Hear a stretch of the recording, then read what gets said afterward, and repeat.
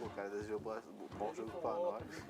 Não é quer ganhar do cara. Não quero um bom jogo, eu quero ganhar. Competitivo, né? Pode descer por aquela ordem. Vai lá. Are you ready? Yes. Jockey, pô. Jockey, pô. Jockey, pô. De primeira, cara. Então Ganhou ou perdeu? Ganhei. Agora vai dar ruim, vai começar a mudar, cara. Vai sim. Ele vai de Vai mesmo. Então tem muito burro, não é possível. Hello. Hello. Jockey, pô. Ganhou? Eu falei que ele ia matar de novo, cara. Ele botou o quê, cara? Botou pedra de novo, Botou perentão? Botou Jockey, pô. Oh! Ô, mano. Jockey, pô. Oh! Jockey, pô. Oh! Destiny? Ok. Jockey, pô. Oh! Foi empate, cara. Acabou, ganhou aqui. Jockey, pô. Ok, papai. Perdeu o mecânico. Já era o mecânico. Já era. Jockey, pô. Jockey, pô. Papai! Perdeu. Pô, ele começou botando pedra? Vocês têm que levar pelo, pô. Ele tava direto nisso, cara. Ele vai botar sua pedra de novo, ó. Ai! Jockey, pô. Perdeu? Cara, nós ganhou 3, perdeu ganhou 3. Cresce, cara. Na minha vez, a Xuxa é branca.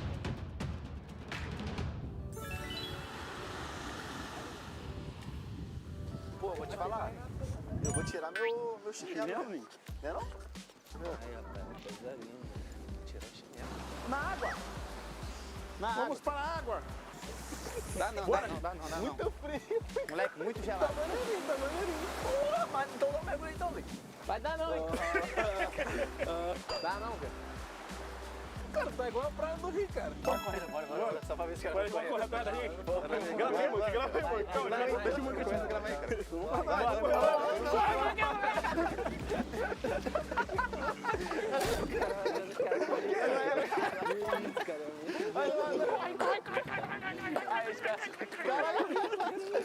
Tá botando Ué, aquele ali é atleta, tá? Meu time só tem maluco. Crazy. É que o anãozinho correu muito. Ô, Adriano! E aí, cara? Pra cá. Pô, vai dar Por não. quê? Bota CFS, cara. Bota aí logo isso aí. Vem assim, cara, ó. Quê? Caraca, bravo. Da hora. Aí, ó, vem pra cá. Aí você vai ficar pisando no Aí né? essa merda aí nem faz, cara. Pô, mas faz um C decente aqui, pô. Caralho, por quê? Pegar sol. Não, na moral, no pé. Sol no pé. Pessoal, ele fala para vocês comentarem, falarem entre vocês, como é que vocês começaram a entrar no jogo? Vai, puxa aí alguém. Puxa aí. Adriano. Pô, vou puxar então, mano. Eu acho que, tipo assim, eu comecei a jogar em 2012. Mas quem te apresentou o jogo? Quem me apresentou Uhum. foi a galera da rua. Todo mundo da minha rua jogava. Aí todo mundo jogava entre si. Aí acabou que depois foi passando os anos, todo mundo foi parando. Eu fui o único que foi continuando. Jogava com meu irmão na época também, mas ele parou. Aí eu continuei, consegui ganhar o campeonato de acesso para elite com meus amigos, né? Pra jogar a CFL. Que ano que você jogou? Foi em 2014. Aí eu fui jogando e consegui. Tô aí até hoje, né? E seu nick é ADRF, surgiu da onde? ADRF E o porquê? ADRF significa o ADR de Adriano e o F de Faria, que é o meu nome e sobrenome, entendeu? E você, Bucano? E você, Lucas? Go, Ken, my idol. Comecei a jogar uma house, Quando, Bucano? aí eu jogava por diversão, né? Distração, né? Isso, não tinha nem computador, né, cara? Eu não tinha nem intuito de ser profissional, de estar aqui onde eu tô. Aí eu comecei a jogar um pouco mais sério. O primeiro time profissional foi com o Viana, só que eu tomei ban do jogo, injusto. Deixei de jogar um ano. Atrasaram um sonho. Um ano sem jogar porque eles achavam que era raio. Aí saiu o ban, me chamaram de profissional. Aí eu comecei a bater nos caras que eram profissional, jogava com tudo ruim, os caras com tudo bom, os caras apanhavam. E é isso. E essa é a caminhada do Lucão. E você, meu mano Fifi, como é que você começou? Qual foi a sua trajetória? Comecei a jogar em 2013, no final de 2013.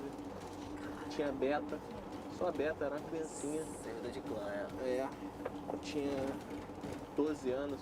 Conheci o jogo através de um amigo meu, que tava lá roletando. Aí eu falei, o que eu comecei aí? Aí eu comecei a jogar, ficava disputando pra ver quem pegava a maior patente. Não, em casa mesmo.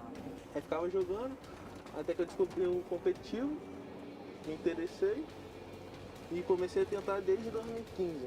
Subi pro profissional no final de 2017 e tô aí até hoje. Como é que você me falou isso, né, cara? Terceiro mundial e é isso. Muito feliz de estar aqui. E você, grande Riozão, começou a jogar quando? Foi em 2012 que eu jogava Combate Arms na Lan House, só que aí depois meu pai comprou um computador, só que era muito ruim, tá? Aí não rodava Combate Arms, eu fui jogar CROSSFIRE em casa com 40 FPS, 30. Quando eu ganhei o primeiro acesso foi quando a Brave me chamou. Quando eu ganhei o campeonato do Sonho em 2016. Desde lá então, sempre foi isso. Subiu pro profissional em que ano? 2016, na Brave. E por que o Nick Riozão? Meu nick era Rail Dead, em inglês. Rail, era Rio. Só que, tipo assim, eu botei na intenção, na época de Betinha, né? Botei na intenção de chamar de Dead, né? Só, tipo, com 12 anos, 13. Aí só que chamava de Rio. E nem pra ser Rail, porque carioca. Aí o Zão eu botei que, tipo, todo mundo do time tinha, tipo, era PHzão, era GBzão, eu botei Zão. E eu botei Rio, porque só chamavam isso, Rio. O Rio, eu falei, vou botar isso aí. Cara, que interessante essa história, cara. Mas e você, velho? Ih, velho, então vai. Pô, comecei a jogar CROSSFIRE lá em 2011, 2011 ou 2010 na Lan House. Caraca. Mas nunca tinha me interessado pelo competitivo. Acho que em 2020, porque eu tava passando por uma fase muito difícil na minha vida. Foi quando eu comecei a jogar competitivo e comecei a gostar. E hoje, depois de 2 anos, estou aqui. Da hora, mano. Mas por que, velho?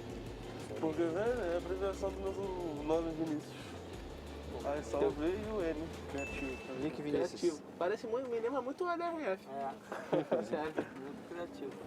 Criatividade. É igual o Fefe, né? Cara, mas Não, mas Fefe não é feliz. Bem criativo. Não, Mas aí, pô, mas não foi eu. E aquele da Fefe lá? Meu sobrinho só botava o nome de Fefe. Aquele Fefe, Me chamava de Fefe. Felipe. Não, mas não é por eu não. Cara, meu nick não era. tem eu, criatividade. Então não tinha um nick assim Cara, mas Fefe. sabe qual era meu nick? Cara, meu sobrinho só me chamava de Fefe, cara. Aí eu botei Fefe. Sabe qual era o meu nick? Cara, Fefe 1, 2, 2, 3, 4. Cara, Fefe é... Fefe, cara. Não tinha maçã, não. Não, Fefe é a filha do meu cunhado que se chama Fernanda, cara. Não, Aí, tem vários. Tem Fernando que chama Fefe, Felipe. Cara, mas meu nick antigamente era Sulat, cara. Sulat. Cara, meu irmão, cara, a gente não calando, cara. Não, ninguém quer saber desse cara, não. Como que você começou a jogar? Eu quero saber como que você começou a jogar CROSSFIRE, que você só chutava pouco. Fala. Cara, eu conheci o CROSSFIRE em 2011, em uma Lan House. Na época não tinha o servidor BR ainda, eu jogava no servidor NA, americano. Mas no ano seguinte eu parei. Aí em 2015 eu tive um problema de saúde muito grave, que eu fiquei em casa 5 meses, sem poder sair pra rua. Foi quando ganhei um computador e voltei a jogar CROSSFIRE. Na época eu tava muito na onda da galera competindo beta. E eu comecei a jogar e um cara falou que tinha potencial para jogar Elite. Então eu tentei de 2015 até o final de 2019, fui para Elite. E o ano que eu decidi parar de jogar funcionário profissional. E nesse mesmo ano você foi campeão mundial, No correto? mesmo ano eu fui campeão mundial. Caraca. Acho que você foi o único jogador que subiu do profissional ganhando tudo, né? Brasileiro, internacional e campeão mundial, né? Como que você se sente com isso, com esse feito? Muito feliz. Cara, o Lucão com o M veio... Na época todo mundo usava muito A e O, né? No aumentativo. Eu decidi fazer algo diferente e botei o M no final. Bem criativo. PHzão, Cara, BBzão. o seu nick me parece... Hein, cara? A criatividade dele me lembra muito o VN e o ADRF, cara. Lucão. Eu sei você também. Cara, o único nick bravo é meu Deus. Cara, mas quem que falou que seu nick é brabo? Não, mas assim, que não tem nada a ver com o nome, tá ligado? Ah, tá, agora sim. Mas é bravo.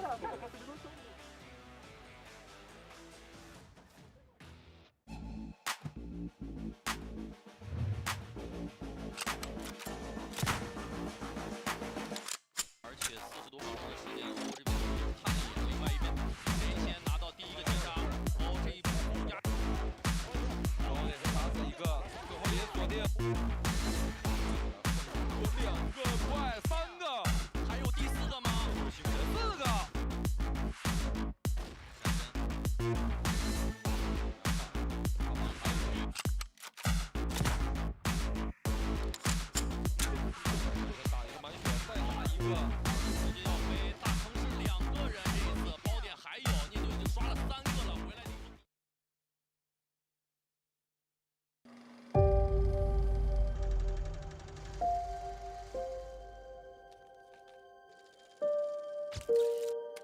the championship point.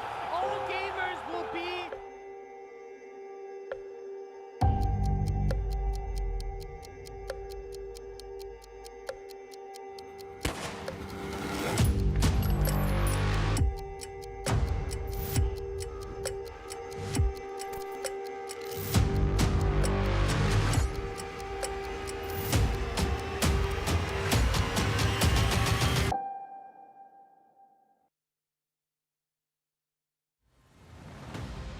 To the CFS Summer Championship 2023. We're into our second game of the day, which is going to be GV Esports and BaiSha Gaming. Once again, we'll get to see another Chinese squad roll out and, you know, potentially dominate. I guess that's the big question, Kyle, isn't it? Obviously, GV Esports, question marks over what they're going to be able to do today and throughout the rest of this tournament. The team from Europe, lots of experience on that roster, but how will they stand up against the giants of CROSSFIRE?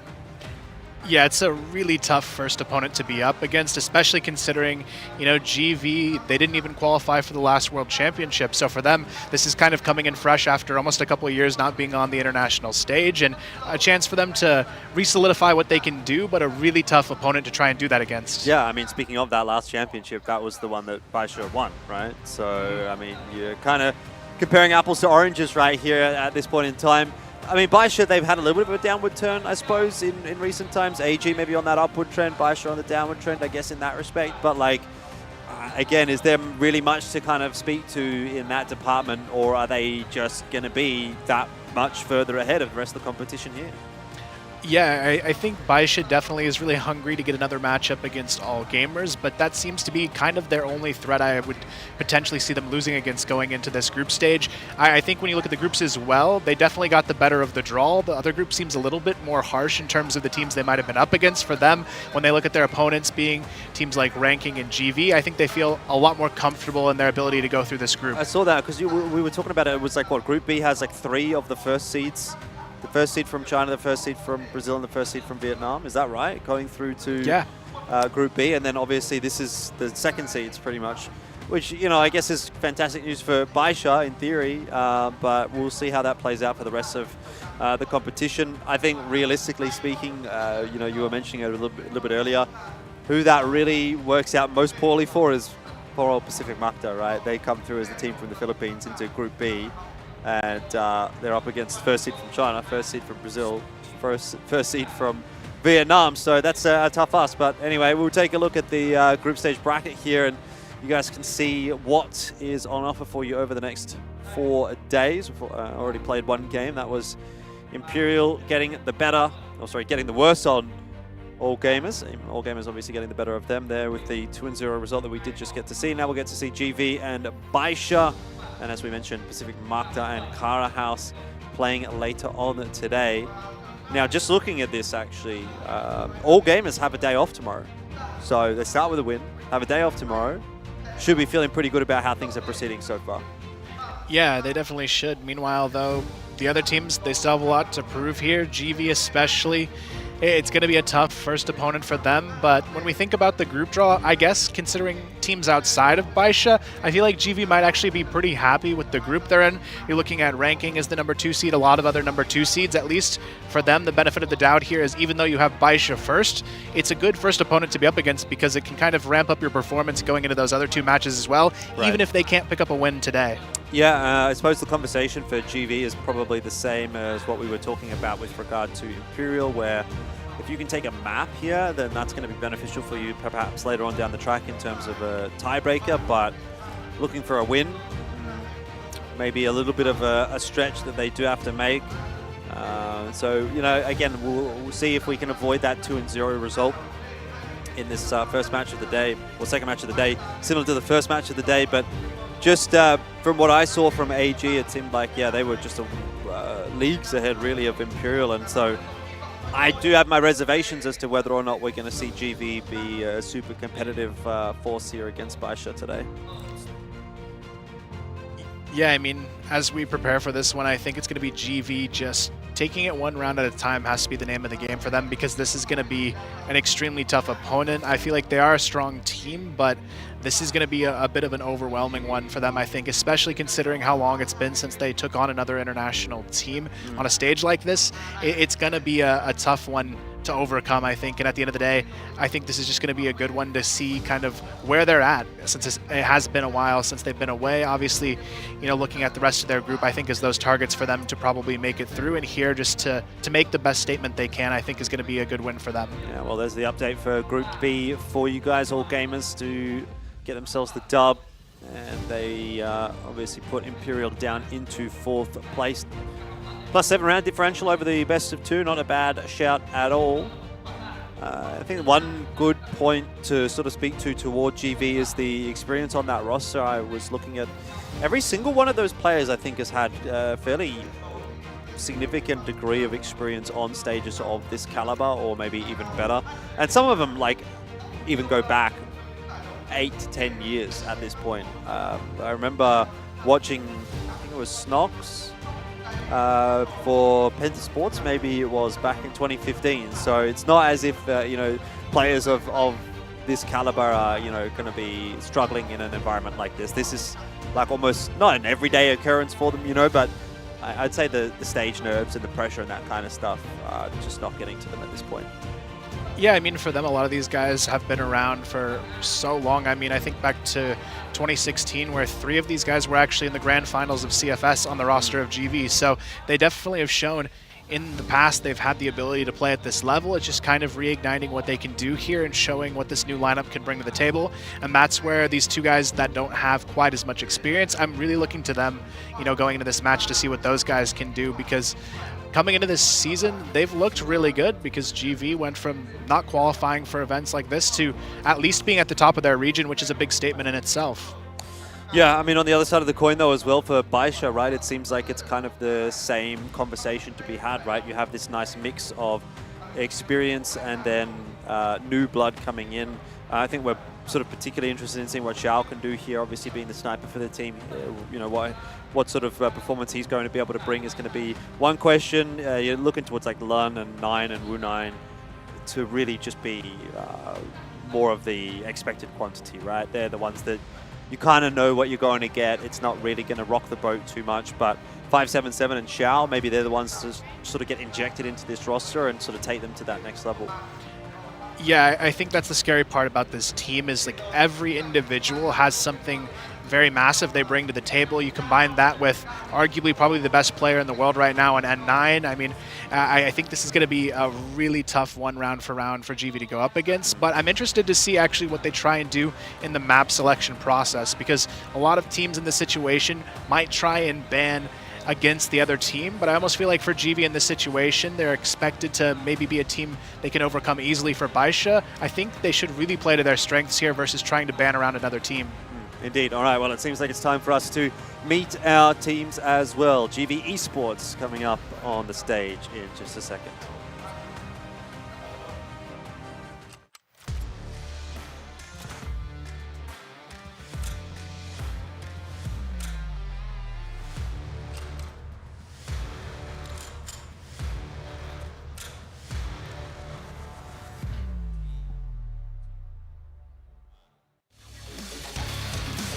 Well, here it is, GV Esports, looking cool, calm, and collected. Snox, Creeds, Awesome, 7, and FaZe.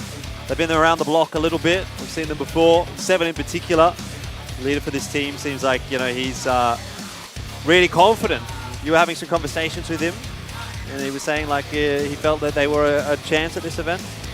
Yeah, he feels like they can really come out and make a statement here. I remember he was actually on the desk with us at CFS, and he was telling us how hungry he was to be back in a position where he could play against these teams again. So I'm really excited to see what they'll do. Yeah, and he'll have to do it against BaiSha Gaming.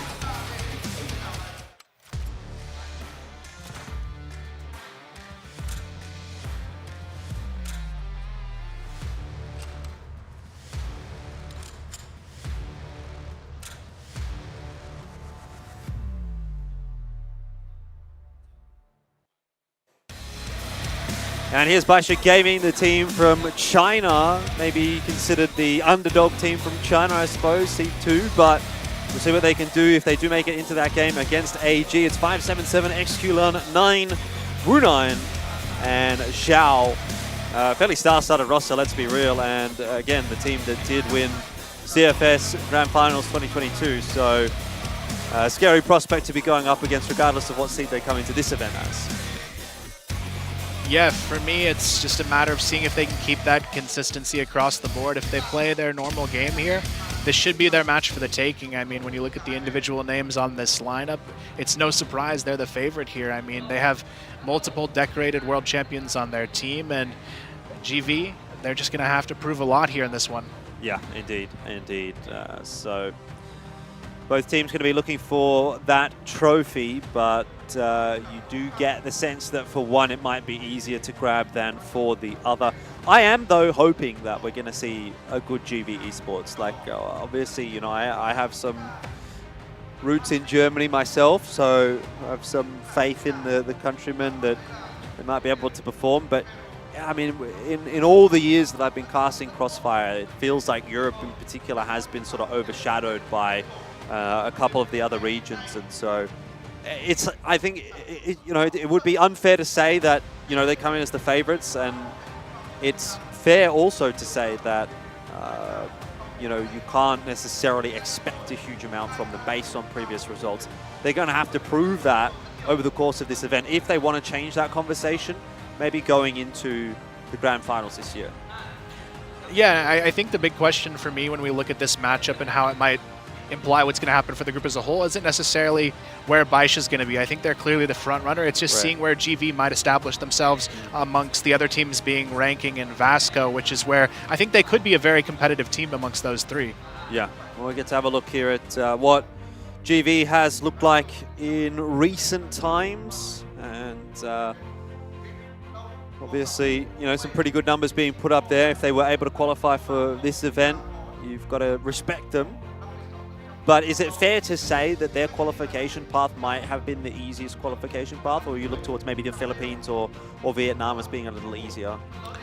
I'd say it was actually pretty challenging for them. When you think about the other teams in the West, it's not just European teams. You had the top 3 Egyptian teams they had to work their way through, so really a lot of cross-region play for them to get here. I feel like I would say Pacific probably had the most comfortable path to get here, but GV, especially considering it's been so long for them, it was definitely not an easy showing to get here. Yeah, definitely, and we'll take a look at some more in-depth stats for GV and keep your eyes on which of these players maybe you'll be turning towards. FaZe is leading from the front as far as the KD is concerned.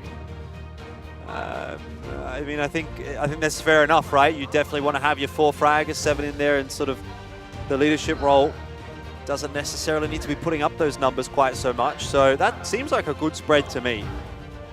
Yeah, usually they're a team that's pretty even spread across the board. FaZe with the usually leading a little bit just because he tends to be their key entry fragger a lot of those rounds. Creed's kind of the clutch player for GV as well in the regional leagues, so we'll see exactly how they actually play in the situation. I noticed in their last couple of Pro League matches they were playing more like they were trying to prepare for an opponent like this and playing a much more unique play style, but looking at these guys, I mean, when you look at their regional performance, percentage-wise, they're actually pretty comparable in what they do, but obviously you have to pair that with CFPL being a much harder group to be that strong in. Yeah, absolutely. CFPL, I think, is kind of like the crown jewel, right, as far as the regional leagues are concerned. 58% round win percent is not a bad shout here for BaiSha. I think for me, what's probably more interesting is to sort of see how the individual numbers stack up, because are we looking to maybe the newer guys to be the impact makers, or is it back to the older heads? That is the question that we can answer for you in a second when we do bring up that graphic. Xiao is, of course, the sniper for this roster, so you again probably expect to see some somewhat inflated statistics as a result of that, which makes it even more impressive for the numbers that 9 is coming in with, right? We were even watching yesterday during the warm-up. 9 was kind of like, I mean, I know it wasn't a serious game, but you could kind of see the difference that 9 was able to bring in a lot of those rounds. Yeah, I mean, it's no surprise to see him on top here. I think since, players like WQ and Emson retired, he's kind of come into light as arguably the best player in the world right now, and he seems to show it time and time again in situations like this where, a lot of the other top players, they're snipers. For him, you put any rifle in his hands, he's a key impact player, and that goes a long ways, especially when you talk about him doing it consistently at events of this caliber. Yeah, absolutely. 577 coming in. Maybe a little bit behind the rest of the pack, but again, it's not necessarily a particularly drastic margin, and it does look like you've kind of got an effort by committee going on again for BaiSha. So pretty happy to see them with these kind of results. The only one sort of disappointment for them, obviously, that second place in CFPL. So that's going to be something that they'll be looking to try to make amends for at this event. Going into the grand finals of CFS 2023, that is again something that they're going to be, I suppose, coveting. And I think this kind of event is, as I've said earlier, like a pretty good prelude to that. It's a good lead-in. It isn't necessarily like the biggest stage or the highest stakes per se, right? The prize purse is going to be a lot bigger at the grand finals, that's for sure. And so the pressure is really going to be on. But this does give you a good opportunity to just sort of ease your way into that live environment once again, playing against international teams and dealing with that pressure. Is there much match history between these two teams? Not really. Just the one game, BaiSha able to get the dub over GV. It was a 2-0, Port and Mexico. Keep an eye on whether or not we get to see those maps again today. Yeah, I'm going to be curious to see exactly where these teams lean in a map ban situation, just knowing they haven't had a ton of time in the server against each other historically to go off of. So it actually makes what they want to draw out kind of unique in this situation, especially when you consider, you have a little bit broader horizons in the map pool you can go after. But I think for GV, they go for the comfort picks. They'll be feeling pretty good at least about where they could be positionally in this series, whereas BaiSha, I feel like they're probably comfortable on any map. Key players, no surprise to see 9 there. He was the one leading from the front for BaiSha in terms of the stats. Creeds on the other side. I guess at this point, we just have to see sort of how these two players match up in the server. The rifle matchup, it's interesting again to sort of to speak toward a rifle matchup rather than an ARM matchup. A lot of, I suppose, onus and priorities placed on the snipers of any given team. But yeah, I mean, if you have two sort of star riflers, I think that's where you can find a lot of those entries from. And so hope to see a good performance from both of these two players going into this game. Yeah, definitely. I think Creeds, he's one of those players that's a little bit less experienced on the GV roster, and this is really a chance to prove what he can do for this team, because regionally, he's a very good player. He's usually kind of the clutch player for their team, consistently leading the charge in what they can do. But across the board, I think it's going to be really up to these guys to kind of come in as the newer additions to GV and show why they've kind of come back to the forefront of their region. Indeed, indeed. Well, now it all just boils down to what they're going to bring into the server, right? You can look at the history and look at the stats and whatever, and at the end of the day, that doesn't really matter on the day. So as long as you're the better team in the server today, you'll be walking away with the win. So that's what we're waiting to see. And we're also waiting to see what the map picks are going to be between these two teams. It was Port and Mexico, I think, if I remember rightly, from that previous graphic that they went to previously. So is that something that we're expecting to see again today, or do things change up a little bit? Yeah, I'll definitely be curious to see. I feel like a lot of teams, especially on this type of stage, tend to keep avoiding Mexico and Eagle Eye quite a bit, just because they're usually the lowest playtime maps across most of these teams, so you generally don't see them unless someone's trying to intentionally bring that curveball to the table. But I feel like Eagle Eye could be a good map for a team like GV to bring out here. They've shown a lot of regional dominance on it, and it could be a map where, you know, some of these other teams just haven't put in the time on it compared to some of the older maps in the pool. Yeah, it's probably a bit of a curveball that you can think about using as an underdog. But then again, will the fundamentals just be that much better for the favorite team? For example, BaiSha, that regardless of what map you get onto, you're going to kind of get rolled over we'll get the answer to our question regarding what maps we're going to be headed to right now. As the bans and picks are in. Compound and Subbase to kick things off. So a very different map pool to the last time they played. Port is the decider. If we do get there, you'd be favoring BaiSha, obviously, given that they did win that previously. But, well, the question is, are we even going to need Port? And I would be leaning towards a 2-0 again today. Yeah, I definitely agree with you there. I think the one benefit I would give to GV is this is a really, really good opening set of 2 maps for them.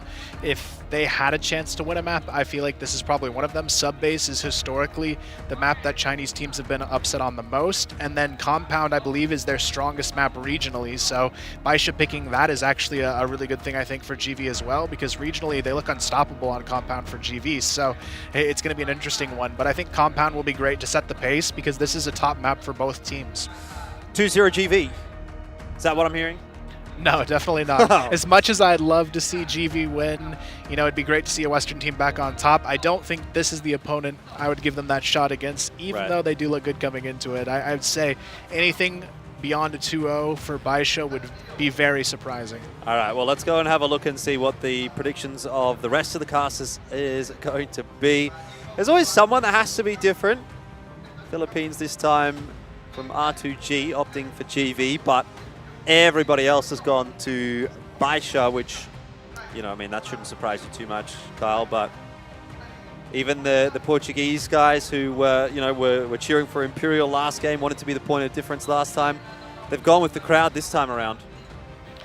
Yeah, really no surprises here in the predictions. I mean, GV, it's going to be an uphill battle the whole way through, even if they somehow are able to pull this one off, but it would probably be one of their craziest upsets of all time, because I feel like a lot of regions, they've historically been able here and there to take maps off a Chinese team, but I actually can't recall a time where Europe pulled a major upset against a Chinese team on a stage like this. So for them, it seems to be kind of the wall they hit pretty consistently. It's just a matter of when. Unfortunately for them, it's in the first round, but like I was saying before, I think for them, they just have to really look at this either way it goes as a learning experience to improve themselves for what's left for them in the group. Yeah, definitely. At this point, you know, maybe it's not necessarily about getting the win for GV. It's about getting a good amount of match practice, because that's one thing that I think we don't really talk about all that much. You often sort of discuss scrims and how the scrim's going and how the regional results going, but match practice is definitely another thing that is kind of a different ball game, because everything changes when you're on the stage, and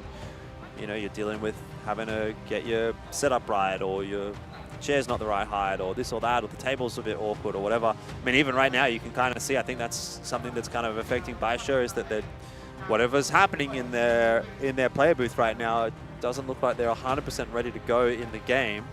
And all these little things that are a bit annoying that you wouldn't necessarily have to deal with at home, you're now having to deal with here on LAN. And so that's something that they're going to have to look to work towards and try to figure out. And you know, maybe it's a better thing to play against the team that you're probably expecting to lose against in the first game, rather than the second or third.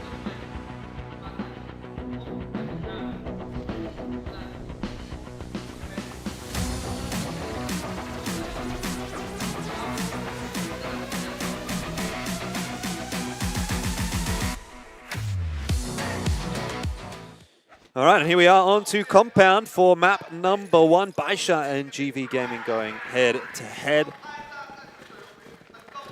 It's going to be BaiSha starting things off on the attack with a lot of util into mid. Yeah, GV already, though, going for some early control themselves. They've got 3 players pushed up here on the A-long room. Seems to be a good collision course for them to potentially contest these 3 players on the opposite side. It's going to be BaiSha with XQ-Lun here, kind of looking in that direction, but actually just emphasizing a lot on mid. And this is really going to be the key point on this map. I remember we were talking about it at CFS. There's like a 70 or 75% execution rate out of mid on this map, which is really uncommon on pretty much any other map. But for some reason, Compound teams love to execute from mid on. Well, I think you just have to look at the way the map layout is, and it sort of speaks to itself, right? extremities are so far away from the rest of the map that it doesn't give you options. If you're full committing on one side of the map, it's going to take you a long time to get over to the other. But if you're going from mid, if things don't quite go right, you can still move back in another direction. Seven has started the account, of course, with a headshot there onto Zhao. It hasn't slowed BaiSha down all that much. They're quite keen to still make their way into A, and this is what I was talking about. Initially, it looked like they would go B. Now they go A. Wu9. Nice spray down for that second frag. And straight up, the A site cracked open, and that is the benefit of taking the choice from mid rather than from one of the two extremities. Yeah, definitely a solid execution coming out. Seven now left alone, 1 versus 3. Wunan is a little bit low on HP, but with that bomb timer ticking, Seven, he's got to take the fight here. 5-7-7, ready to meet him on the other side of it, and this is where they're going to have to find a way to contest that mid push, and this is where teams have a lot of difficulty on this map on the GR side. It's how they actually address that mid execution they're going to see so often, because some teams, they might play into the hand, get a little aggressive, but it involves taking a lot of risk on this type of map, and this time GV, you can see the risk being put towards those B tunnels. They've got 4 players pushed up aggressively here, waiting to hold that off, but again, if it goes mid, they're still kind of compromised positionally here. Yeah, absolutely. I mean, especially if it goes toward A, they're super, super compromised. They've got a long way to rotate back across. It's going to take them a long time to get there. But see if they call correctly. You do have Zhao kind of keeping a bit of that interest over toward B. It may end up actually being the B split. FaZe now smoked off, can't really see too much. Lack of information for GV in this round, and even in the previous round, right? They're playing very back in their sights. They're not really contesting mid at all. It's kind of giving BaiSha the run of the game at the moment, but GV spread themselves back out. Yeah, good positional change, though, especially awesome. The angle he's moved into is very important for this mid-execution. He can help hold from underneath on the A-bomb site, but he can also quickly hold on that GR spawn off angle if this B push does come through, which seems to be the case so far. 4 players now working their way aggressively through the mid spawn here. It's going to be 5-7-7, who could run into trouble very quickly. Awesome, just playing patiently behind the GR spawn wall, and they really don't have any idea. Still plenty of time here for BaiSha. They don't need to be doing anything rash. They're going to look for those entries. Great pre-fire from 5-7-7. Just shuts Awesome down before he can even blink.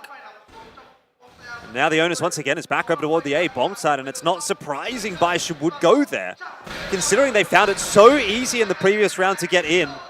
Again, so far it's only Seven that has looked like he's been a problem for BaiSha. The only other player to get a kill so far is Snox. This has been a bit of a demolition from BaiSha so far.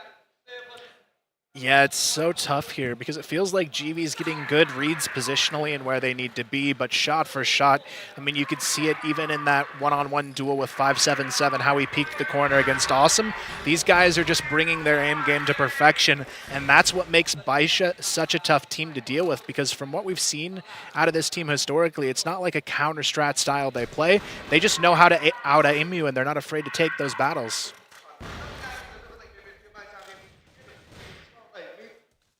Much more aggressive from GV this time.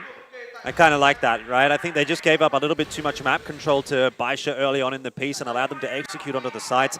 Instead, this time, they're kind of saying, well, yeah, I mean, look, you've been running through us so far, but at least in this round, you will have to fight us to get to the site. Creed's only good for 1 there. 5-7-7, nice double down.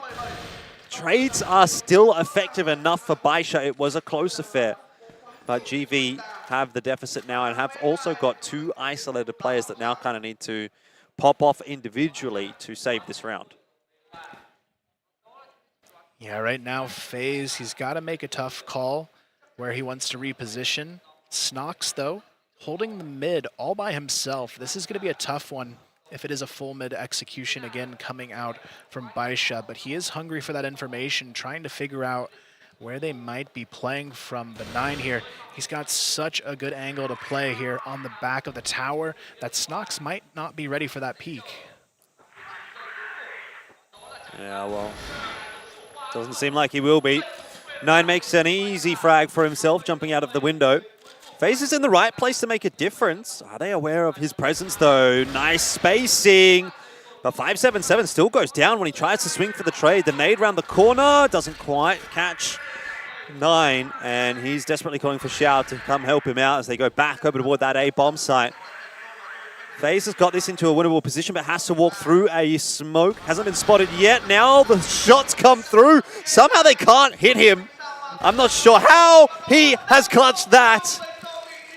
BaiSha, I mean, they're looking at that and thinking, where did our bullets go? Yeah, what a good round there coming out of FaZe, really just stepping up big time for his team and keeping things close when they needed him to. Now it's only a one-round game. They've got a chance to tie it on the GR side, and this is exactly the momentum swing they were looking for. Now they've got to find a way to capitalize, but look at the utility swing in mid. It's going to be a lot to deal with. Awesome, though, uses that counter flash to sneak into the tower. This is a really good position steal coming out from Awesome, and I don't think 577's really going to be prepared for anyone to be in that early tower take. So GV, this is a really good early round setup. BaiSha doesn't look like they want to lead into it at the moment. Oh, Zhao, he's the one that might just come unstuck. Oh, never mind. The Orm parries dividends. 1 shot, 1 kill, Awesome down.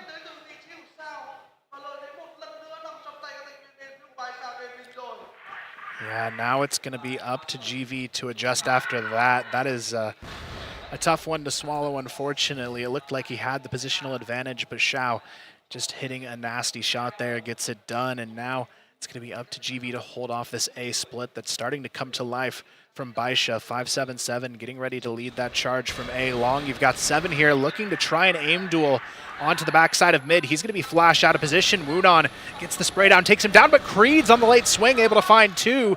But it's still only going to be up to FaZe. Another 1v3 in front of him. I mean, he's been able to do a clutch already in the previous round, but 2 in a row, it's a lot to ask. Yeah, it is, but a couple of these members quite low, so that does make it doable. FaZe is going to opt to swap out for the rifle. I think that's the right choice, considering 9 and Xiao are down below a quarter of HP. It's important that he finds Xulun early on in this engagement and has spotted him out, but can't win the duel, so crisis averted this time for BaiSha. They're not going to make the same mistake twice and let that round fall by the wayside. Quite frankly, this should be a 4-0 right now. Yeah, it really should be. I mean, BaiSha, they've had the advantage at the start of every single round. GV just getting away with a single clutch so far in this one, but continuing forward, GV, they've got to show they can win a little bit more in the earlier rounds here. Otherwise, this is still going to be a really scary game on their hands because the early entries have still yet to go their way. Well, once again, mid-control more or less established for BaiSha, but they're not super interested in it at this point in time. They're going to go back towards B, which for the first time, if they were to hit B, would kind of be the first little bit of pressure that they're putting on that side of the map that's not come from mid. Yeah, it's really going to be up to 7 to hold this one off if that push does come through. He's the only player anchoring towards the B bomb site. The rest of his team really emphasizing this 3-man stack on the backside of mid. 7, though, he's going to have to play contact here. Lets the first player pass, but 9, what a good follow-up shot, gets it done. Snox rotates in. He's able to find one onto Xiao, lurking in mid still. It's going to be Creed's on site who goes down, and BaiSha, they've got full control of the site now. Big problem if you lose full control of the site and you have a numbers deficit. Now they've been smoked off as well. Their only avenue of attack back into this site is kind of a no-go zone, right? The simple fact of the matter is, generally speaking, you don't want to be pushing smokes. It's going to give the advantage to the defenders, and that is exactly what I'm talking about. There's not really a whole lot you can do when you're the player coming out of the smoke, and they just get ripped apart. Yeah, it's just looking like a really tough one so far here for GV. Not a whole lot of luck on holding these executions as well. It's just been kind of getting picked apart. You've got players like 9 and 577 who can kind of just carve that path really well, just knowing they've got the better shots in this situation. So GV, this is where they take a little bit of a gamble here, putting 3 players early on towards the B tunnels, pushing up for this mid-pinch play. They've got a chance to maybe catch Shao off guard, but he seems pretty aware that there could be a player close by. Yeah, wouldn't be the first time Xiao's been able to find a kill like that, and very nearly gets himself a second one on the way out. But the important fact is he's got the numbers advantage, and he's been able to escape to safety. Back toward B by the looks of things for BaiSha, but instead they opt to turn around and head back into mid and continue to challenge over in the direction of A. It is just a demolition. This is looking even more one-sided than our first match that we had. Yeah, it really is. And now it's going to be GV leaving it all up to Creeds here in the 1v4. He's able to find one onto 577, but just seems like it could be a bit too much to ask at this point, considering BaiSha, since that one clutch against them, they haven't let anything slip at all. And now it's going to be Creeds looking for that opportunity to maybe find another, but 9 picks up an 11th frag. This guy's 11-1 already. Yeah. Not looking too good. Suppose right now the big conversation to be had is probably who gets the MVP out of this game for BaiSha right now, because it's not, the conversation is not will BaiSha win or something like that. We've got a attack pause here maybe, or is there a techie shoot on the stage? It looks like it's attack pause to me. I mean, there's conversation having on the GV side.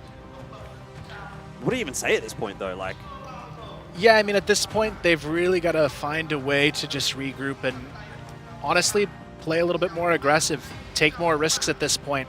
They know playing stationary is not going to work here. If they're just taking the 1v1 aim duel positions on their GR, they're probably not going to win them. Players like 9 and 577 like to just swoop in. They pre-fire a lot of the common spots, and GV is just not making it work. So I'm hoping they do more mid-aggression here, really establish some more forward presence, and as we saw, they had a lot more success in doing that, even though BaiSha was still able to close out a lot of those rounds. So at this point, though, it's just taking those risks and hoping something can pan out, because they really don't have anything to lose here. Yep. I suppose that's the name of the game. I mean, I feel like where the difference really has been made is like the trading and spacing from BaiSha has just been so much better. It's not as if GV haven't been able to put themselves in the position to take fights that look favorable, right? They've had angles that they look like they've been able to maybe find an opener from, but they haven't really won the initial fight, or they haven't won the initial engagement, and even then, when they are able to trade back down, you're already at a deficit because, well, slowly but surely, obviously, BaiSha's in positions to trade themselves. So fighting the initial duel will be a big difference maker for GV in a couple of these rounds. I mean, there was the one from 7 and the one from Awesome, one in mid and one in towards B. Both of those actually went the way of BaiSha, and maybe it's a different story if it had gone the other way. But anyway, into round 7, half is starting to dissipate right here for GV, and they need to do something pretty quick. It is going to be 7 who meets the challenge here as well. A lot of players coming in his direction. It's going to be 4 players from BaiSha putting that early aggression towards the B tunnels. Now they're going to fan out and play into this mid setup. The rest of GV, though, playing pretty reserved here, not really trying to make any contact, just trying to wait and see what BaiSha is going to do here. And it seems pretty likely it's going to be a late round mid-execution. That seems to be kind of their bread and butter on a map like this. And it's no surprise here. The way they do it looks pretty close to flawless the majority of the time. Yeah, big nade stack coming out the window there, but luckily for GV, they don't have anyone sitting under that position, which is a fairly common spot to hold from that we've seen from GV even in this game. Creed's just a bit further back, and well, he's good for 1, but again, not quite the second. And it's a pitched battle in mid that ends up being about as good as it has been, actually, for GV in this map so far. So the fact that they're still in the 3-on-3, I think they'll take that right now. Yeah, they've got a slight HP advantage here as well. Both 9 and Moonon are pretty low. And Awesome, he's got the backstab set up. He's going to find 1 onto 9. Almost the second here onto Shao. He's going to have a chance at it. Shao gets 1, but 7 on the flank. Gets the backstab, double kill. And GV find themselves a second round. Yeah, a little bit of a change up maybe from GV. BaiSha kind of gave their plan away, I felt, by using that nade stack in mid. Kind of signals to GV that there's at least 3 or 4 players there.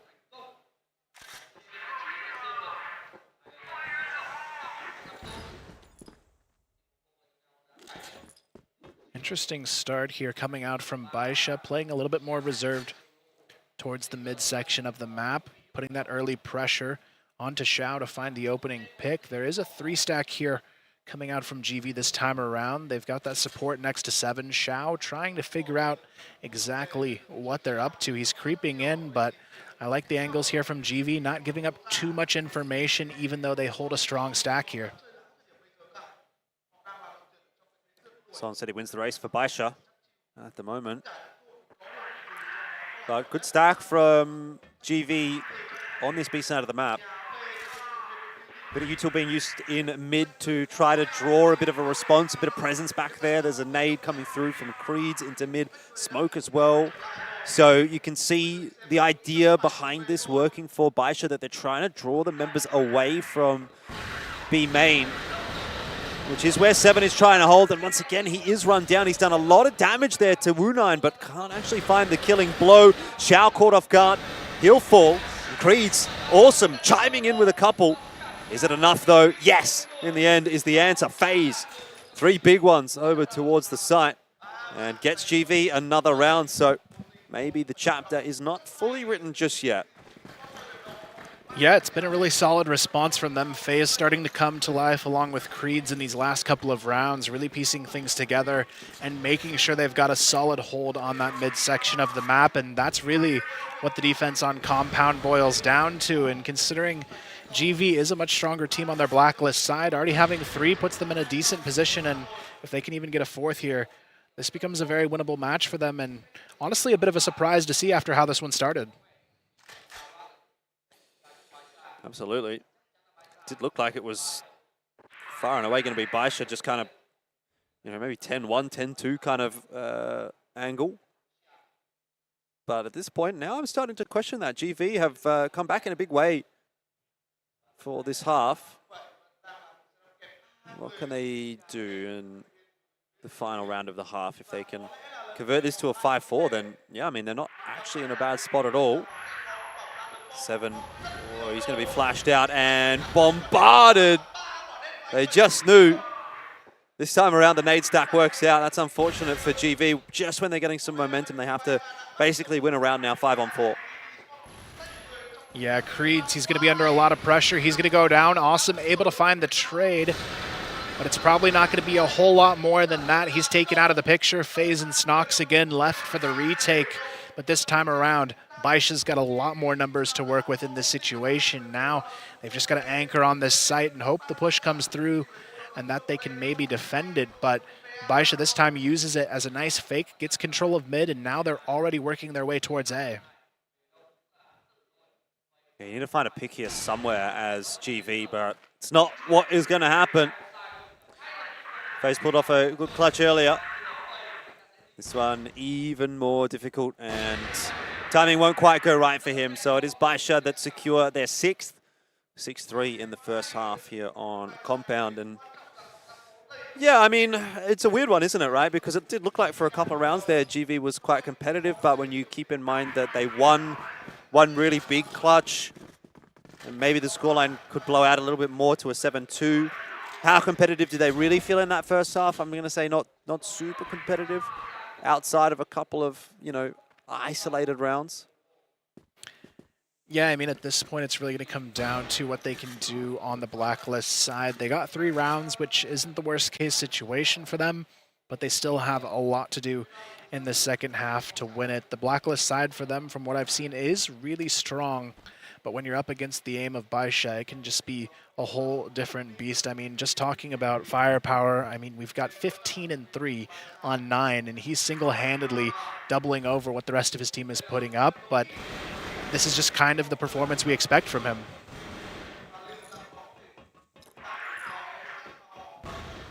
Well, Nade's going to connect and give 9 a bit of a tickle. GV just back and forth across the map. resetting to go and collect the C4. Now they're into mid.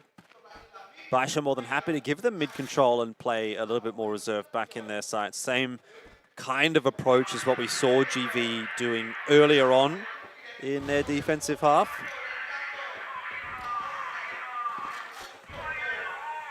Yeah, now it's going to come down to where they actually decide to take this full execution. They are grouping up for the mid hit. Looks like probably towards that late A pinch here. They've got FaZe coming up A long, and this is where BaiSha has to hold the line here. Xiao, though, going to be taken down. N9 falls as well, and now it's a 5-on-3. GV, they've got full control of the front of this bomb site, but 577 picks up a huge double kill to answer right back. FaZe and Snox now trying to sneak their way back in and grab this C4, but Woonon and XQ both have really good angles on the backside of this bomb site. Now FaZe has to carve his way through the edge of the smoke here to try and find this final opening to make it work. He does manage to sneak the bomb, and they can at least get the plant here. Definitely winnable. Flash in from BaiSha. Is going to open the space up for XQ Lund to win the duel against FaZe. Now Snox has to give away his position, but it will not matter. Confident on the peak. Doubles down, and BaiSha have something else to think about now. 6-4. It's not as if this is super one-sided at the moment. Bit of back and forth. Yeah, definitely a good showing in that opening round of the half from GV. Snox winning that 1v2. Pretty huge time for him to step up and make that happen, but they've got to keep that ball rolling now if they want to get back into this one. 9 going to be holding this mid-angle, pretty much setting up the trap for Woonon as well on this back corner. So it's a nice little bait and switch ready to go on their side of things. GV, though, going to commit right into it. 9 good for a first, but the answer's right there from GV. FaZe and Snox find one apiece, and it's a 4-on-3. Yeah, this is looking much better for GV after the half swap. XQ Lund, not able to do too much there. Timing just catching the better of him, and Snox seems to really be putting BaiSha under the pump in this second half. Things are starting to equalize now. Xiao gonna have to maybe think about pushing through the smoke here, and this is where this side is so difficult to retake. You've got one narrow doorway on the mid connection here and one narrow doorway and a small window on the other side of site, so they really have to force their way through a difficult position if they want any hope of cracking this lower bomb site. But a lot of these players, they're just going to play these off-angle corners that force you to go all the way through the doorways onto the back of site. FaZe, though, going to be spotted out. He's taken down by 577, but Creeds, he's already found Xiao to make this one a 1-on-2, but there's just no time. Snox gets it done, and GV start off with 2 in a row to kick off the second half. It's got to be a good feeling, right? If they're going to try to close this map out and they're having to do it on the attacking side, the fact that they now start with 2 in a row builds that confidence up, that self-belief, and they can say, hey, we might actually be able to do this. Maybe a big win. Nate Stack to start things off. Both sides in the contest there, but it is GV that comes off a little worse with Snox and Creeds taking a fair bit of damage. And they'll be rerouted back toward mid, which right now is smoked off. Xiao is watching that, though. It's going to be quick rotation now coming through from BaiSha. They know the mid stack is starting to come to life from GV. All 5 of their players grouped up here, but now BaiSha, they've definitely bolstered their defense on the back of this mid push as well. It's going to be another mid to be in the making. GV going to be running into some trouble. Awesome gets the trade, but still, 9 is going to live on here for the nice double kill, and he's still not done yet. Awesome on the off angle, trying to make it happen. It's not going to matter, though. This time, BaiSha shuts it down. Well, whatever that adaptation was from BaiSha, that worked very nicely, and it is a crash back to reality for GV. Still got a few rounds to play with here, though. So pressure's not necessarily fully on for GV yet. If they were to drop another round here, though, I think that's where things start to get a little bit more problematic.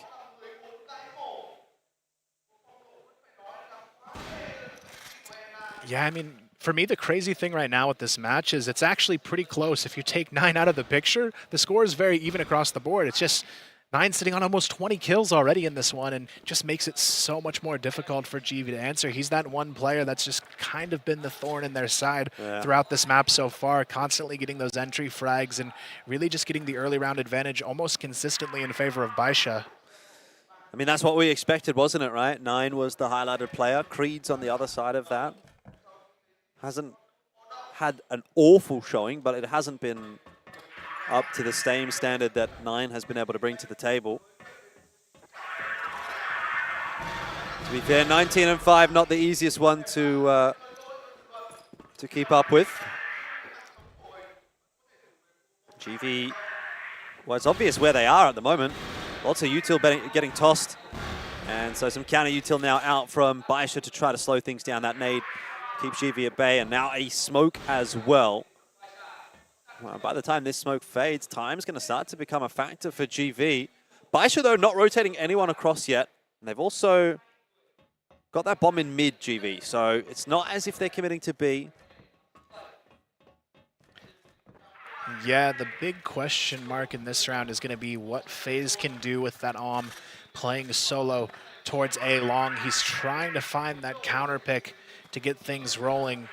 It is going to be 9 holding on to that long position, but GV, they've only got 30 seconds here. They've got to move pretty quickly and start executing onto this bomb side. It is going to be FaZe who helps open things up with some utility on long, but with only 20 seconds, they've just got to go guns blazing into the A bomb side.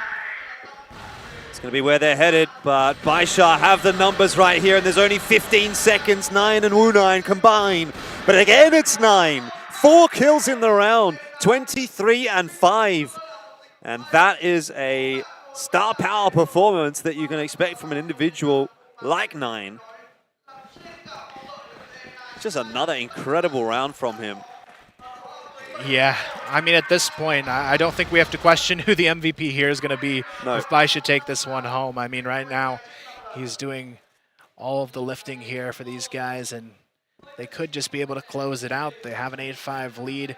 They've got some nice pressure already here in what could be their 9th round. Very push forward on this mid-control play, just making sure GV can't really establish any forward presence, knowing they're probably going to go in for that late mid hit as they like to do, but BaiSha, they're such a tough team to push through mid against. They just have that firepower to shut it down. Yeah, got to try to avoid 9.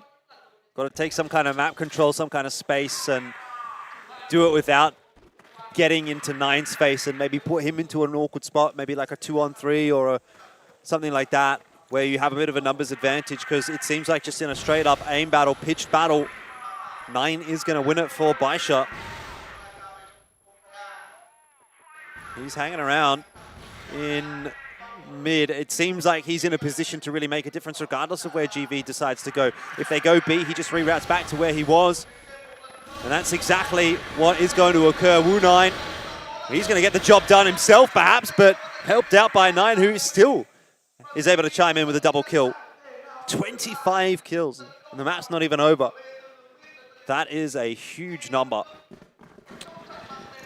It's not over yet, but it might be soon if he keeps it up here. 25 on the table, 9-5. The map score just 1 away from a BaiSha victory here on Compound. And they are hungry for it. But this guy's just playing on a whole new level. I mean, what do you do when it feels like there's one player and he's just everywhere in your face? Well, it looked good at the start of this half for GV. I had a bit of hope, I had a bit of faith. I was starting to get converted. But this is now back to more or less what we expected. And it is BaiSha domination. Here's 9. Once again, he spots the barrel of awesome, the flash connects. He holds his shots. The timing is nice for 9 again as he gets a double, and Wu9's there for the trade. 5-7-7 as well. Gets 7. And that is that. BaiSha get themselves the dub. 10-5, a dominating performance. 27 frags from 9. And look, there's no question, as you said, who the MVP is going to be after that one. We might as well just go straight into that graphic, because 9 signed, sealed, and deliver that one for BaiSha. Yeah, overall, just really an impressive individual performance. And you know what? Sometimes that's enough to get you a big win to start it off here. So definitely a big win for BaiSha to start off this series, and they're hoping now to continue that forward into a potential 2-0 with sub-base on the horizon. But I almost feel a little bit bad for GV because I feel like they clawed back so well so many times, but when you have a player who's just on a tear like that, it can be so hard to deal with. Yep, yeah, sometimes that is what it is, right? I mean, to be fair, they had their own individual moments. There was the nice clutch that they had in the first half. You thought, okay, maybe that can fire them up, but just not the same. When one player takes the game away from you, sometimes it's just their day, right? Sometimes it's that individual's day. They're hitting their shots. Can only do so much. So, yeah, obviously positive signs for BaiSha, definitely. You got to imagine it would be a little bit of a closer result had 9 not been popping off to that extent. Like, if he's not solo fragging so hard, are we maybe in a position where actually that ends up being a little bit of a more difficult game for BaiSha to close out? Because 10-5, I mean, actually that's the most one-sided map that we've had so far today. But if he doesn't go absolutely bananas like that, you know, are we leaning towards maybe something like a 10-8 or a, 10-9, something like that? I think that actually could be very much a possibility, because it didn't seem like, maybe outside of 9 and Wu9, there was as much going on for BaiSha there. Yeah, it didn't really feel like a strong strategic game from them. There was actually a lot of times where it looked like they were going to get compromised, but they just won it on the aim duels, and a lot of that's thanks to 9. So I feel like moving forward, GV can't really let this one get to their head, because they just lost to a player having a really good map here, and if they keep playing their same game strategically against the other teams and even in these future maps in this series, I think they have a really good chance of going toe-to-toe a lot of the time. Yeah, absolutely. But with that said, obviously GV, they still have another map in this series to think about. It was their choice of sub-base coming up next, so there is a little bit of a benefit to be had from that one. We'll take a look back at the highlights here from that last game. See how many of these are going to be 9. Probably the majority. This was a nice clutch from FaZe. I'm surprised he was even able to get away with that. Like the first couple of shots from, I think it was 9 over the top, just seemed to completely whiff, and that gave him enough room to win the 1-on-3. So credit where it's due. It was a really nice clutch. Probably the best clutch of this game so far. But yeah, I mean, slowly but surely it started to be the 9 show, especially in that second half. I felt like that's where he really started to accelerate. Yeah, he really just came to life full force. But I think the big note for me was, even though he had a strong individual performance, it was actually a match I feel like BaiSha should have won even more handedly. Okay. Well, obviously they didn't, so maybe that's something that they can rectify going into sub-base. Have you got any faith in GV for sub-base, though, knowing that it's their map pick? Did they show you enough? I think this is a map where they can do a little bit more. It's also a map where BaiSha's looked a little bit shakier in the past compared to what we saw on Compound. So I think if there was a map they could win in this series, this is probably their best shot at it. But it's still going to be really tough to do, especially if N9 keeps playing this well. I guess that's the big question mark. But normally, I find you don't tend to have that kind of transcendent performance over the course of 3 maps. You might get it for 1, maybe 1.5, 2, if you're lucky. But is he going to be able to put those kind of numbers up back-to-back, 2 maps in a row? I would struggle to imagine. It's tough, because I think part of it's going to be him carrying some of that confidence through. It's just how GV is going to deal with it, I think, because I think he's going to try and approach it in a similar play style on this next map and play even a little bit greedier, knowing how well he was able to perform in that first map. I just hope that GV's really coming back here with some ways to try and shut him down. Yeah, well, at the moment, I think what we're waiting for is the MVP to be delivered. I don't think that there's much of a question around who that should be, as we've all sort of seen. 27 kills. I mean, what's the highest kill number you've actually seen in a regulation game without an OT, without a tiebreaker? Without an OT, somewhere around the 30 mark is pretty much as high as you can get. So, I mean, this map from 9 is pretty, like, frags per round wise could be close to one of the best maps we've seen on a stage like this. So for him to pull this off at this level of competition, really impressive, considering it didn't look like easy rounds outside of his individual performance. No, but the weird thing was, like, it didn't feel like he really was put under a huge amount of pressure. Even if you go back and look at the final round that was played out, like that take in the mid, he's kind of just sitting on the corner. First guy goes, in theory, clears him. Doesn't clear him, obviously. Second guy then gets surprised by 9, at which point he dies, and then there's the trigger discipline that sort of plays out for 9 to kind of take the multi-frag. But I don't know. I mean, was he given a little bit too much rope in a couple of instances, it felt like? Yeah, I think so. I think for GV coming to this next map, they really have to be paying attention to a lot of these weird off angles that these guys tend to play. So I'm hoping that they maybe have that adaptation ready to go for map number 2. Yeah, we'll take a look back at the results of that last map. And 4.5 KD for 9. And 1.8 kills per round. Certainly felt like he was the one to beat. Tough day at the office for the GV roster. It started to kind of equalize at the start of the second half, but yeah, then we just saw things get absolutely blown out of proportion. And yeah, I mean, is there any doubt at this point? Yeah, I mean, going into sub-base, I really hope they just play a little bit more cohesive on the side of GV. It felt like there was a lot of situations, especially in the first half, where they were trying to rely on individuals to kind of open up the round for them.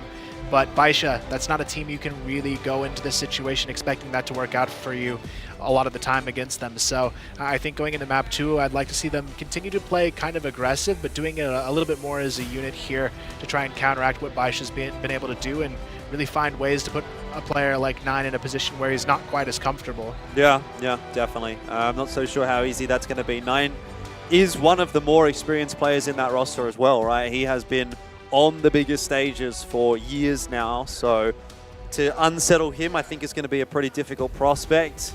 And you know, even if 9 falls off a little bit, you've got a really impressive roster here for BaiSha. I thought Wu9 did enough work in a couple of those rounds where, like, on any other day, you'd probably say, oh yeah, that was like almost an MVP performance, right? There was a lot of multi-frags from him, a lot of impact frags. He sort of felt like he was the guy that was receiving a lot of the initial pushes from GV, and he would always get 1 at least, and that would kind of open things up then obviously for 9 to come in and convert. But if it were not for 9 just going above and beyond, Wu9 and even 577 probably had pretty solid maps for themselves. So it's not as if there's not something else left in the tank here for BaiSha should things start to, you know, slow down for 9, which again, I don't think you can expect him to have that kind of performance map to map to map. Yeah, it's pretty unlikely he'll play this well in the second map, but like you were saying, this is still a situation where we could be right back here at another 10-5 with the way these other guys are playing. They just didn't have quite that moment for themselves to step up and make those key plays, but they very well could have in a lot of circumstances, because a lot of the rounds that BaiSha was winning wasn't as close as those rounds that GV was winning. They had several rounds where they were just instantly winning right off the push and keeping 3 or 4 guys alive. Yeah, definitely. Look, there was some silver linings, I guess, for GV. That's kind of what you have to look at. Decent clutch, some good rounds on the attack. It felt like they actually were going to come back into the discussion, but obviously not the case. And so I still think you have to look at it and say, yeah, we were competitive in a couple of rounds. We can take that kind of knowledge into sub-base, which is our map pick, and potentially still equalize this series, take it through to Port, which, granted, you know, might not be the best of scenarios for GV, considering Port was one of the maps that they had lost to BaiSha in the previous series they played. But, you know, it's obviously better than going down 0-2, and even if you do lose this series, winning those maps is going to be good for you heading into the later stages of this group. MVP coming onto your screens right now. Who's it going to be? No surprises. It is 9, 4.5 KD. I would be surprised if we see a KD that good for the rest of this tournament. Yeah, it would be hard to beat. I mean, you'd have to have someone probably going 20-0 or something along those lines to make it happen. And against the other teams here, I just don't see it happening. Even with how close some of these rounds were, I was impressed that he was able to stay alive as long as he did. Yeah, me too. Felt like he was just dominating across the board. Didn't really go missing in either half. I think we were looking at the replays from that first half. It was like he was like 11-2 at one point, and obviously he was it 27-5 or 27-6 or something like that? That was crazy.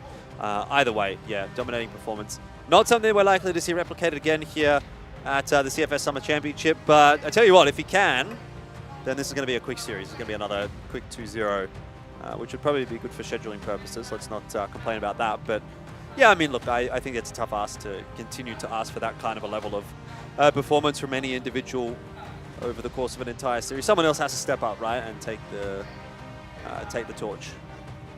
Yeah, at this point, I'm just really hopeful for GV coming back in the second map. I feel like Subbase, their pick coming up next. They had some close fights here, so you know what? Maybe they've got something special for us on their pick because they didn't look too bad. I actually thought it could have been a lot worse, so yeah. I'm pretty hopeful for them moving forward. Indeed. Well, it is going to be Subbase coming up next between GV and BaiSha. Must win for GV if they want to survive in this series. Catch you on the other side of this break.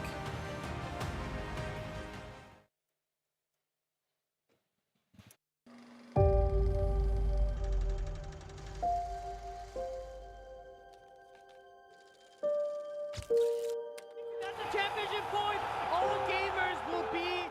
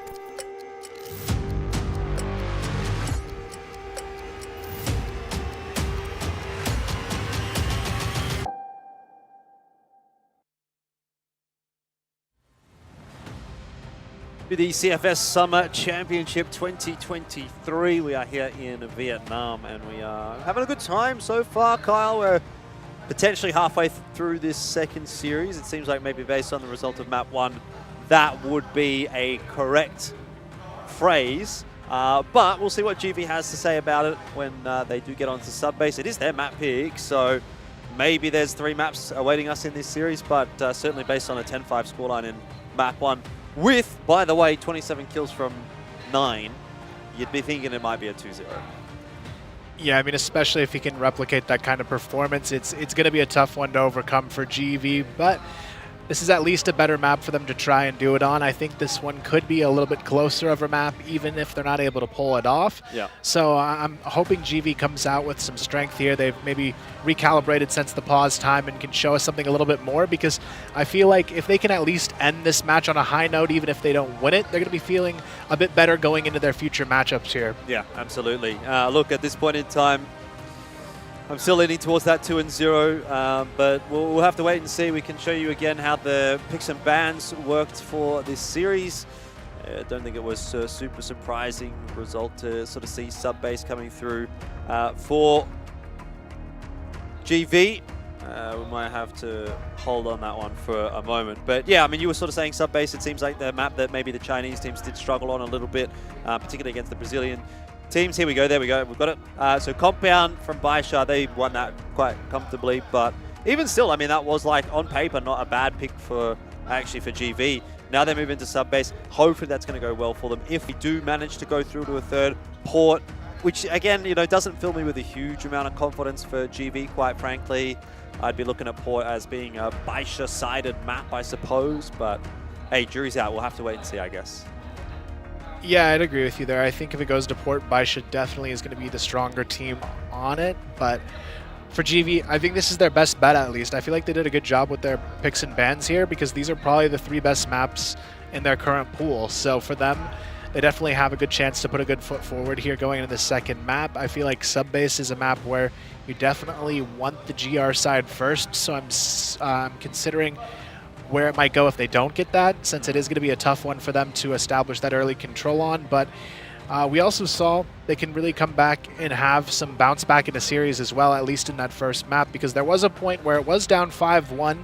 They took that pause in the first map and they came back and they won 2 rounds in a row. So they're definitely a team that knows how to take this time to reflect and come back a little bit stronger. So maybe this time in between maps has given them some extra time to rethink their approach and maybe find some different ways to shut down these players who are really kind of leading the charge, because I definitely think there's a world where if they can shut 9 down, it becomes a much closer game on their hands. Yeah, absolutely. All right, well, it looks like it's time to find out. I think we're ready to head into map 2.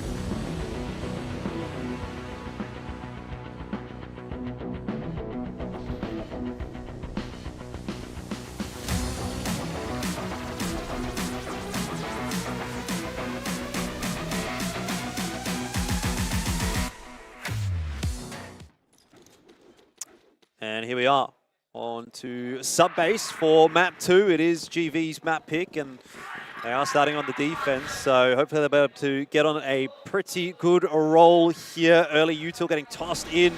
BaiSha across the board. Well, a bunch of trades. Looks like it is slightly favoring BaiSha. I guess you could argue on the attack, even trades are favorable. Splits the defense up a little bit. And they've done a bit more damage as well to 7 to boot. Yeah, now they can group up pretty easily here towards this A-bomb site. There's only one player able to hold off this push. It's going to be FaZe on the top of the A control room, looking to see if he can maybe spot them crossing down below. It's going to be some tough timing here, though. He actually looks away at quite possibly the worst moment. Now they've got full control over the lower bomb side, and it's all going to be left up to the retake. He does have that support coming through. Creeds and 7 both rotating very quickly. The nade stack actually doing a decent amount of damage there onto 9. Takes him about halfway down, and now Creeds, he's actually going to run right through the smoke here. The counter flash blinding perfectly, and he gets the opening kill. XQ1 trades it down, but it's all onto FaZe here, and he's down very quickly. 7, he's only got 1 HP. And it's going to be Xiao who actually finishes the job here with a nice 2-piece. Yeah, Xiao, he missed that first shot on the cross, and that's what resulted in the planter going down, but didn't make the same mistake twice. And had he not even hit that shot with the pistol, I think the nade probably would have finished 7 off anyway. So Pretty comfortable close in the end there from BaiSha, and largely thanks to Xiao for that one. Back to square one now for GV. Creeping their way through the vent. Auto shotty works out nicely. Lun maybe not expecting that one. Yeah, this is definitely something GV brings out quite a bit, so a good read there to get it, but Xiao answers right back, takes down FaZe on the drop down out of vents, and already they're putting that extra pressure towards the A bomb site where Awesome, he's kind of alone here. Xiao, another big shot, takes him down, and now Snox has to try and slide into position, but it's already a little bit too late. 9 going to be here on the back of site. Snox good for 1. 577 gets taken down quite low here, but it's not going to matter because Woonan comes back swinging with a 2K of his own, and now 7's left alone. Yeah, this is what I'm talking about, right? Like, if 9's not having a great game, which so far he's not, he's at 0-2. You've got someone like Woonan who can step up in a spot like that, 577 as well. It's looking pretty solid for BaiSha, regardless. And bad news for GV.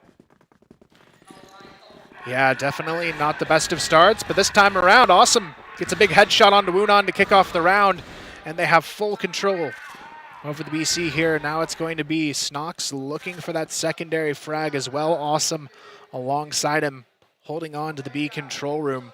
But Xiao, he's definitely hungry for the refrag from his position as well. 577 starting to slide in to try and retake this. Most teams, they just fall off and go A at this point, but BaiSha, they're eager to take the fight right back. Yeah, one of those things that I've noticed today is that the Chinese teams do tend to get caught off guard from defensive aggression. This is another example of it, but when the round devolves into a bit more standard play, that is where they do find their advantages.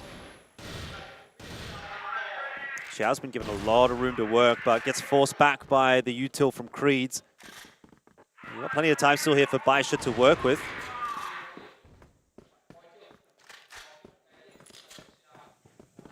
Yeah, it's going to be a full rotation now, coming back towards the B bomb site from BaiSha, just leaving Xiao here to try and catch the rotators with that Om in hand. He actually almost is able to find one there onto Awesome, and there's only really one player defending this B bomb site as well, so a pretty decent read coming out from BaiSha. It's going to put a lot of pressure onto the likes of Snox to hold this off, and he doesn't really have any health to work with.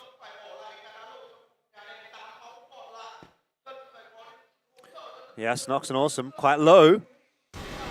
They do need to be a little careful, but hey, there's still guns in the game, and Snox capitalizing on that fact, takes down Xiao. Creeds is all the way behind BaiSha. They were not prepared for that at all. Much better looking round for GV. Perhaps the aggression is the key to victory for GV on subbase.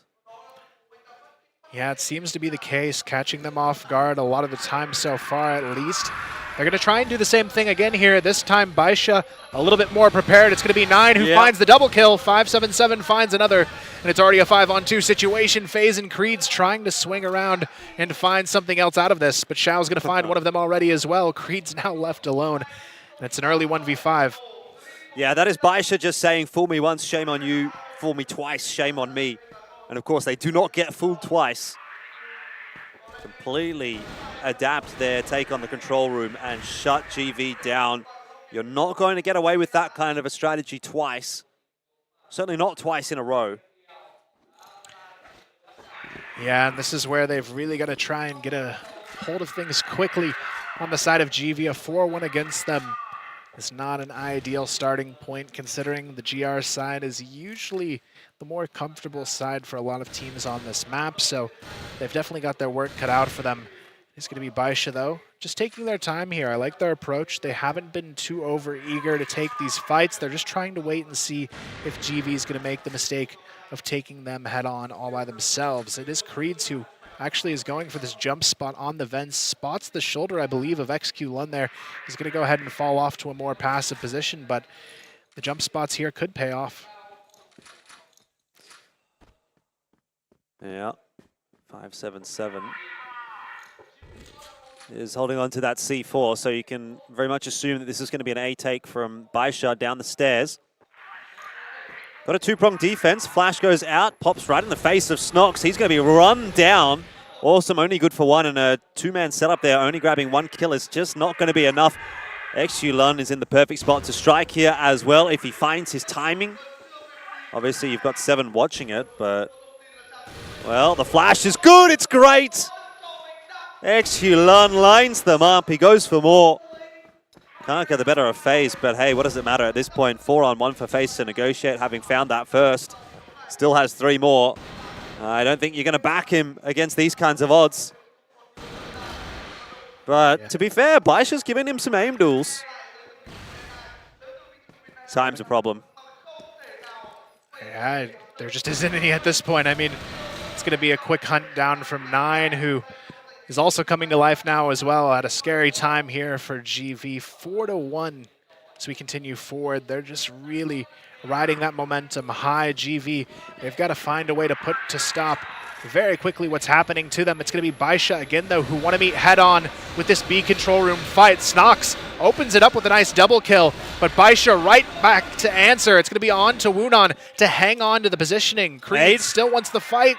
Is the nade going to finish, though? No, it's actually not going to connect. Creed's just dancing here, biding his time, but the rotation is now on to FaZe to see how he can support it. They've got to keep pushing forward here because they need to collect the C4, and that's why they've gone back. Creed's should have been prepared for that. Wasn't quite, which has left FaZe now in a 1-on-2. I mean, this is a good angle to play from with the Orm, but he's got to get 2 players and just decides to sit in the corner with the Colt instead.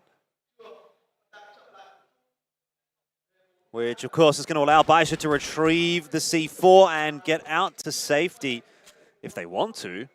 Instead, they decide to continue to push forward, and they almost catch FaZe on the timing. They do.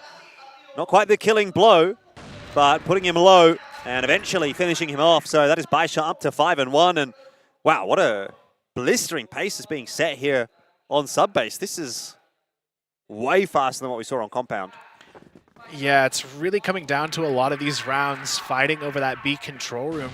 GV, they thought they had it because the one round they have won was a really good fight on the B control room position, but now BaiSha's got a pretty good hold on that fight, and that's where GV has to really rethink their approach at this point. You can see FaZe now moving over towards that A bottom position, tries to peek up the staircase, can't find anything out of it though, and has to reset. And this is where the gambles from GV are just so difficult because they have the right timings here to try and make it work, but BaiSha, they're just sitting and waiting for these moments to try and react.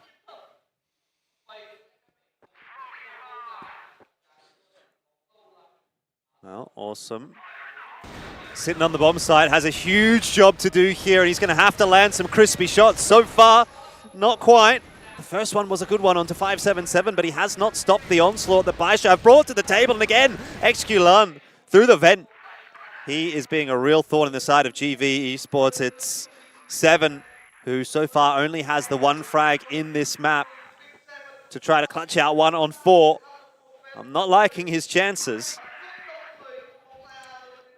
Yeah, at this point, BaiSha, they're going to be looking for that 6th round on the board, and they find it here.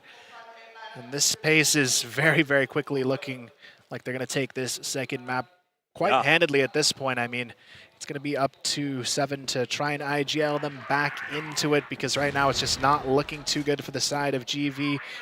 I'm surprised they haven't tried to stall the momentum somehow, but they're actually meeting it with a lot of aggression throughout. Well, I mean, I think that's what's really contributing to the pace of this game, right? Both teams look like they want to try to take these early fights. Even again, Snox pushing to the top of the stairs. Hasn't decided to go any further. But Creeds has been caught by Xiao this time around. So just all over the map, you're finding picks from every single individual here for BaiSha. It's not one single standout, right? It's not 9 dropping 27 frags, but no one below 5. Yeah, and now FaZe is going to be looking for that answer. Back spots Xiao. Xiao, though, almost connects onto him. Would have been an even bigger advantage if they were able to find it, but still, GV is going to hold on to the 4 they have for at least the moment. But this is where the fake it's going to pay off. There's been so much pressure towards A that GV isn't going to be really having anyone hold off this B push other than Seven, who shouldn't be able to live too long in this position. But Xiao actually gets hunted down A long, but the rest of the team here for BaiSha is already on the B bomb site. They're going to be able to find 1-7, able to take one down with him. Still a 3-on-3 situation, but the health not so good for GV here. Man, look at all the util that just got tossed in there by BaiSha. It is going to be a tunnel of smokes that you're going to have to get through to even get onto this bomb site. I just don't see how you're going to be able to do it. I mean, they'll take an alternate route, but like, do you have time for that right now as GV Esports? I'm not thinking so. Yeah, they have to come back swinging very quickly. There's only about 10 seconds to hop on this bomb, and they have no control over the back of the bomb site. Wunan finds one, 577 finds another. Awesome. He may have a kill, but not the round. 577 closes it out, and this is looking like a very commanding second map from BaiSha. So yeah. Yeah, I mean, this is not even a contest right now.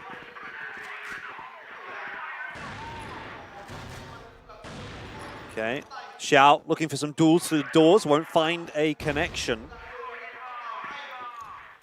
But I'm really liking what I'm seeing from BaiSha. They are just looking so good right now. Maybe they've got a little bit too big for their boots though, as they just try to go very quick into that B bomb site, get a little bit lackadaisical. And this time, kind of walk into a big stack from GV. Xiao will have to show us what he's got in the 1-on-5 if he wants to ensure that there'll be an 8th for BaiSha. I mean, he has started very well. Granted, he doesn't have control of the bomb, but he's got a minute and 50 to play with. He could go anywhere, do anything he wants. And bringing it from a 1-on-5 to a 1-on-3 makes this actually start to look a little more doable. yeah, I mean, especially considering Snox and Creeds are both under half HP as well. If he can somehow sneak a rifle here to work with for the remainder of the round, this could definitely go his way. But GV, they've got the 3-man setup to try and secure a trade at the very least in this position. But here comes the wide swing. Yeah. Xiao not ready for it. They'll take him down and at least get a second round out of this half, but it's still going to require a massive effort in the second half to bring this one back. Yeah. I was going to say, they just need to swing together, right? They've got 3 players. He's not going to be able to kill all of them. He's taking the Orm into that fight. And they did exactly the right thing. So, good stuff from GV. But it does only get them an extra round. And 7-2, yeah, it doesn't look ideal so far. Xiao opens the account. Good trades coming through from the rest of BaiSha at this point. Wu9 even helped out there by 9. And it's still a numbers advantage for the moment for BaiSha. GV, though, bringing it back. 577 up against FaZe in the 1-on-1. Bomb control for 577. He's not afraid, not shying away from the fight. Nades and flashes tossed in by FaZe. Has put 577 low, but he still hits the head. And that's what matters. End of the day, BaiSha find another. 1 HP as well. He gets away with it, but they'll take that all day long. Now, 2 away from a victory in the second map. GV looking for any hope to try and shut things down, but it doesn't seem too likely at this point. It is going to be up to them, though, to try and dictate the pace on this blacklist side of the map. But yeah, right now, they're almost everywhere here, and they're not afraid to play alone either. They don't even need the assistance for the trades at this point. They're just connecting the shots they need to, and it's just showing in their overall performance. I mean, when you look at the scoreboard here, everybody putting in massive effort on the side of BaiSha, 8 and 9 frags apiece on every single player. Yep. Big clutches coming through as well. That one from 577. Just another nail in the coffin of GV Esports at this point. As if they weren't out of the picture enough. They can't convert that first round of the second half, and momentum continues to persist for BaiSha. FaZe is pushing his way forward, but he is playing a dangerous game with Execulan so close by. Xiao looking up and over the top as well, but it doesn't even come down to that. Wu9 from range gets the better of FaZe. Rifle against Orm. Now the rotations do start to come through from BaiSha, putting an extra pressure player over towards that B bomb site. The rest of GV trying to work their way back towards A. You can see 577 and 9 getting a little bit more aggressive on the control play, though, to make sure they get that early call if that A push comes through. The nice crouch walk, though, across means there's probably no vision on the side of 9 for this one. It's really going to be up to 577 to stall it out. The counter utility comes down. He's going to swing wide to try and answer back with 9 from above, though, who actually gets a 2-piece to shut it down. 577 finds another 7. He's left alone. He's managed the trade at the very least, but it's still a 4v1, and Shao already spots him on the back of sight here. XQ1 swings from behind to take him down, and it's a 9th round. Yeah, it's just your standard bait and switch setup, really, isn't it? And we're going to have a technical pause. Not the ideal time for a technical pause, quite frankly, but I guess there never is an ideal time for a tech pause. Yeah, I mean, you could see the idea with that setup, right? 577 just gets the util down, tries to swing back into the safety of his teammates' CROSSFIRE, and 9 does the rest of the job. You're going to back a player like 9, particularly after the game he just played. What's the tech issue going on here? Something on the BaiSha side. You almost wonder, couldn't they have just like won the next round, sorted it out after? Do they need, maybe his headset's not working? Do they need it at this point? Feels like they could just win. Yeah, I mean, if it's 9, he could pretty much do it with one hand behind his back, I feel like here. His shot has just been absolutely stellar. But I mean, honestly, the second map, they just look so well-rounded too. You couldn't even pin it on the overall series just being a one-player game for BaiSha like you could in the first map. I mean, Wunan playing great here. Everyone really just putting in the work as a team, and that's where we thought they could be even scarier, because now it's not just a one-player worry here for GV. They're trying to deal with everything all at once, and it seems just overwhelming for them. Yeah, the pace being set by BaiSha as well is a bit of a problem, isn't it?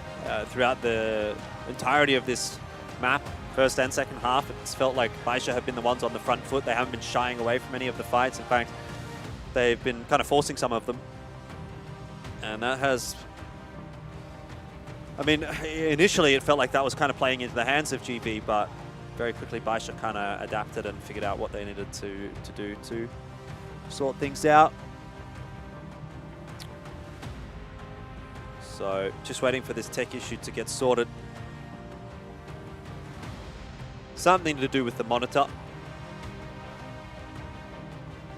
But if it's been happening throughout this map, I dare say it hasn't been a big issue for them.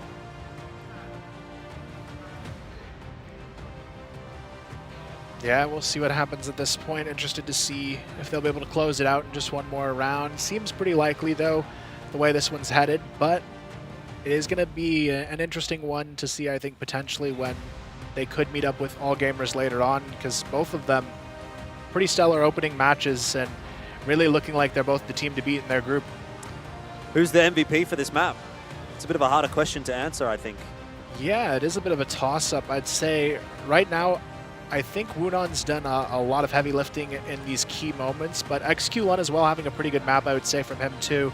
Just always kind of being there to make sure the trades happen when they need to, and it's really just a much more cohesive team performance that we're seeing out of these guys, and you really have to put them in the forefront of this group after what we're seeing in this second map, because first map you could have pinned it on that individual performance, but this time it's a well-rounded one, which is a scary thing to be looking at if you're one of the teams that's yet to face them in this group. Yeah, I had Wunan in my mind as well as who it might be, but I don't think it's like obviously such a straight choice as what we saw in that first map. Might have to wait and see what we're going to get from the stats. That might give us a bit of a different picture.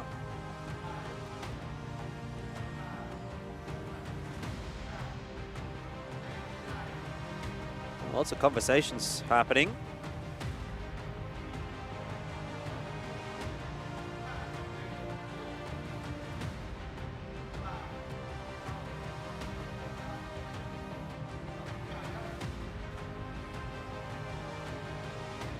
Yeah, I'm definitely curious to figure out what the pause has been for here, but nonetheless, I think we will get to a point where we get back in and likely see BaiSha pull it off. It would be absolute insanity if somehow GV did this coming out of a pause and grabbed a map here, but oh yeah, I don't think it's in the cards for them, but you know what, maybe they get a couple rounds here to close it out before it's all done, get themselves that extra little bit of confidence to carry forward into their next opponent, because I think the big benefit for GV in this matchup is, you know, knowing who's on the way for them. It's not going to get likely any harder for them and their opponents they face, and the next two I actually think are quite reasonable to think they could have a potential to win some of those games. Against BaiSha? Or no, in the future opponents in this group. So right. with Ranking and Vasco on the way as their next two opponents. Yeah, definitely. And let's be real, if they're wanting to make their way into the playoffs, those are probably the teams that they're going to be more likely jostling for that second position with. We're all sort of expecting BaiSha will walk out with first seed from this group, probably undefeated. But you kind of got to beat those teams that you're expecting to be in a similar position to you, and those three other teams will be looking for the second spot. So a win versus them is quite valuable. Yeah, if we see a little bit more of what GV showed us on Compound rather than what they showed us on Subbase so far, then definitely they could be a pretty solid prospect in the next couple of matches they have to play.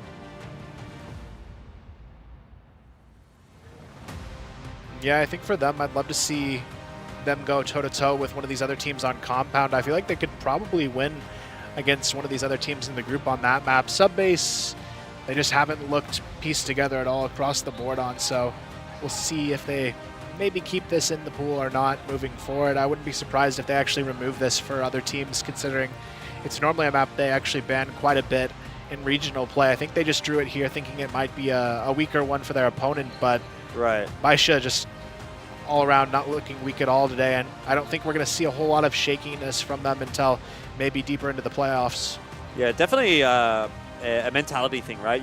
When you're doing the pick and ban, you sort of have to think about what kind of approach you want to take. And I've always been an advocate for playing to your own strengths rather than your opponent's weaknesses. I think that is generally a bit of a better way of looking at things, because at least you can have faith that, you know, if everything else goes wrong, you can kind of fall back on your fundamentals and your understanding of the map. But if you're playing on a map that maybe you're not super comfortable on, and it then starts to go poorly because of reasons, what do you then have to fall back on? What can you sort of say, all right, well, plan B, plan C, you know, what kind of change-ups, adaptations can we make? Maybe the playbook isn't quite so deep, and results like this might be more or less exactly what you'd expect in a situation like that. So, yeah, I mean, if it were not for this tech pause, this map, I would say, would be already over.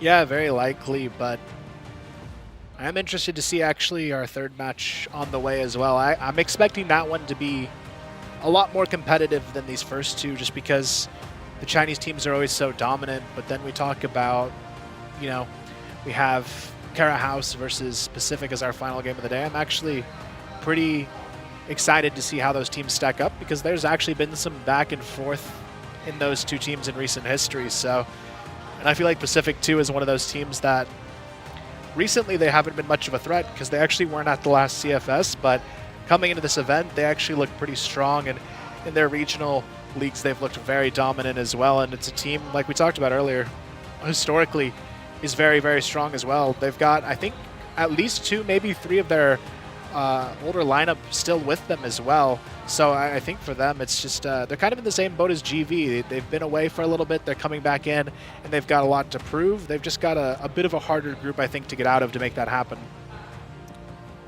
Nature of the beast sometimes. The group draw can go against you, can go for you.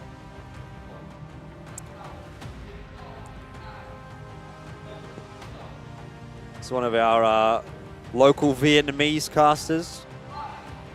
Been hanging out with him a little bit, teaching us all the good words to say. None of them safe for the broadcast.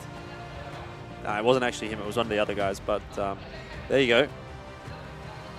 Well, we're at that point of the tech pause.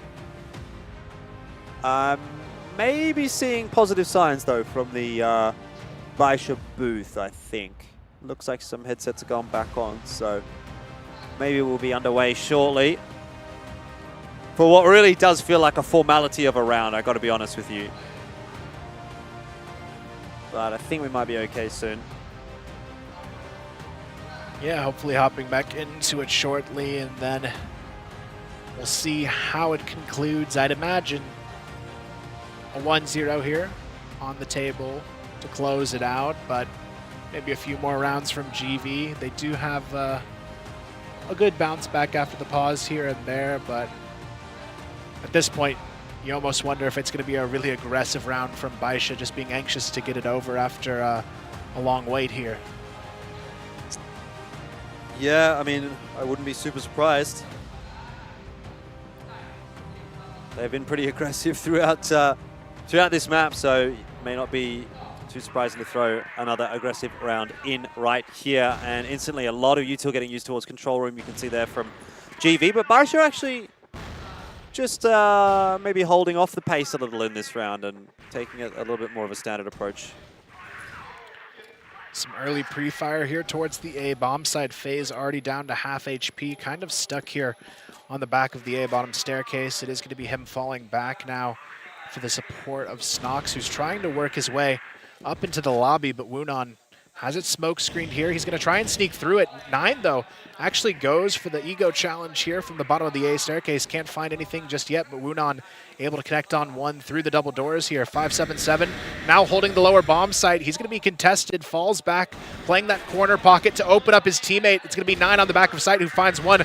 577 gets the double kill, and 7, he's all that's left, but not for long. Woonon gets it done, and it's a huge map win to close out this series coming out of BaiSha. Yeah, 10-2, very dominating performance from them so far today. The cleanest game, granted, we've only seen 2 games, but still.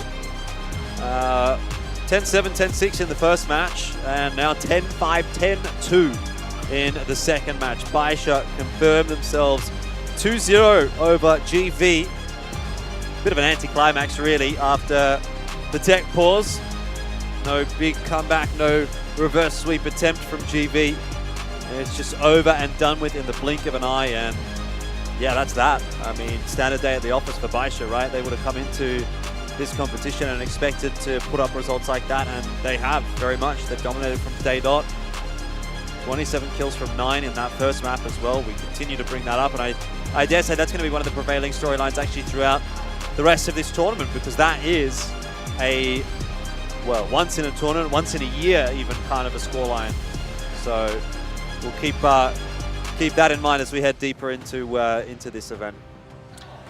Yeah, it's one of those situations where if it was anyone else, I'd say they couldn't do it again. But 9, I mean, this guy, he knows how to bring the firepower each and every time. And even though he wasn't a star player necessarily on the second map, he still played really well. It's just everybody else across the board was playing equally well. And I think when you look at maybe MVPs, probably someone like Woonon stands out as maybe that person who probably pulled it off. It just felt like for him, he was always kind of that first responder on those rotations and really made it so difficult for them to get any control on the bomb sites to close it out. So I think in my mind, at least, he's probably that MVP. Not going to see the back-to-back like we did in our first matchup from ZY.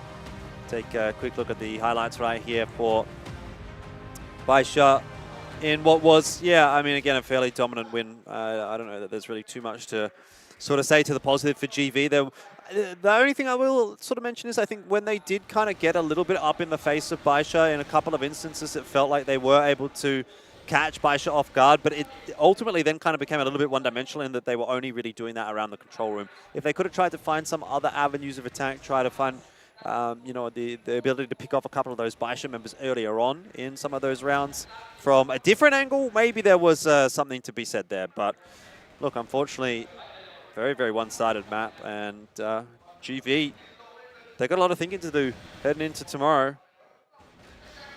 Yeah, they definitely do. I think the big surprise for me was they were pretty competitive on the first map, and I thought, you know, coming into their own pick, they might be even better, considering this is the map they wanted to play of the 2. So for me, it was a bit of an underwhelming second map from GV, knowing this was their pick. I feel like maybe in the future they leave this out of their pick pool and lean more into something like Compound, because the way they played on Compound was actually pretty equal across the board, just some individual plays kind of pushing BaiSha to the next level, whereas on this map, they just felt completely outclassed. Yep, indeed. Too many times you saw an individual for GV in like a 1v4 or a 1v5 or something like that, and at that point it's just not going to be winnable. So you've got the teams, you know, doing the old handshake agreement across the stage there, and I mean, very much the expected result today. So far we're 2 from 2 for our predictions, you and I. I think actually when we did our predictions, there was only one game which we predicted a different result. It's true. And I think for me that was it was one of the Brazil-Vietnam games. You went Vietnam, I went Brazil for the Seed 2 game, whatever that one was. Yeah, I think it was for Imperial versus Kara House. Was it? Which I think will be probably most likely the decider for the other group when we see them go head-to-head. Imperial already going down 0-2. There is a world where maybe Kara House gets a map and auto-qualifies themselves through somehow, but I feel like in their situation, they're kind of the one everyone's looking to next to maybe be that hopeful to take down a Chinese team, because so far it doesn't seem to be too easy. Yeah. I'm pretty sure one of the Philippines casters is 0-2 for predictions already as well, by the way. I'm pretty sure he predicted for Imperial and then he predicted for GB. Maybe he's like, you ever cast with one of those guys who always just likes to be the contrarian and always just wants to pick whatever is not the favorite? I think he's probably one of them. Hey, but when he's right, we'll hear it, I'm sure. There's going to be one of these times where big an upset happens and he's like, I knew it the whole time. Well, he'll say it wasn't an upset. That was how it was supposed to go. I guess we'll get to that point when we get to that point. Right now, again, maybe a little bit of a conversation to be had around the MVP is probably what's going on in the background, and that's what we're waiting for. That'll be the next graphic coming up. But at this point, yeah, I mean, obviously, Chinese dominance. Are you surprised at all that that's what we're getting at the CFS Summer Championship so far? Not completely. I think only a little bit in just how crazy BaiSha has looked. I feel like as the number 2 seed, I would have expected them to have a little bit closer games here, but they looked almost unstoppable in this series. I mean, their firepower, to me, looked more impressive than the first match in what we saw from all gamers. Yeah, I would tend to agree with you as well. I just think pound for pound, maybe. But then again, you also look at it from the perspective of all gamers maybe just easing their way in, not really coming into this one with a full level of ferocity. I think that they're definitely a team which you can expect to see some pretty nasty stuff from later on as well. And maybe that comes against the opponents that they maybe respect a little bit more. Do you know what I mean? Like maybe they don't necessarily expect to have to kick it into 6th gear when they're playing against Imperial, which to be fair is probably a scary prospect considering we said Imperial was maybe one of the better teams actually at this event. If that is what is going to happen, then what does that say about AEG and what does that say about BaiSha? It's definitely a scary position considering, I mean, Imperial, they were the 3rd place team last time around at the Summer Championship. They were the closest team to try and overtake one of these Chinese powerhouses. But I mean, you can see in the stats here as we show them, Wudon, 2.4 KD, also tied for best in kills per round, so really strong impact overall. Yeah. But I mean, there's really no one you could say had a disappointing performance though on the side of BaiSha. Everybody really doing what they needed to make sure they had a really overwhelming win here. Yeah, I mean, but with looking at the stats now, I think you have to say it's going to be Wunan that will end up being the MVP for this game. 577 and Xiao, not a bad shout. 9 really dropped off the pace, which again, to be expected, right? You're not going to drop 4.5 KD every single map. That's just unreasonable, but even pretty much 1.4 is a very good scoreline. And again, no one goes positive for GV. That's exactly what we saw on Compound. And I mean, at a competition of this level, unfortunately, that's not going to be good enough, right? You need to have the majority of your roster going positive, if not everyone, if you want to win these kinds of games. And I mean, yeah, I mean, if the best you can manage is a 0.9, then obviously there's a difference. There's a skill gap between these two teams. And so GV will hope to see a little bit more from them when they play against the other teams in this group, which to me, yeah, as you said, does feel like a little bit more of a winnable matchup for them. And I want to see more of what we saw from Compound rather than what we saw from Subbase, because it did just look like they were completely out of the discussion on Subbase. Like, almost every single one of those rounds was just like, okay, well, this is over, this is over, this is over. But Compound, like, even though it was a 10-5, some of those rounds you could make the argument that things could have been relatively close. Either way, here's the MVP. It is Wu9. We expected that very much so. 2.4 KD. And yeah, I mean, what more is there really to say? Like, he was very much deserved. Standout performance on the second map. Standout performance from 9 on the first map. Dominance from BaiSha.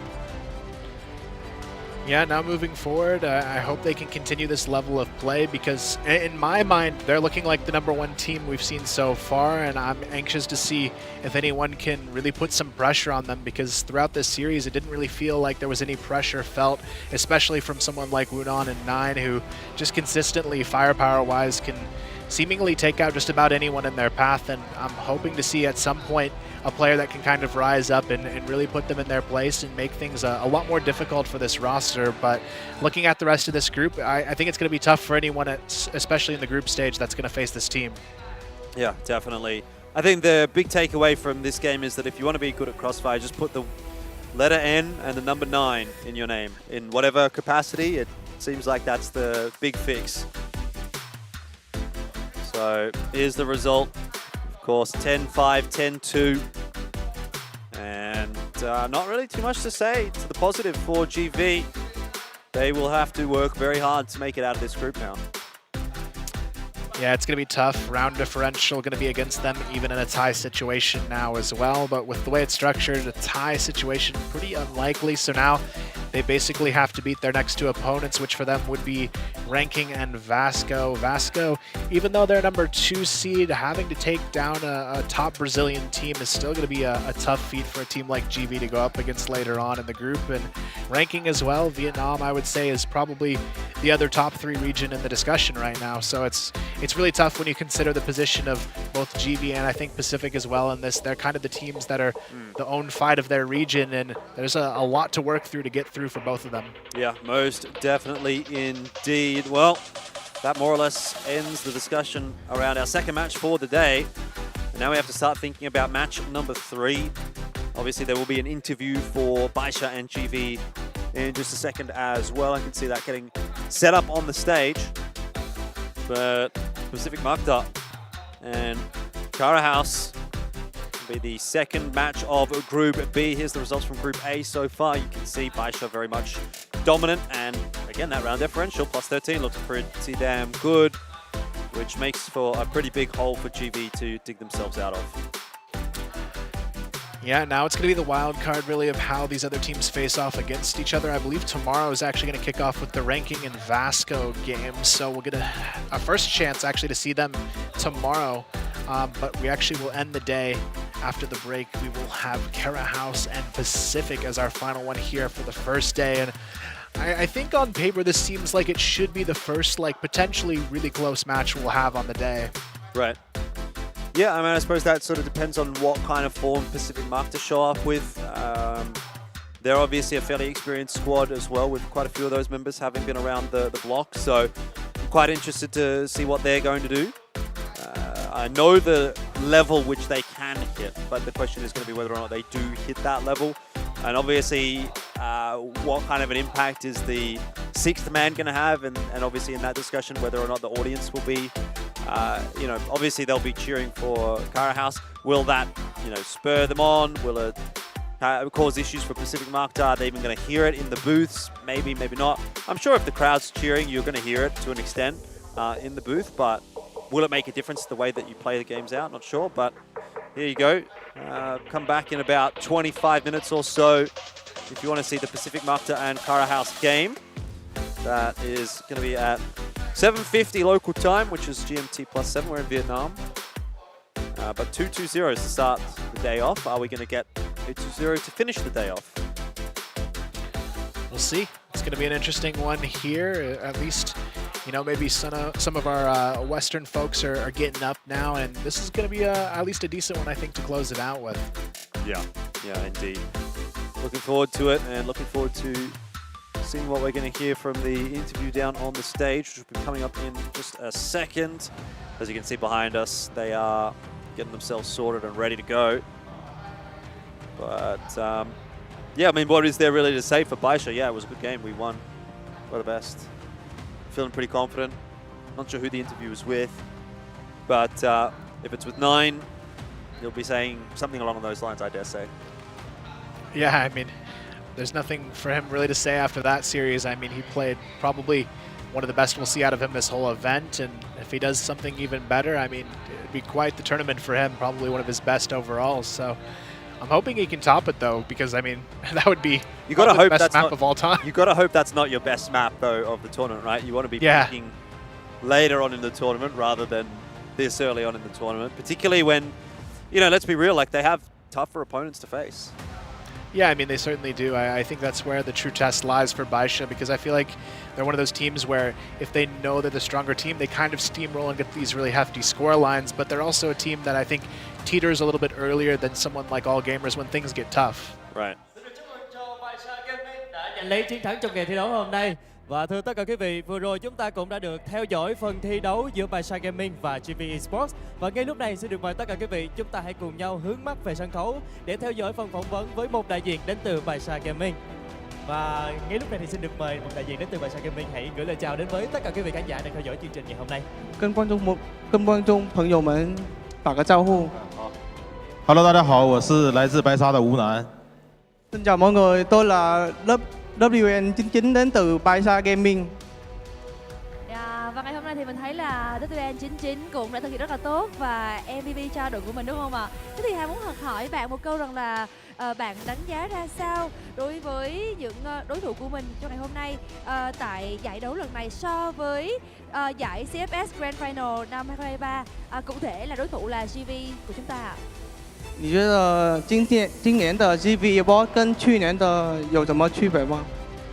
GV 这支队伍，他们这几名选手重新组了好几次。今年可能他们练习的时间没有去年长，照比去年他们还有上升的空间。Tôi cảm thấy GV ESPORTS lần này tiến bộ rất nhiều, nhưng mà thời gian luyện tập của họ có thể ít hơn năm ngoái nhiều hơn. Không biết là ít hơn năm ngoái ở đây có nghĩa là gì ạ? Có nghĩa là mình đang tự tin với đối thủ của mình đúng không ạ? Thế thì thêm một câu hỏi nữa rằng là bạn nghĩ rằng là đối với GV Esports, bạn vừa chia sẻ là thời gian tập luyện ít hơn đó, nhưng mà theo bạn thì đâu là game thủ đối thủ chủ chốt của GV Esports ạ? 哪个对手在 GV ESPORTS 对你印象深刻呢？ GV 印象深刻的选手可能已经退役了，他们当时哪把枪都会玩，戴眼镜那个。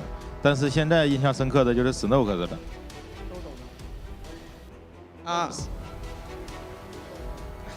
那你就说 Seven 吧。 tôi cảm thấy đối thủ ấn tượng nhất với tôi tại vòng này đó chính là Seven. Thái độ thi đấu của anh ta rất là tốt.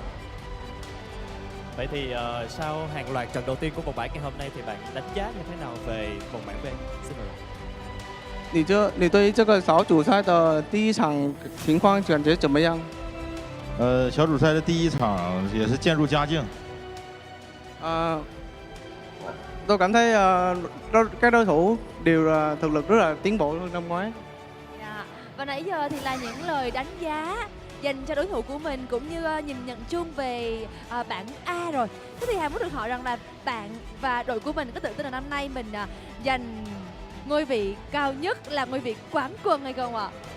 你们对今天的世锦赛的可以夺冠吗？自不自信？ 一步一步来嘛，小组赛也好，胜者组、败者组、淘汰赛都得是打打看的，因为这种赛程需要爆发力，而且这个状态还没有彻底的摸索好，所以一步一步来。 Chúng tôi muốn đi từ từ tiến đến trận chung kết, bởi vì mọi đối thủ đều rất là tiềm ẩn. Chúng tôi muốn tập trung từng trận đấu để tiến tới vòng chung kết.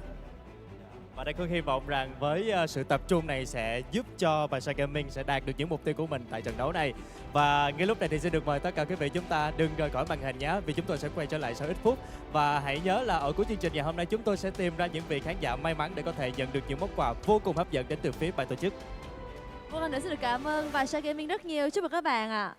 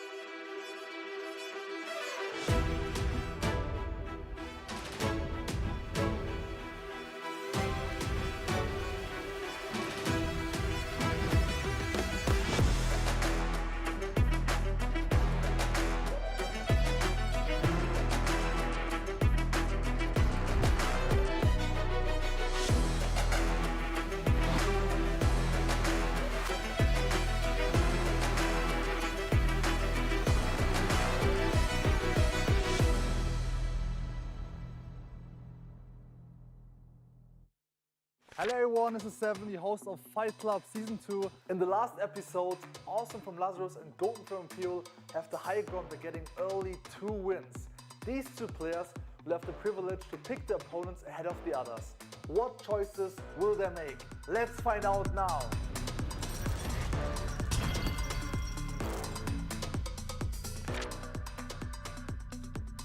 Ready, start. Silva. Não sei se eles estão pensando que eu sou um adversário fácil, porque nos campeonatos de lá eu sou acostumado a ganhar deles sempre. Because I thought he's the worst player on the field. Eu acho que ele me escolheu porque ele viu que eu perdi a última partida, mas ele vai se arrepender. Round 2.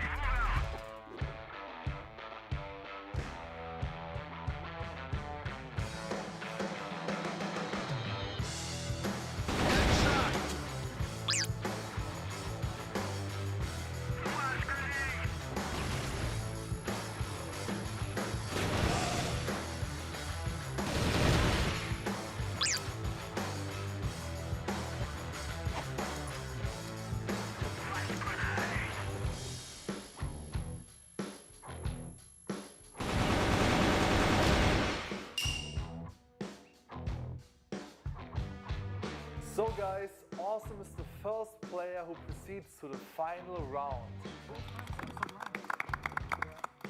I was very excited because I knew I'm in the final round. Foi uma experiência boa, o campeonato, mas eu fui eliminado e bola pra frente. Horus, porque ele teve uma chance de me escolher para uma revanche, ele não teve coragem.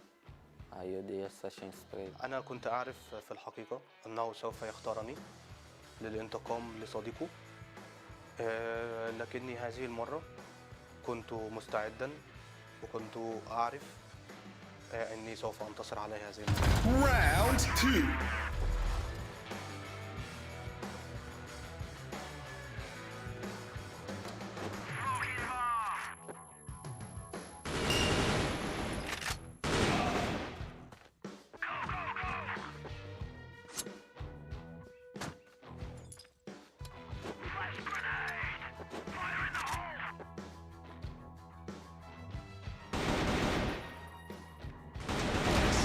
Ele ganhar, eu jogo sem medo, vou para cima e ele foi melhor.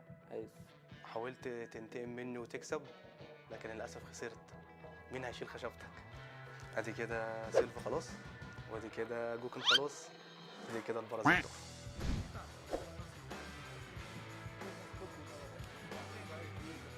Bạn rất đen khi bị tôi chọn. Kaba, nagulat nung ako yung pinili niya. Round 2.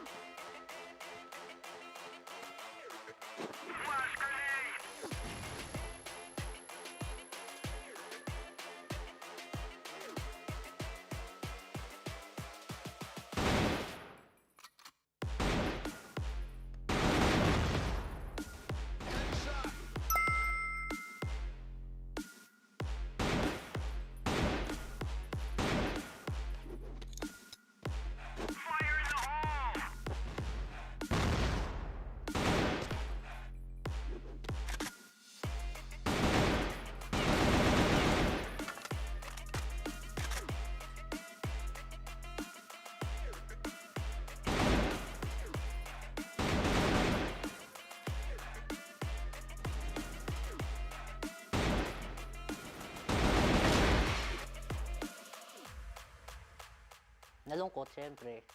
Babawi na lang next time sa mga susunod na ganong event. Vô Bích, sau khi về Philippines, bạn nhớ hãy ăn nhiều cơm và luyện tập nhiều để lần sau chúng ta là đối đầu lại nhé. Hoy, Lucas, babawi ako sa'yo next year.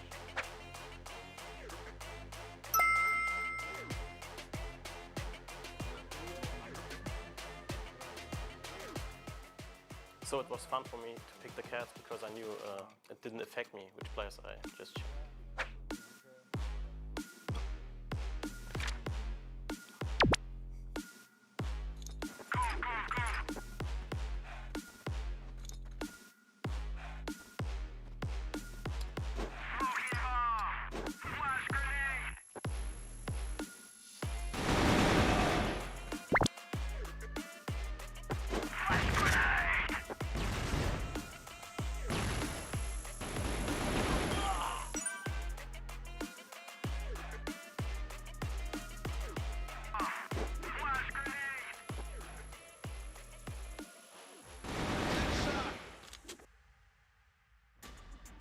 Beva, tôi xứng đáng hơn bạn khi mà tôi đứng ở đây.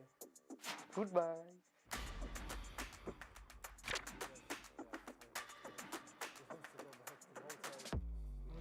ثلاثة عشان كنت متعصب شوية وعشان ما بحبش حد يطلع من التورنمنت، بحب أكمل للآخر.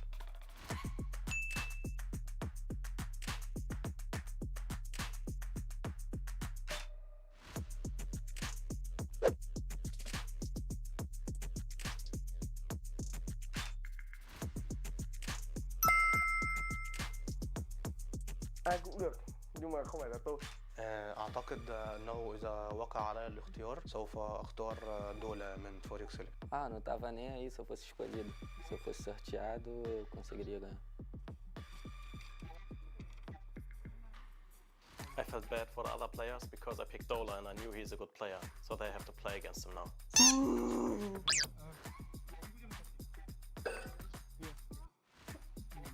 كنت أشعر في هذه المرحلة أنني سوف أنتصر عليه بسهولة وأنه لم يجب عليه أن يختارني. Tại vì là mình thấy Hao rớt béo hơn mình, với cả là to hơn mình, nên là mình muốn chọn bạn ấy. Hao rớt, tại sao bạn lại to thế? Round 2.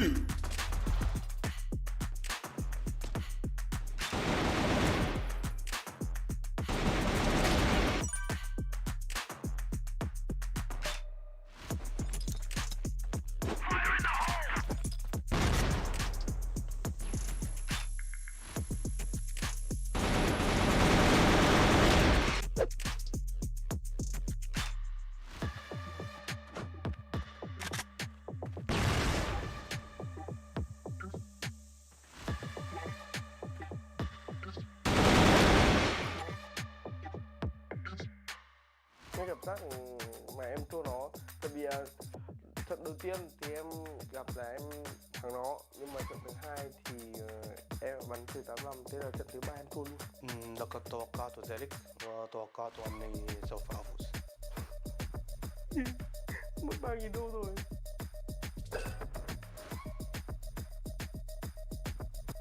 After the fierce battle from the challengers from the first 2 rounds, now we have only 4 survivors left. Now only the final stage remaining, new rules will be applied to determine the final champion of Fight Club Season 2. Unlike the previous rounds where losers or winners select their opponents, the first player to ring the bell on the stage will have the chance to choose his opponent. And the first player to secure the first 2 wins will eventually become the champion of Fight Club Season 2. Nếu mà vào vòng 4 đội em khi thấy 3 người còn lại thì em đã có suy nghĩ là em sẽ là người nhà vô địch. Ready, start!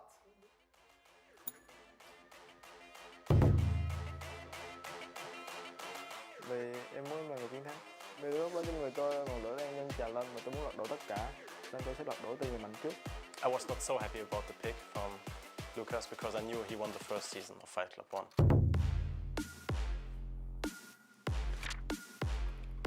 Round 3.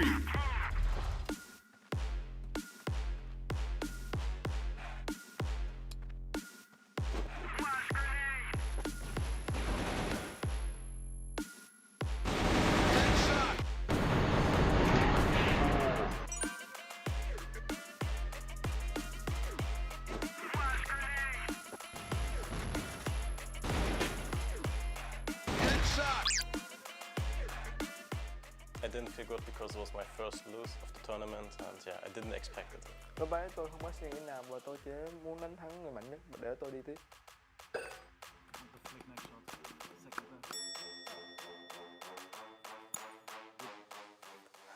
Thật sự thì tôi không biết về điều này. Vì tôi nghĩ anh ta chọn tôi vì anh ta muốn chiến thắng tôi. I think it wasn't the smartest move because if Gokun loses now to Lucas, Lucas would just won the whole thing.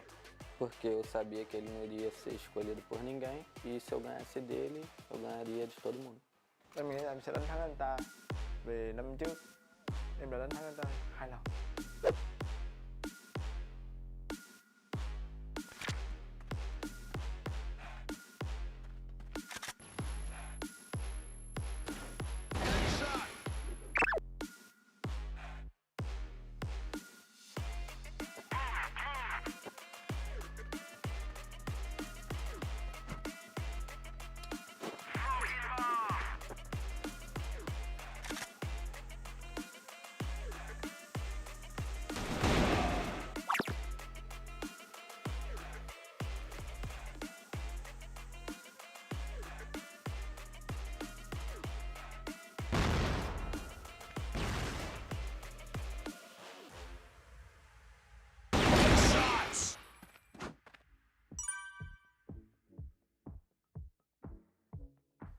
O Lucas jogou melhor que eu na última partida e ele mereceu.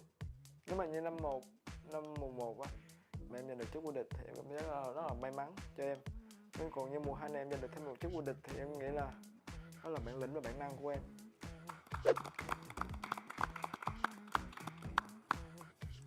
So this is a gift for Awesome for being the first player, winning 3 matches in a row in round number 1. So congrats Awesome, this is a gift, new Thanks. GoPro, you deserve it. And for the winner, once again from Vietnam, congrats to Lucas. This for you, and 3,000 US dollars. Big congrats to you. You deserve it.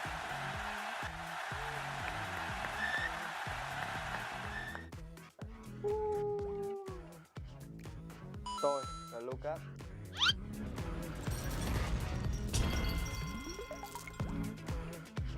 Bạn đang kèm thật. من غير بوس كده ماشي من غير بوس كده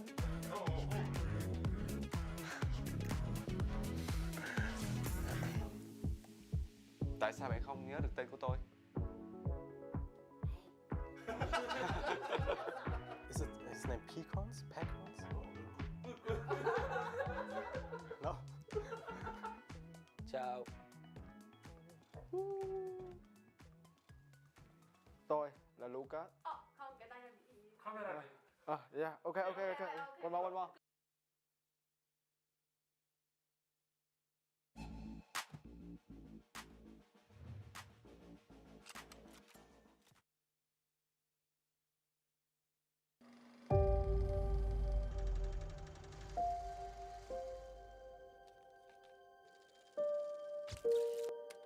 Championship point, all gamers will be...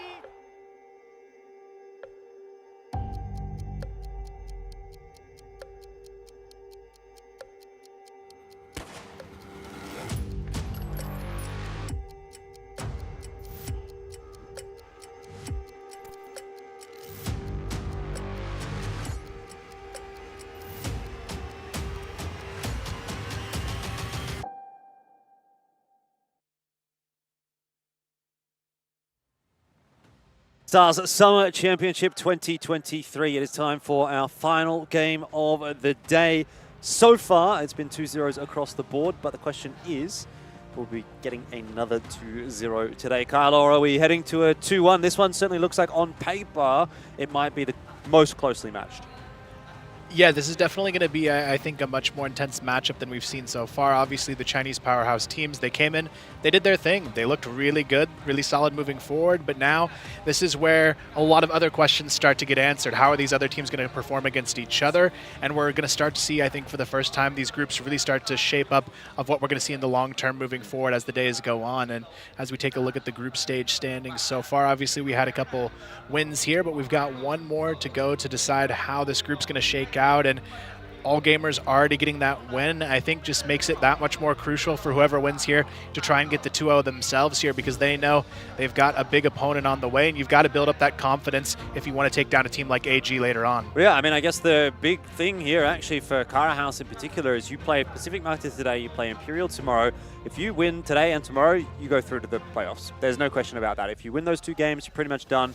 Unless Pacific Macta were to beat all gamers, and then there would be like this weird sort of tie type situation, but I think we're all kind of expecting that not to be the case.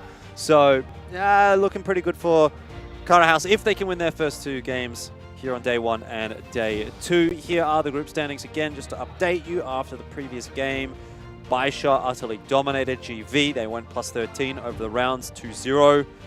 10-5 and 10-2 were the scorelines in their match on Compound and Subbase, and then we check back in with All Gamers and their group, and this is also the group that we're going to get to watch here in this game. Imperial did put up a bit of a better fight than what GV did against BaiSha, but not by a huge margin. 10-7, 10-6 on Black Widow and Ankara.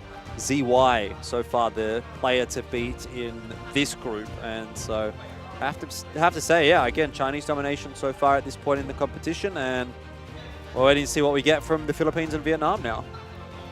Yeah, I think this is going to be a really key matchup in how this group plays out, because in my mind at least, Cara House, that's one of those teams I'm expecting to probably come out with a really strong performance today to open it up. But for me, Pacific's a really big wild card also in this group, because historically this is a team that used to be a top 4 team back in their heyday. We just haven't seen that in quite a while. But if they turn up in the right way, this could still be a really difficult opponent for Cara House to get through. Yeah, indeed. We were just having a bit of a conversation with the Vietnamese commentators as well, and saying, you know, what do you guys think? How do you sort of expect this game to go? And obviously you'd expect that they're going to have a bit of a better read on what the Vietnamese region is going to be able to bring to this event than what we would, because they're involved in the scene a little bit more. And they even seem to be a little bit hesitant as to whether or not they were going to win to begin with, and even if they were going to win, what the scoreline might be. One of them was sort of saying he didn't really expect it to be a super easy game. Maybe if they were lucky, they could get a 2-0 Cara House, that was, but wasn't expecting it, and we sort of thought we might be going to 3 maps here. I don't know, man. I think, like, I'm looking at the peak levels of both of these two teams, and I'm thinking Pacific Macta are a very, very strong team if they hit their peak, right? They've gone the distance in a lot of these events before, and so they're a team that I'm quite interested to see whether or not they'll be able to perform, but jury's out a little bit more, I think, for them, and so see how they go here in this final match of the day, which will be coming up fairly shortly. Philippines versus Vietnam. I mean, obviously the crowd will be barracking for Cara House, so that may factor into how things are going to play out tonight as well. Yeah, it's one of those things, though, it's kind of a double-edged sword, because it can also add that just much more pressure on your shoulders to perform as well, knowing that they're kind of the fan-favorite team. They've just got to make sure they don't let that get to their head and cause them to overthink things or get a little bit too anxious, because Pacific's a team that I could see definitely getting at least a map out of this series, even though I wouldn't say they're my team to win this one. I think they're still a really tough opponent to go up against. For a while, I would have argued they were the best sub-base team in the world, so I'm interested to see if that map makes it into the mix for them, because these guys historically very strong on that map. They also have, for a while, one person on their team was touted as one of the best players in the world, that being Revenge. In his heyday was one of the best snipers out there. He's kind of fallen off a little bit since then, but still a very strong player nonetheless for them to have on their roster. But Cara House as well, I think the big thing that's boosted them to kind of a top 3 level in my mind coming into this event is Dola coming into the mix. I got a chance to see him for really the first time at the last CFS, and this guy was putting up 2.0 KDs against some of the best teams in the world. And this is where I think this team can really shine through in a positive way, because a lot of these young talents coming in can really be game changers for some of these older lineups. Yeah, I think it's also a good talking point in that, you know, when you look at these two teams, it's about who's going to show up today and who's going to perform, right? We know what kind of level a lot of these players can bring to the table when they're playing at their best, but maybe they don't bring that kind of level all the time on a super consistent basis. But to do it today and to do it tomorrow, if we're speaking specifically about Cara House, going to be super important. For Pacific Macta, that other game that they'll have to play against Imperial, also going to be a big one. Again, we're not really expecting any of these teams to kind of challenge all gamers, but it's this game right now for these two teams and the game against Imperial that are going to be the real deal breakers for them. Make or break, basically, whether or not you get into the playoffs. And obviously from there, yes, it's a bit more of a difficult sort of a run to go, but at the very least, I think for any team right here at this event, playoffs has to be the goal at minimum. And then for a couple of them, obviously the 2 Chinese teams in particular, maybe Imperial, grand final would be the minimum goal. And undoubtedly winning is also the end goal for every single team. But I think you do have to kind of come into it with a degree of an understanding of the realistic scenario that you're finding yourself in. And for these two teams, I think right now, let's focus on just trying to make it into playoffs. And then if we do that, then let's see how much further we can go. Yeah, I think for both of them, this is really going to be a good starting point. Neither one has an opponent where I think they're super nervous about going against each other. But at the same time, this is ultimately one of those matchups that's kind of going to decide how this group finishes out. So it's still a very important one for both of these teams, and especially considering they both have Imperial and All Gamers as their next opponents. This is, I would say on paper, the hardest group to be in. It's all #1s from their region coming into it, and this is all teams who've been in top 4 situations before on the biggest stages. Yeah, so you got to bring your A game to the stage today. And I suppose, you know, it is getting reasonably late now. It's 8 p.m. here in Vietnam. So are these players, you know, have they... I saw Pacific Macta at the very least were here when we got here today, which was about 1 o'clock. They've been here for a while. Have they been practicing that whole time? Have they been sort of scrimming some of the other teams, or have they been taking it easy? You know, are they feeling prepared? These are all sort of questions that come to mind as to what kind of level they're going to come in with. And yeah, I mean, it's been a long day, right? So they've been able to watch a lot of the games, but at the end of a long day, maybe are you getting a little bit tired at this point? Are you in your perfect mental space to kind of play this game. We'll have to sort of wait and see. Waiting to invite the teams onto the stage here as well is kind of where we're at this point in time. So, yeah, I mean, as far as the conversation goes, beyond that, I think right now, waiting to sort of just see what both teams are going to look like when they're on stage. Maybe that gives us a bit of an insight as to how ready they are for this game.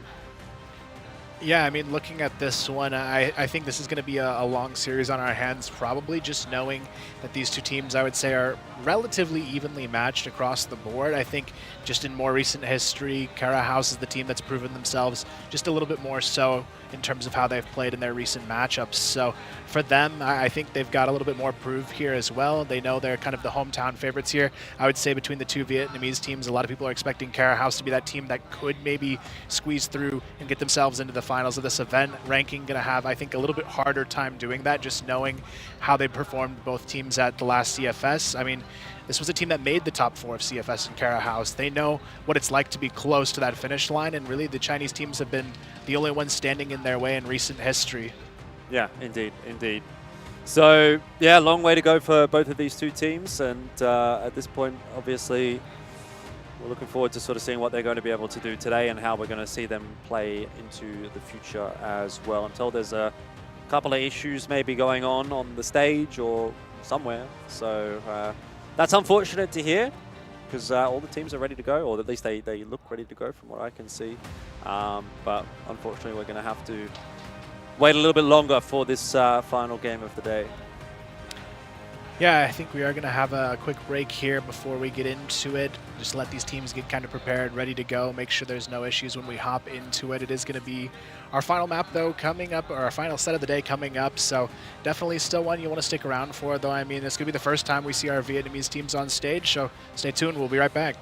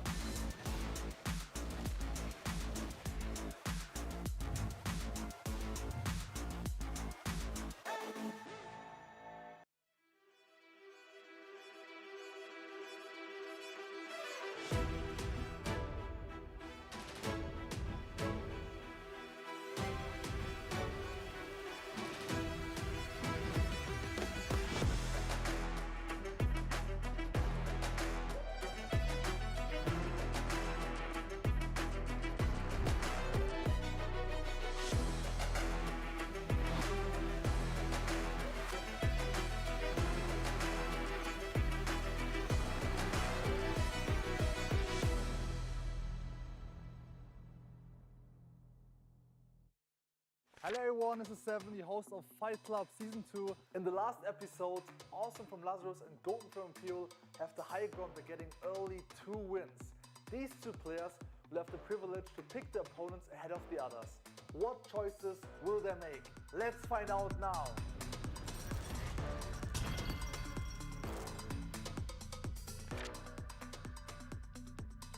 Ready, start. Silva. Não sei se eles estão pensando que eu sou um adversário fácil, porque nos campeonatos de lá eu sou acostumado a ganhar deles sempre. Because I thought he's the worst player on the field. Eu acho que ele me escolheu porque ele viu que eu perdi a última partida, mas ele vai se arrepender. Round 2.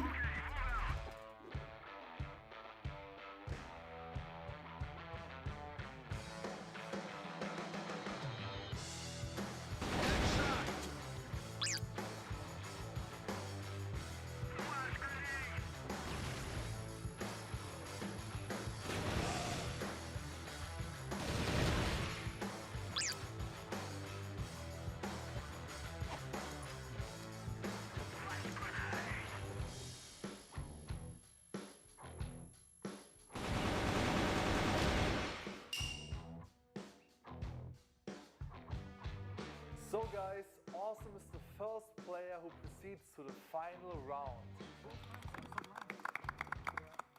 I was very excited because I knew I'm in the final round. Foi uma experiência boa, o campeonato, mas eu fui eliminado e bola pra frente. Horus, porque ele teve uma chance de me escolher para uma revanche, ele não teve coragem. aí eu dei essa chance para ele. أنا كنت أعرف في الحقيقة أنه سوف يختارني للانتقام لصديقه، لكني هذه المرة كنت مستعدا وكنت أعرف أني سوف أنتصر على هذه المرة. Round 2.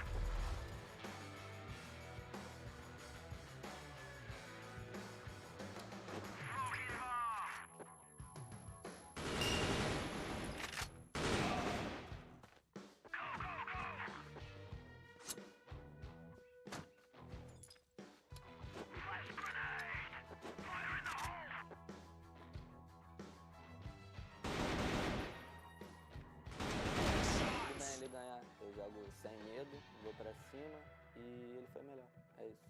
حاولت تنتقم مني وتكسب لكن للأسف خسرت. مين هيشيل خشبتك؟ ادي كده سيلفا خلاص، وادي كده جوكن خلاص، ادي كده البرازيل.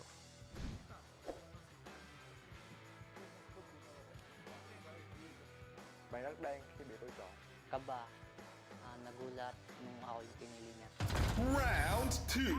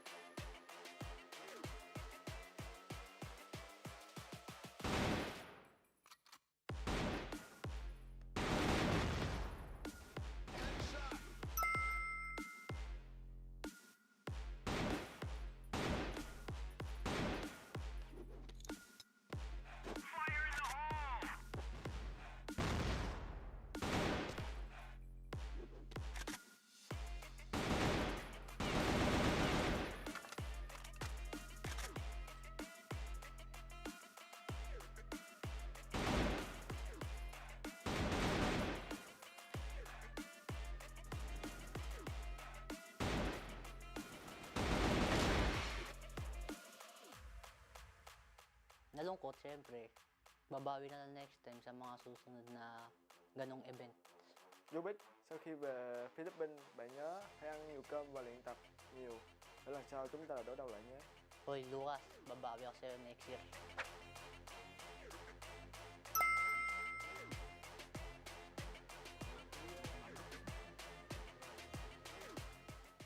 So it was fun for me to pick the cards because I knew it didn't affect me which players I just chose.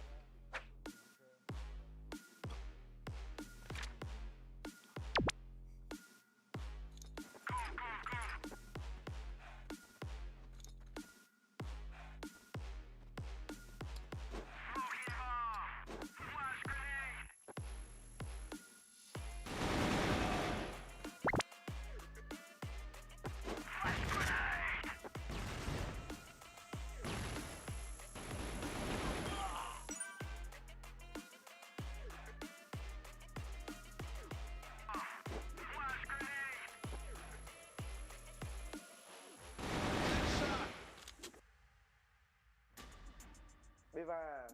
xứng đáng hơn bạn khi mà tôi đứng ở đây. Goodbye.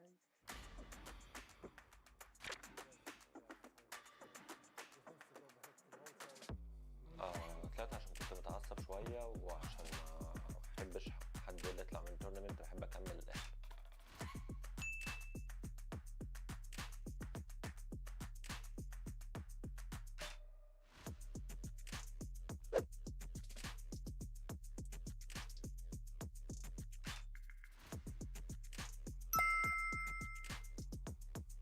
Ai cũng được, nhưng mà không phải là tôi.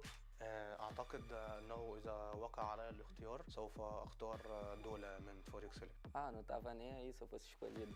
Se eu fosse sorteado, eu conseguiria ganhar. I felt bad for the other players because I picked Dola and I knew he's a good player, so they have to play against him now.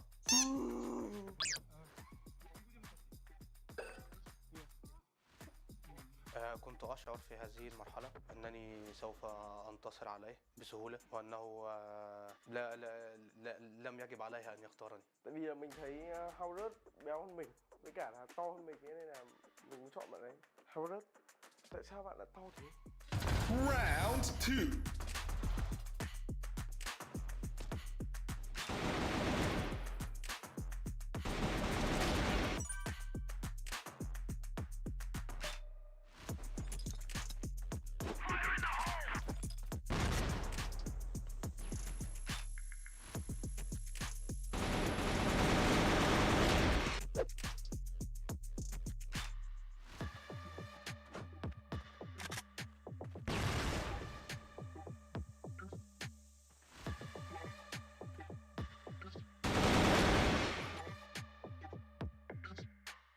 Cái cảm giác mà em thua nó, tại vì trận đầu tiên thì em gặp là em thắng nó, nhưng mà trận thứ hai thì em bắn từ 85, thế là trận thứ ba em thua luôn.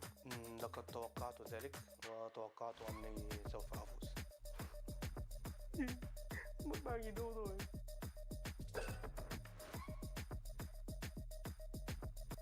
After the fierce battle from the challengers from the first 2 rounds, now we have only 4 survivors left. Now only the final stage remaining, new rules will be applied to determine the final champion of Fight Club Season 2. Unlike the previous rounds where losers or winners select their opponents, the first player to ring the bell on the stage will have the chance to choose his opponent.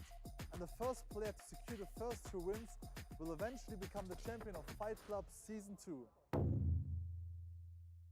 Nếu mà vào vòng bóng đổ em khi thấy 3 người còn lại thì em đã có suy nghĩ là em sẽ là người nhà vô địch. Ready, start!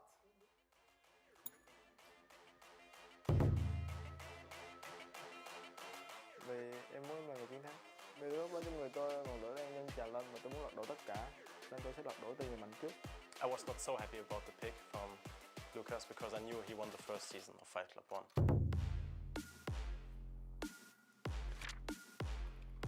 Round 3.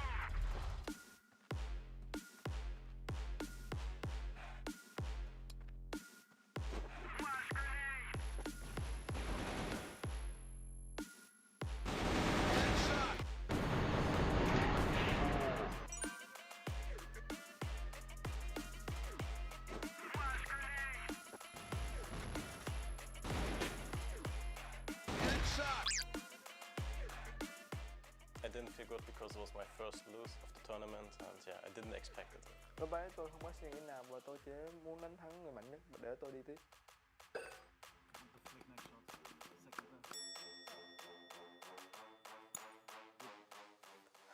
Thật sự thì tôi không biết về điều này. Vì tôi nghĩ anh ta chọn tôi vì anh ta muốn chiến thắng tôi. I think it wasn't the smartest move because if Gokun loses now to Lucas, Lucas would just won the whole thing. Porque eu sabia que ele não iria ser escolhido por ninguém e se eu ganhasse dele, eu ganharia de todo mundo. Em nghĩ là em sẽ đánh thắng anh ta vì năm trước em đã đánh thắng anh ta 2 lần.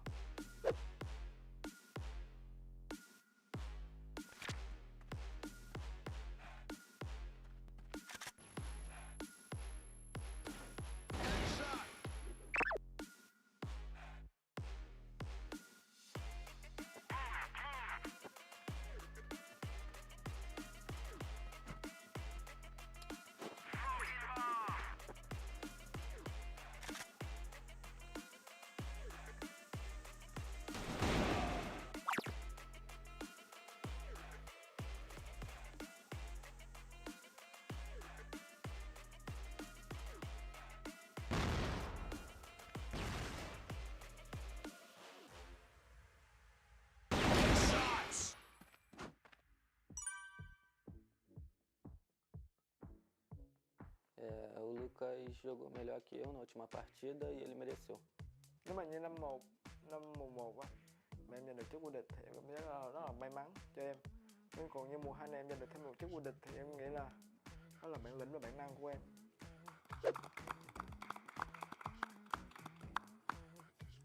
So, this is a gift for Awesome for being the first player, winning 3 matches in a row in round number 1. So congrats, Awesome.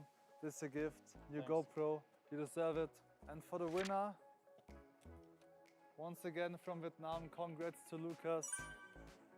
This is for you, and $3,000 US. Big congrats to you, you deserve it.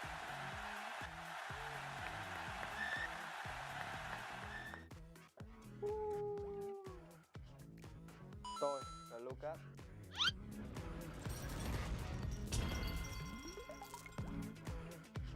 Bạn ấy càng من غير بوس كده ماشي من غير بوس كده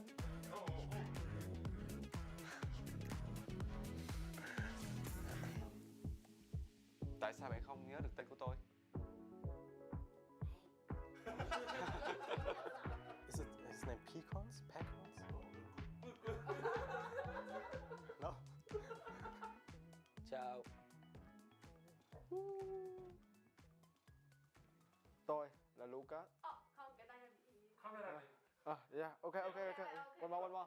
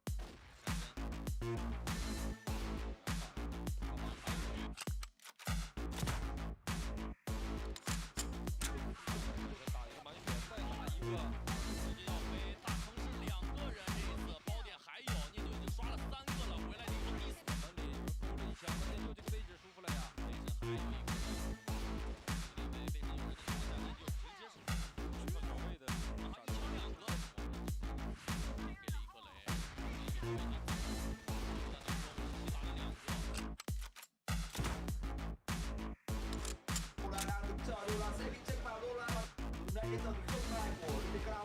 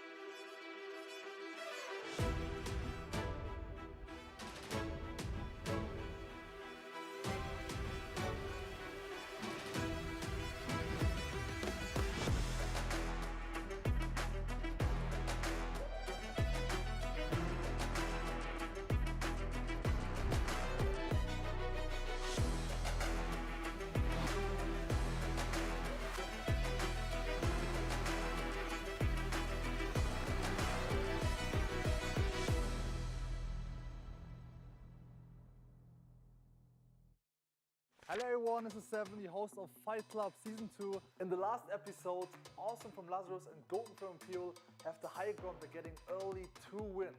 These 2 players will have the privilege to pick the opponents ahead of the others. What choices will they make? Let's find out now.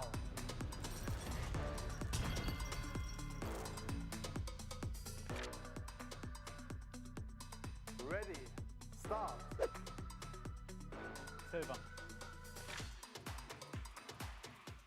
Não sei se eles estão pensando que eu sou um adversário fácil, porque nos campeonatos de lá eu sou acostumado a ganhar deles sempre. Because I thought he's the worst player on the field. Eu acho que ele me escolheu porque ele viu que eu perdi a última partida, mas ele vai se arrepender.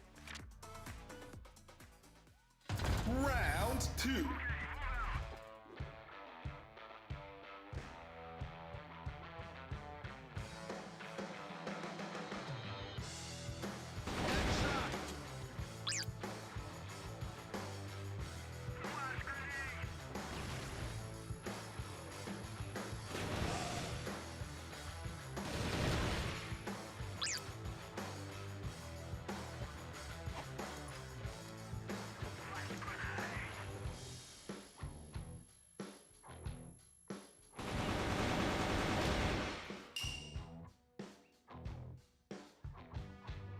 So guys, Awesome is the first player who proceeds to the final round.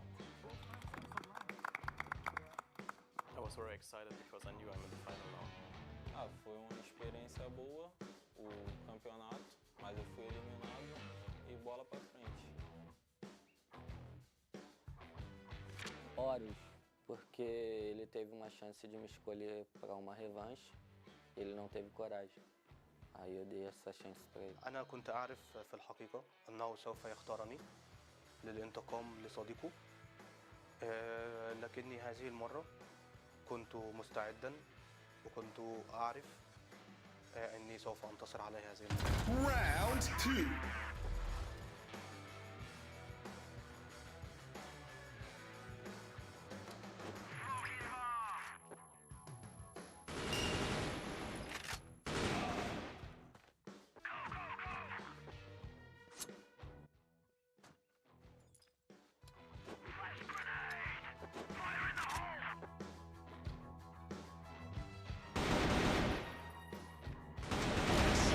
Ele ganhar, eu jogo sem medo, vou pra cima e ele foi melhor, é isso.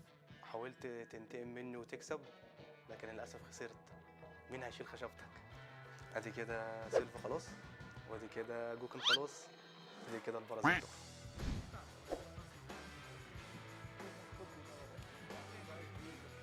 Bạn rất đen khi bị tôi chọn. Kaba, nagulat nung ako yung pinili niya. Round 2.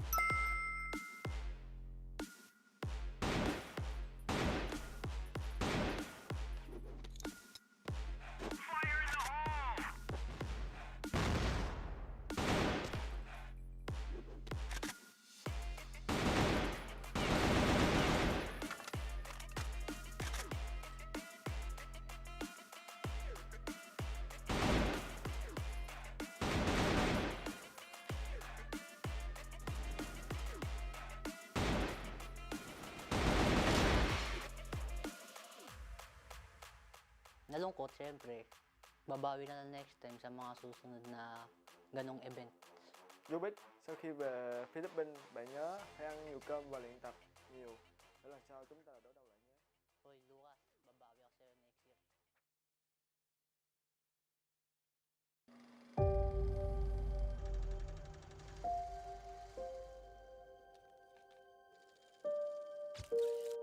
That's the championship point! All gamers will be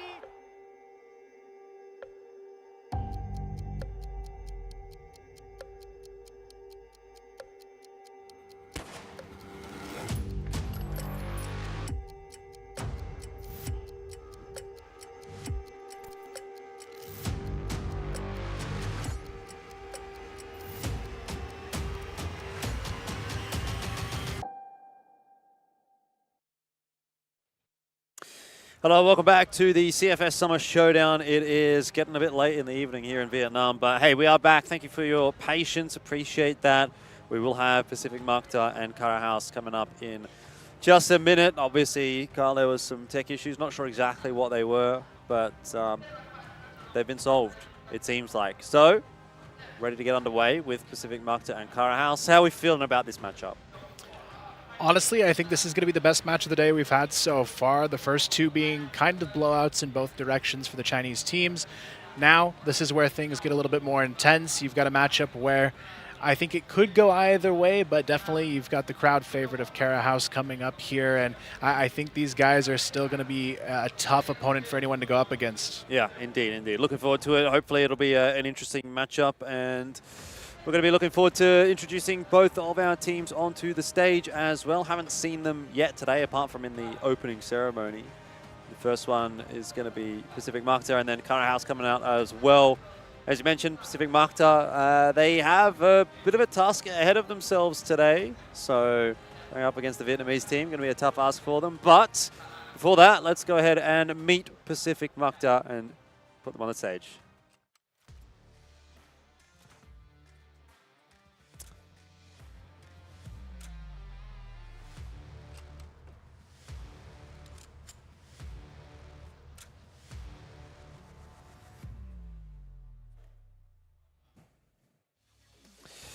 All right, well, off they go. Pacific Macta, the team from the Philippines, with a lot to prove. I think they come in as an underdog-esque team. Would that be fair to say? Yeah, I mean, normally I wouldn't pick them out to be the underdogs, but when you look at the group they're in, they are definitely the team that's going to be fighting from behind, I think, throughout the group stages. But they've got a lot of history on this lineup, so I'm hopeful they can come through with a big win here today. Yeah, Revenge Aldrin and ZYK. Players that have been here since pretty much the beginning, but it's time for us to meet their opponents today. It will, of course, be Cara House.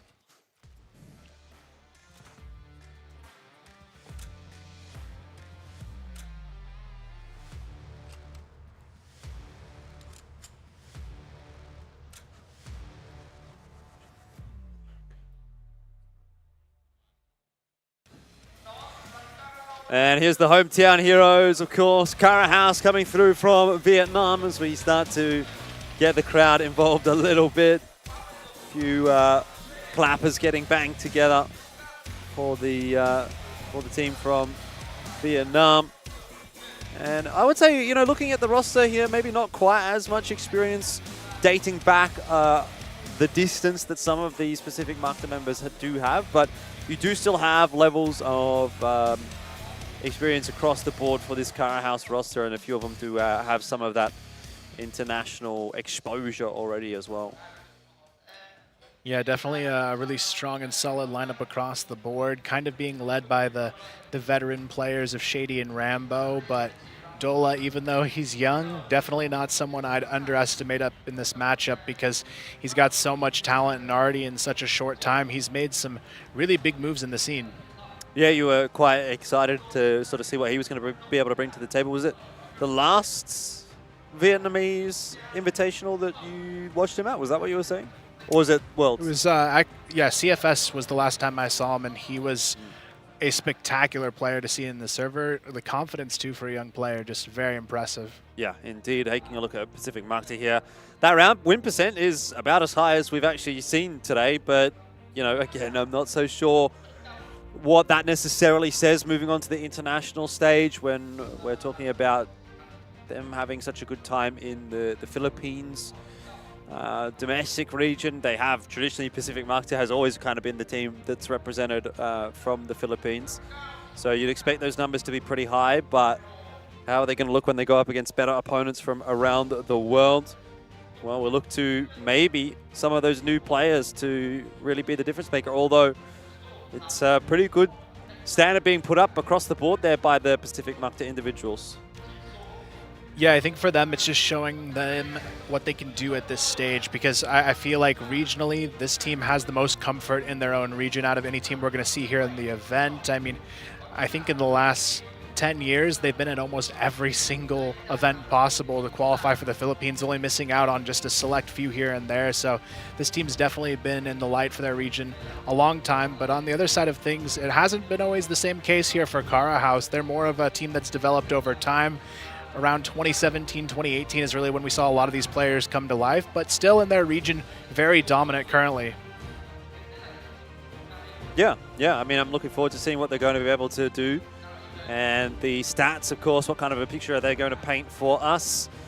Maybe in this case, we're looking at Lucas as being the one to do the lion's share of the heavy lifting, helped out a little bit by Dola. But yeah, obviously the stats here not maybe quite as impressive as what you saw from Pacific Macta, but you do have to think about Cara House being from a region which just in general seems to be a little bit stronger than the Philippines, obviously hailing from Vietnam. Now, as far as the match history between these two teams is concerned, quite a little bit to speak to there, but not a single win for Pacific Macta in a series, but in at least 3 of those series, they were able to take a map. So see what they can do today. Maybe a history-making day for them in their 5th matchup. Yeah, I think for Pacific, it's all going to come down to map selection here. They're a team that, from what I've seen historically, is very hit and miss, depending on what map they actually draw on a series. But looking at some of the key players as well, we're going to look at the head-to-head of kind of the MVPs in their seasons leading into this matchup. Lucas on the side of Cara House, definitely in a solid position. I think he's one of the veterans of this lineup for a reason, and he's still consistently playing at the highest levels, even many, many years later still now. Yeah, looking forward to it, and we'll get to see what these two teams are going to be able to deliver in just a moment. But of course, we now have our questions as to which map pool we are headed on towards. And just judging off of the previous head-to-head between these two teams, it feels like there's quite a number of maps we could actually kind of end up on. Obviously, each team seemed like they had like a ban that, you know, we'll probably see again a couple of maps there that were just completely not touched. But aside from that, it seemed like 5 out of 7 of the maps in the pool have been played between these two teams. So, I mean, anybody's guess really as to where we go. Yeah, it's going to be a tough choice, especially, I think, for Pacific, just knowing, even though they've played them on most of these maps, they haven't had a good time in the overall series they've faced off against Cara House on. So it can kind of play some mind games in your head in terms of what you might want to pick here. I think there's one map I would probably avoid against Cara House, and that's Mexico. From what we saw at CFS, they were probably one of the best Mexico teams in the world, and after they had some big wins on it in the group stage there, it was very heavily banned out against them. So I'm expecting Pacific probably doesn't want to draw that. Outside of that, though, I think they're pretty comfortable on most other maps to be on a somewhat even playing field against these guys. All right, well, here we will get to see the answer to our questions. And so Port and Eagle Eye both going to be taken out. We've got Ankara, Black Widow, and Subbase. If I'm casting my mind back, I believe Black Widow was one of the maps that Pacific Macta had not beaten Cara House on in that history graphic. But surprisingly, Mexico was left open, not picked. Yeah, I think it makes sense coming out of Cara House, even though it was left on the table. They're a very good Black Widow team. Not surprised to see them pulling up with that one. And Cara as well, one of the maps I believe that we saw previously, they've taken down Cara House on the side of Pacific. So I think it's going to be a pretty good map pool actually for both teams. Subbase, I would say, slightly does lean in favor of Cara House just on recent history, though for a while Pacific was one of the strongest sub-base teams in the world. They've just kind of in recent history been overtaken, I'd say, by a couple other teams in that regard. So I think this is going to show a really good series between these two teams, but just looking at the map picks, I still would give that slight edge to Cara House. Yeah, I mean, I guess we'll see whether or not we get to sub-base, but Ankara to start things off. Black Widow map 2, and it looks like teams are getting ready to go. Now, no surprises as to which casters are going to be the ones predicting for the team from the Philippines. Of course, it is the Philippines casters. You know what's kind of interesting about us, Kyle, is I think we're the only two of the entire talent team that doesn't really have like a dog in the race or a horse in the race, if that makes sense. Like every single region, right? There's a Chinese team, there's a Vietnamese team or two, you know, like Brazilian teams and Philippines teams. But we're just here like, you know what? I mean, you're from the US, there's no US team. I'm from Australia, there's no Australian team. So I just want to say I think our predictions are like the realist predictions, you know? There's no bias involved. That's true. I think the closest thing we've got is maybe GV, Maybe but GV. that's really about it. Yeah. So, but yeah, it looks like we are just about ready to hop into it here. I know it's going to be a tough road ahead for both of these teams, but I believe this is going to be one that goes the distance.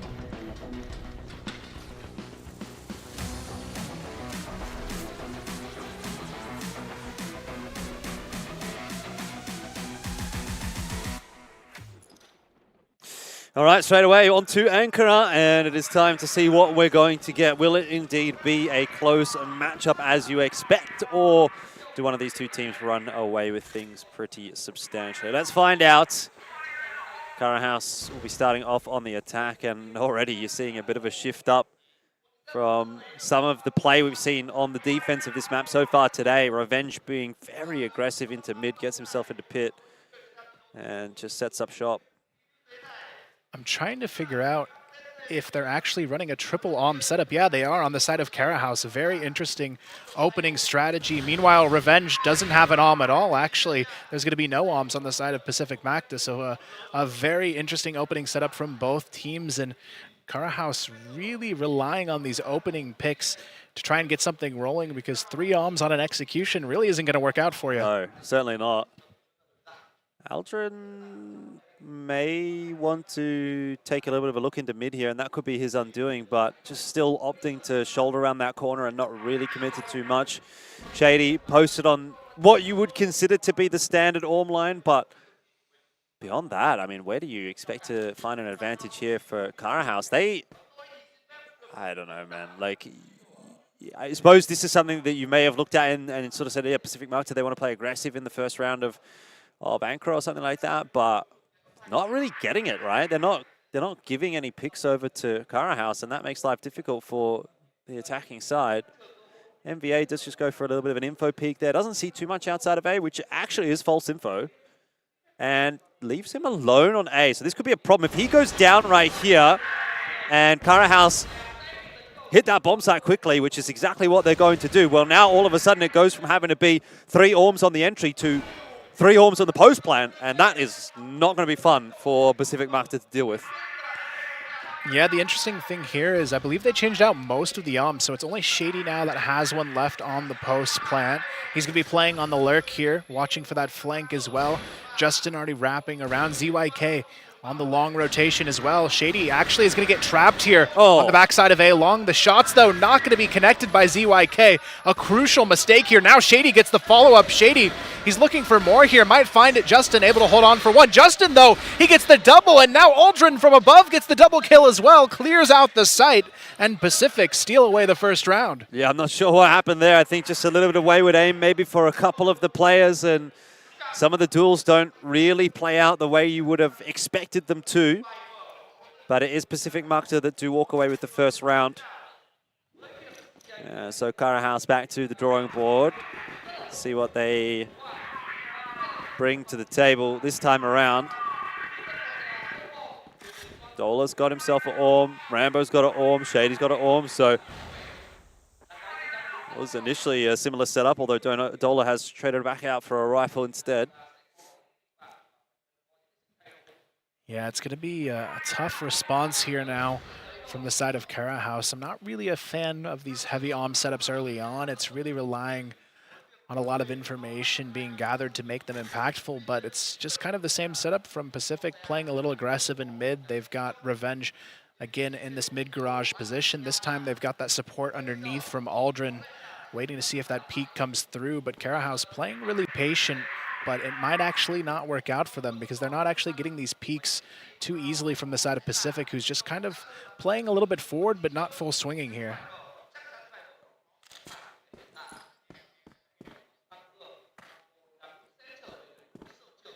Well, a little bit of a reroute for Karahaus as A is smoked off at the moment.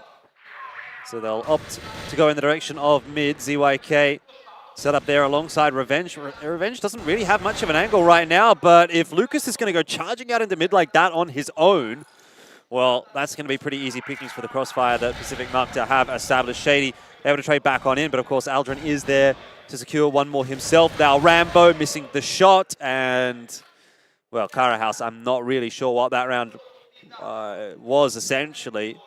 Just felt like a lot of very individual-oriented peaks into mid, and they have been punished for that. Now Dola left alone, 1 versus 4. He's going to try and find his way out of it. Able to find the first, but he's already down to 16 HP, and the time is ticking. 30 seconds on the clock. He's got to make his move pretty quickly here now. The collapse is already coming through. He's got a player down out of the vents. He's going to find another kill here, though. Narrows it down to a 1 versus 2. Aldrin and ZYK spot him out, though. The double peek gets the job done, and Pacific, they've got a 2-0 lead. Yeah, pretty good-looking couple of rounds as well from Pacific Macta. Not super impressed with what I'm seeing so far from Cara House, to be quite honest with you. It just doesn't look like they have what they need on the attack of Ankara right now. I mean, this triple Orm setup is a little bit interesting as well. I can kind of get the idea behind that, but I mean, still persisting with the double Orm setup. It hasn't been working, and I really wasn't impressed with that push into mid from them. Very individualistic, and it deserved to be taken apart the way that it was. So Pacific Macta definitely feeling confident so far. Cara House, a little bit of work to do. Yeah, I'm hoping they play a little bit more strategic here. It almost seems like Cara House so far is just trying to take a lot of gunfights, and they're not having the best of time in winning them. So maybe they need to change the pace here. Maybe drop that second Om and get a little bit more assertive on how they execute into these sites, because they've got a couple players at least who've been hitting the shots here to open things up. Shady and Dola having a pretty decent start in this one. It's just the rest of the team that kind of needs to step up around them and make that impact known. It's going to be a much more safe setup, though, coming out from Pacific in this round. Only one player, though, defending this B bomb side, and ZYK could run into trouble soon. Yeah, I think you got to remember that first round, Cara House pretty much got control of A for free and still lost it. So even though there's only one player here on B right now, ZYK, if he can even just get one kill, maybe the retakes are going to be comfortable enough for Pacific Macta. No Orm on their side, so they're more than happy to just take those retakes. But ZYK even edging away from the B side a little bit now, as that util starts to get tossed in, and he may well get isolated out of this site. Smoke doesn't look like it's gone exactly where it's intended to for Cara House, but they'll still be able to get up and onto the site once some of that util does eventually get locked on down. Quick rotation across, though, from Pacific Macta, and with 30 seconds left here, Cara House are going to find it potentially pretty difficult to plant the bomb. Yeah, it's going to be a tough one. Pacific already collapsing onto their position. The bomb will get planted, but there's not a lot of room to work with for the side of Cara House. Dola goes down on the lurk as well from MVA. And now they've already got a 5-on-3, making a 5-on-2 for the retake. Lucas and LDX, they're trying to hang on, but it's not going to be for too long. Lucas tries to take matters into his own hands, though, gets a triple kill, and it's down to the 1v1. Justin versus Lucas for the round, but the time is ticking. Justin has to go now, but he falls down. All Lucas has to do is just stay alive at this point, and he's played the clock perfectly. Justin, he's stuck in the corner. The time is down, though, and Lucas, he's won it just off the clock alone. He gets it done. What a play from Lucas to get this one on the board for Cara House. Yeah, very, very nice, sharp stuff from Lucas, and you get the sense as to why he's the top-rated player on that roster according to the stats. What I'll say about that, though, is if that's the only way they're going to win a round, you cannot be banking on that to happen every single round. So they need to be doing something a little better than that. You can't rely on Lucas to get a 4K to close out the post plan. Needs to be a little cleaner than that for Cara House, but at least they're on the board. It's been a shaky start to the attacking side of Ankara so far. Lucas is feeling confident, so he's going to take that peek into mid himself. Won't see much. Yeah, right now it's going to be up to Cara House to still have a little bit safer of a round here. That one definitely too close for comfort. Now you can see Shady here trying to sneak underneath the A bomb site. Justin may have had a chance to jump spot him there on the back of sight. Not sure if he actually caught the angle. MVA playing that first point of contact as Dola tries to sneak in. The counter flash as well stalls them out, but they still have a lot of presence on this bomb side. MVA and Dola collide here. It's going to be a quick two-piece on the board for Carahouse. Now a 5-on-3, make it a 5-on-2. Pacific, they've got no room to work with now. Yeah, it's just a little bit more like it, maybe what we were expecting from Carahouse, right? They were a little bit sleepy in those first couple of rounds, but now starting to look a little bit sharper. Good entry from Shady, covering off the boxes, and Dola gets the crossfire angle on lock. That said, I mean, they can't continue to give these kinds of duels to Aldrin, who is just an absolute machine, retaking the A site. He is on for the ace, all 5 kills. If Rambo were to give it to him, Rambo's not interested. He's backed away all the way into vent. The round's now unwinnable, but that's got to be a wake-up call. Rambo catches him on the defuse. Carahouse get themselves another win, but I mean, that is something that concerns me, right? Carahouse take control of that site, and then for whatever reason, they just want to take fights while Pacific Macta is rotating in one by one and just get booked by Aldrin. And then all of a sudden, you're in a 1v1. How do you let that happen? There needs to be better coordination than that on this kind of a level if they want to ensure that they're going to win these rounds, because that is very nearly the exact same thing that happened to them in the first round. Yeah, it almost was. I feel like if he just stuck the ninja defuse there, he probably would have had the round. It was just a matter of lucky timing there from Rambo to close it out. But yeah, it still seems like they're playing a little bit too scrappy on the side of Carahouse. I'm hoping during the pause that's kind of what they're talking about, because it almost seems like a lot of the decisions are a little bit too loose in how they're playing so far. So I hope they reel it in a little bit, play a little bit more as a unit, and I think they'll still be in a good situation, because it does seem shot for shot like they are the slightly stronger team here. It just seems like strategically they're not playing very well. They're not. I mean, you can see the coordination is definitely not there for them. Obviously, there's no coach behind the team in the booth right there. So I think if this is something that persists throughout the first map, that's definitely, if I was the coach on their side of the field, I'd be really highlighting that and saying, guys, you need to be taking this a little bit more seriously as a cohort rather than as individuals. You don't need to be the hero and take that aim duel on your own. You know, let's 3-2-1 it, make sure we're swinging together, putting ourselves in positions to almost not lose rather than hopefully win. But look, I mean, end of the day, they still win the round, so no harm, no foul. Yeah, I think moving forward, they're definitely going to have to do something a little bit more in unison, especially on the post plants. Just not setting up to trade is proving to be a little bit of a downfall for them so far in this first half. And this is a map where I was expecting them to be a little bit more strong on right out of the gate, and we just haven't seen that strength from them just yet. So hopefully there's a chance here they can start piecing things together. But on the same side of things, you really got to hand it to Pacific, looking a little bit stronger than I anticipated as well, especially these retakes from them, very solid. The shots they're hitting as well, definitely impressive. Yes, I'm not sure what's happening at the moment. I thought we were in an attack pause, but it's gone on for a little longer than you'd think.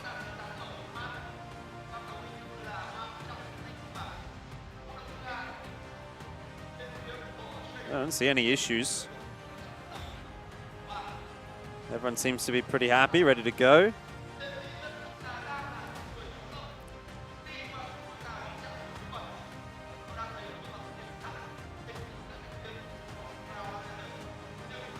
Okay, apparently it is still attack pause, from what I'm told. Maybe each team took one attack pause and they put them back to back. I'm not sure. It's a very long attack pause though. Yeah, it is going to be interesting to see what they do coming out of it now, because it's kind of hard to get a read, especially on the side of Carahouse, of what they're really doing, because it just doesn't seem to be unified on their approach. So I'm hoping coming out of this they can have some really solid executes behind them. But I feel like Pacific, they just kind of got to keep doing what they're doing here. I haven't noticed any major flaws in their setup. Their retakes and rotations have been pretty much where they need to be. There's a few moments where they're just not hitting the shots they need to, but across the board, this is exactly what they need to do on the GR side. Yeah, yeah. All right, well, looks like we're getting back into the game as far as I understand. So the mystery of the extended tack pause will never be answered. But it was a tack pause. That's all I know.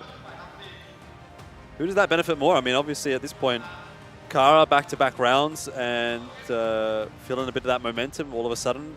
Extended pause. A bit of that momentum slows down. Yeah, it's a tough situation, though, because I feel like even though they did win back-to-back rounds, they didn't feel like great rounds either way. Both of them coming down to 1v1s where one of them was a clutch for them and one was almost a clutch against them. So I think at this point, Kara House is really going to be rethinking their strategy. I'm hoping they get rid of these triple OM setups at the start of the round. It hasn't been the best for them. Even the double OM is a little bit questionable at times in terms of just how they're positioning here. So hopefully they're able to make some adjustments here and really show us what they can do. But looks like we are going to be in a technical pause now as well. So hopefully that's something they can get resolved soon here. Yeah. I'm told we're resetting the lobby, so that might take a little while.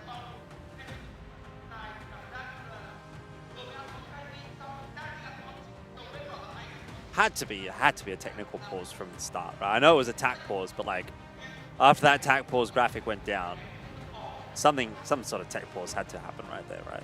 There's no way that was a tactical pause for that long. You can see some of the notes there for Kara House, what they've been cooking up in the lab. What have they got to show us? Multiple pages.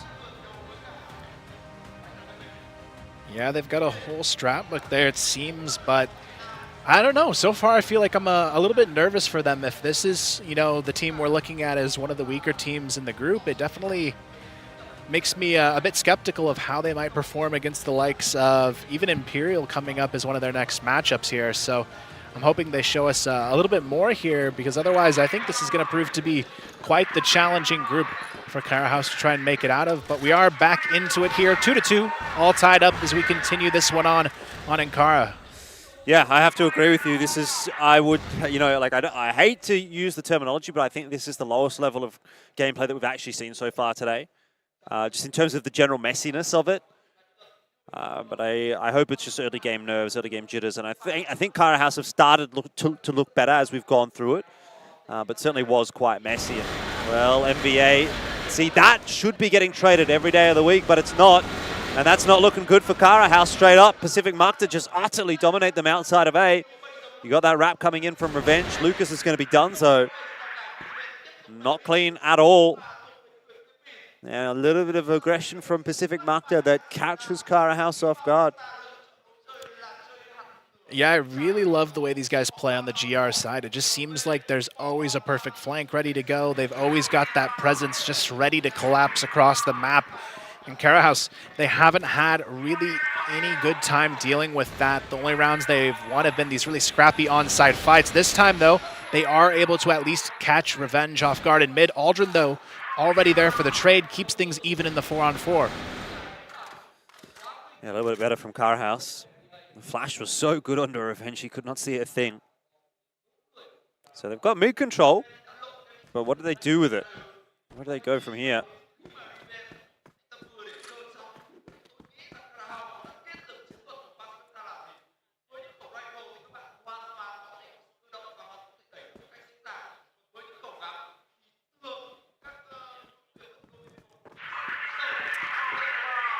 Yeah, nice little smoke screen set up towards the A bomb side. It is going to be Kara House working their way in. A shotgun in the hands of Lucas. Kind of a surprising choice from him. Sometimes players use this to clear out the vent position here, which he is going to do, but it's still such a gamble to have in your hands if you do stick with it on the post plant. But what a shot there from Lucas to open things up. But here come the trades. MVA still manages to find two. Aldrin on the backstab, able to get into sight here just in time, but he can't connect on the shots. But look at ZYK. He's already right through the arches for a double kill, and that's another round for Pacific. Yeah, Pacific Macta just do not slow down at all, do they? I think anytime you see Aldrin still alive, rotating over to that side, you have to be a little bit worried. He seems to make no mistake. Just buys enough time for ZYK to come in from behind. And Kara House, I mean, what is going on? It was a nice entry with the auto shotty. But unfortunately wasn't converted upon. Just not being able to find the cleanest entry so far. Right now you can tell they're playing a little bit safe, but not on the side of Pacific. They're going in full force over towards this B-long push. Karahouse, though, going to shut it down. Rambo finds one. Lucas finds a double kill as well on the B bridge. Now it's a 5v2. Lucas sneaks into the GR spawn. MVA going to find the kill here onto him, but it's still a 2-on-4. Yeah, isolated bomb sites as well for Pacific Macta. You'd want to see those two individuals just grouping up. Even if you're gambling towards the wrong site, it is better to have both of your members in the same position. Then at least you can sort of watch each other's backs, trade each other down. Does tend to increase your chances in the round. It'll be MVA to try to make the solo play into the bomb site and can't do much with it. So it should be Karahouse to win the round from here. Bring it back to 3-4. Close affair so far on Ankara. Yeah, very close. ZYK on the rotation here, trying to find anything he can, but the nade comes down. He's pretty much isolated into this connector, and he should be shut down very shortly. ZYK, though, trying to toy with them for a moment longer, gets at least a kill there out of that one.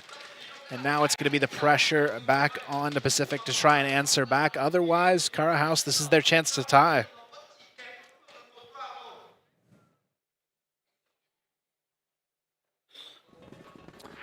Well, see what they bring out. Looks like they've stopped bringing multiple. Never mind, I spoke too soon. Shady and Rambo both having a sniper in hand. And look at this push from Pacific Macta. They do like to bring that brand of aggression, but you hear all that util, and immediately what that tells me as Karahouse is that B is somewhat undefended, or at worst, there's two players over here. Aldrin, though, does a good job of starting things off, and there's not really much of a response yet from Karahouse. Spoke too soon. 3 kills already for the attacking side. LDX doubles down, and it's just revenge at the end of all the shenanigans. But he has got himself into a position where he can actually fight for this round. Karahouse just need to slow things down and allow Rambo to get in behind, which they do. Yeah, really solid response here. 2 rounds in a row now for Karahouse, and a chance to take a half with them if they can get this final round here. They're looking a little bit better as they go. Still pretty scrappy, I'd say, between these guys. It hasn't been the cleanest, but it is starting to look better and better for these guys' potential to take a first map for themselves. Pacific, though, I love the counter aggression these guys throw. Sometimes it works, though. Sometimes it gets completely shut down. Well, the A hits have been a little bit hit and miss from Karahouse, so can't say whether this is going to go well or not for them. Lucas once again has the shotty in hand, but this time cannot punish with it. 1 for 1 there for Justin. And Rambo, so far, getting the assistance on into that bomb site by LDX. It is starting to fall apart, though. Again, it's Aldrin. You can't hit this bomb site if he's alive. Yeah, Aldrin having a really good first half here as they close it out. 5-4. As we switch sides, it is going to be in favor of Pacific. But now they've got to answer what they can do on the attacking side of this map. This is where, in the past, they haven't been quite as strong as their GR sides, but this is their chance to close out a big first map in this series, because if they can get a 1-0 lead here, there's definitely a strong chance they can close this first series for themselves. And when you're looking at the rest of this group for them, this is a huge win to start it off if they can find it. Well, I'm hoping we don't have another tech pause going into the second half here.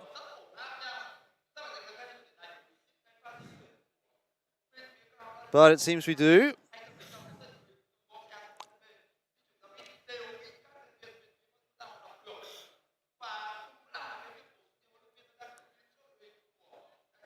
Heated exchanges maybe in the Karahouse booth there. Trying to figure out what they need to do here going into the second half to ensure that they can win this map. I mean, it's definitely not a sure thing, but we were speaking quite favorably about them for Black Widow. And I'm sure at this late hour in the evening, they would definitely be looking at a 2-0 as the ideal result for themselves, assuming it's 2-0 that they win. So to lose this first map and then have to make a reverse sweep, that's going to take a fairly hefty amount of mental fortitude. Yeah, I mean, it just goes to show you how difficult this group is going to be for the other three teams. I think it's going to be a lot of very close matches that ultimately decide who can be that second team through. And right now, Pacific, I'd have to say they're looking like the slightly better team. It's not necessarily the shots that are doing it. It's just the team play. I feel like these guys, you can definitely tell the years of experience they have over this Cara House team and how they're playing right now. I think they also have a bit of an X factor in Aldrin. The amount of rounds that he's been able to multi-frag. I can think of 3 particularly impressive ones on the A side. So if he keeps that up and everything else is about equal, you know, maybe that's the difference maker. And it sort of feels to me like that has been the difference maker in a couple of the rounds. Right, round 1 definitely, and even the last round of the half there could have been a completely different story had Aldrin not multi-fragged the way that he did. And 2 rounds doesn't sound like a big difference, but at this point in time, certainly could blow out even further than that. Yeah, we'll see if he can keep up that type of performance going into the second half. I think it's going to be a little bit harder for him to create that same impact on the BL side, but there's definitely still a chance he can do it. I think for Cara House, this is going to be a chance to show us here that they can play a little bit more of a strategic game in the second half. It's definitely an easier side of the map to showcase that on coming up for these guys on the GR side. Defending here, it's really just getting the solid rotations because this is a really slow retake map at times. It takes a lot of time, as we've seen, to get back in, especially on that B bomb site. So I'm interested to see how they're going to approach this on their defensive half here as they get it kicked off.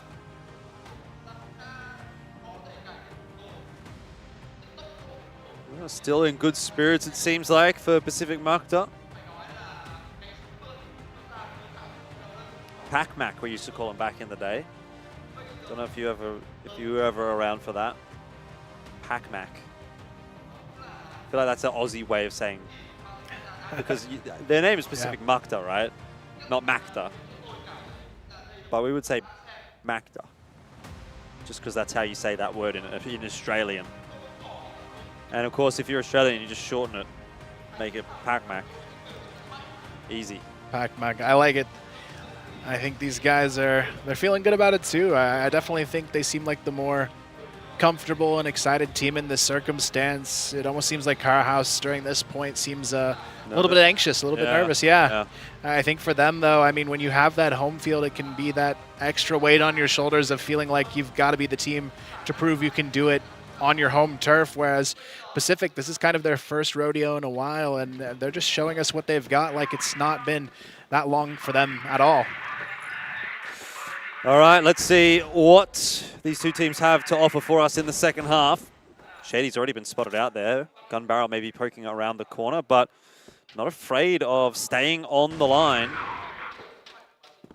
We'll just back off eventually, but look at the map control that Pacific Macta have got already. Outside of A, they've taken mid. They're free to roam between mid and this position that MVA is holding down. But in response, Cara House have played a little bit more aggressively towards the B side of the map. Yeah, it is a nice little change here. They are still running 2 OMs even on this side of the map, though, so we'll see if that continues to be either a hindrance or a help for them in the second half. ZYK spots out Dola, though, in the B hotel window. Throws the counter utility.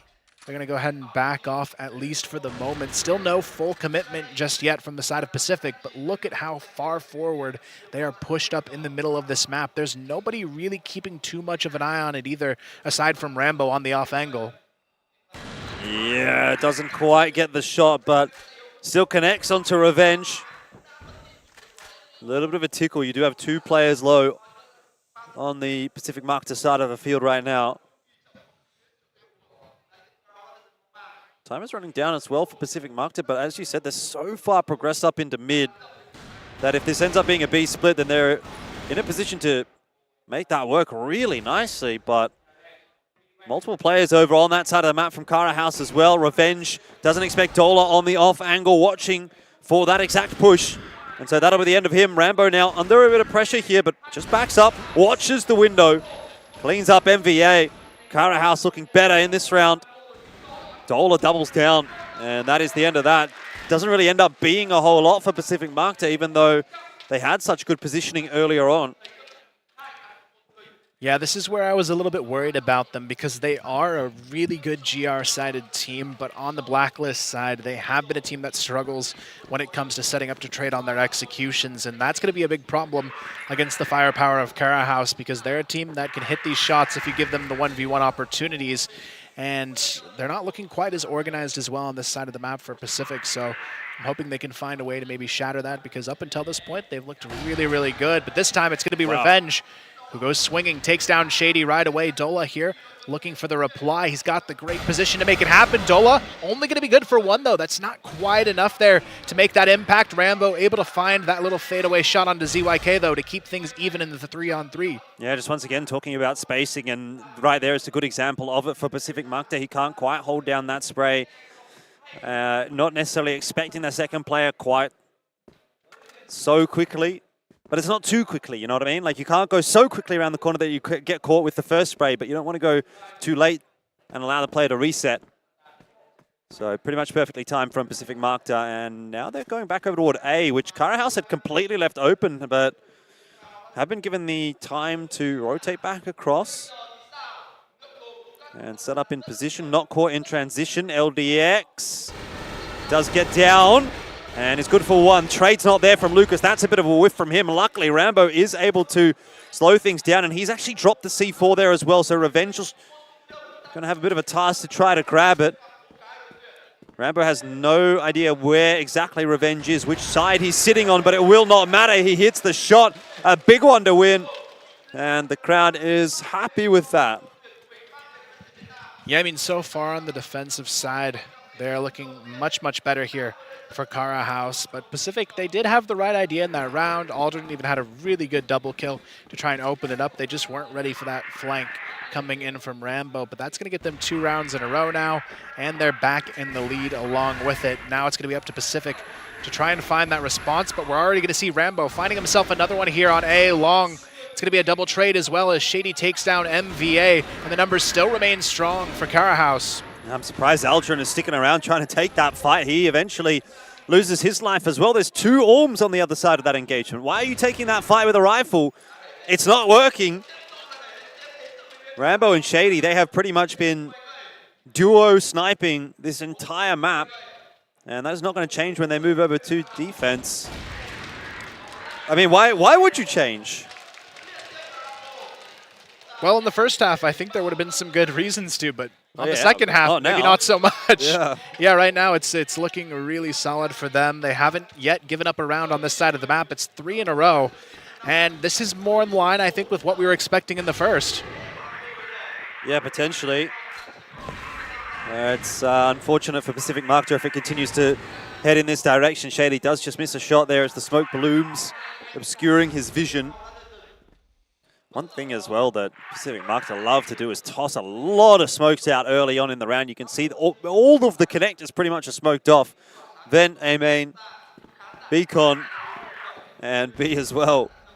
4 smokes straight away for Pacific Macta. And yeah, I mean, that might allow you to get a little bit of map control early, but where does that leave you with later on into the round? Bunch of flashes, yeah, but just the 1 smoke. Cara House as well. They've got 4 OMs at the start of the round. Dola finally switches off.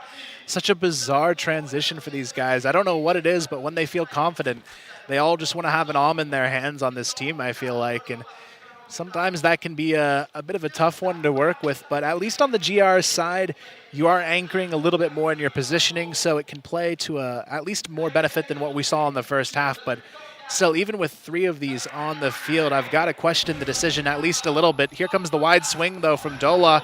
He's not going to find anything just yet. LDX comes in for the support, but it's Dola who finds the first. Dola finds a second as well, but Pacific gets the better of the exchange as they just steamroll through.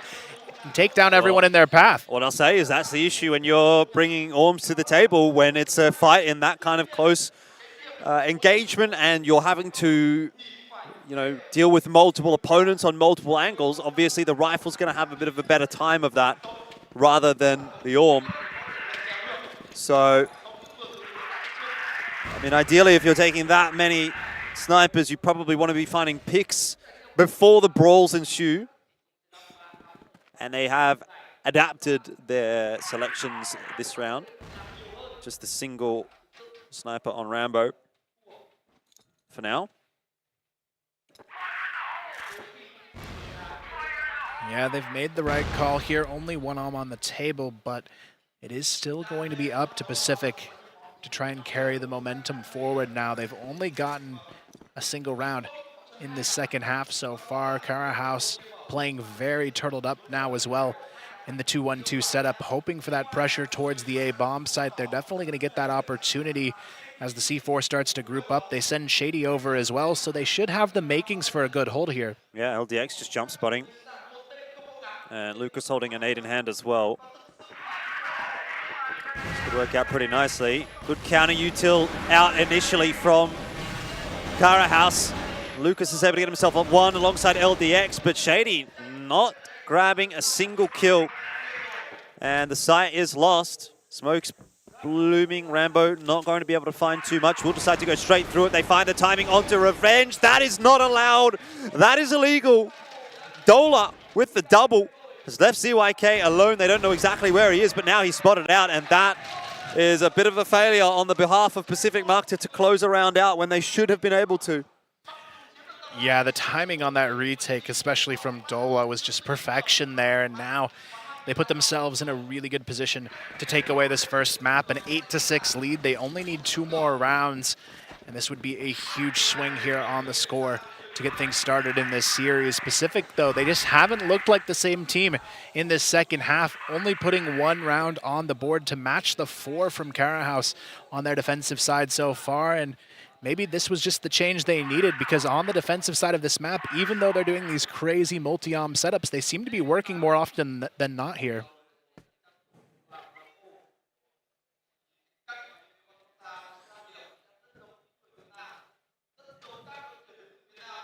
Big heavy presence over toward B this time from Cara House. I'm not sure what exactly it is that's prompted that.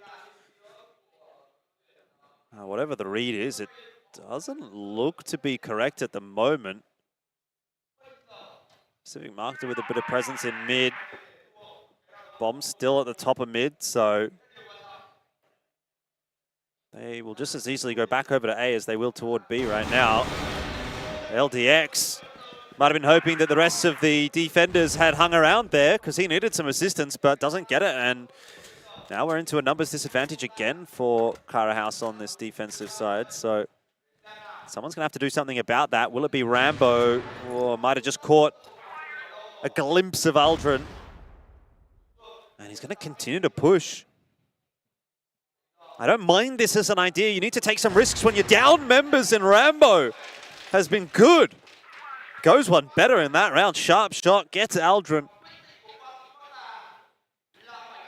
Yeah, now the pressure is on towards this A-bomb side. It's going to be Dola and Lucas again playing first point of contact here. They've got the information, but Dola gets a little bit too greedy. He's going to be taken down right away. MVA able to find that one. Now it's on to Lucas to stall this push. He's going to be good for one. Still looking for that secondary. He's not going to find it. Shady slides into position to try and win this one. Oh my goodness, they don't even know. The bomb's dropped as well. Rambo's on the flank, and now it's a 2v1 for Revenge, and he's already been spotted out as well. Somehow, he doesn't manage the kill onto Shady. Rambo can sneak in and help this 1v2 be traded now. There's surely no way for Revenge. Good trade comes through for Cara House.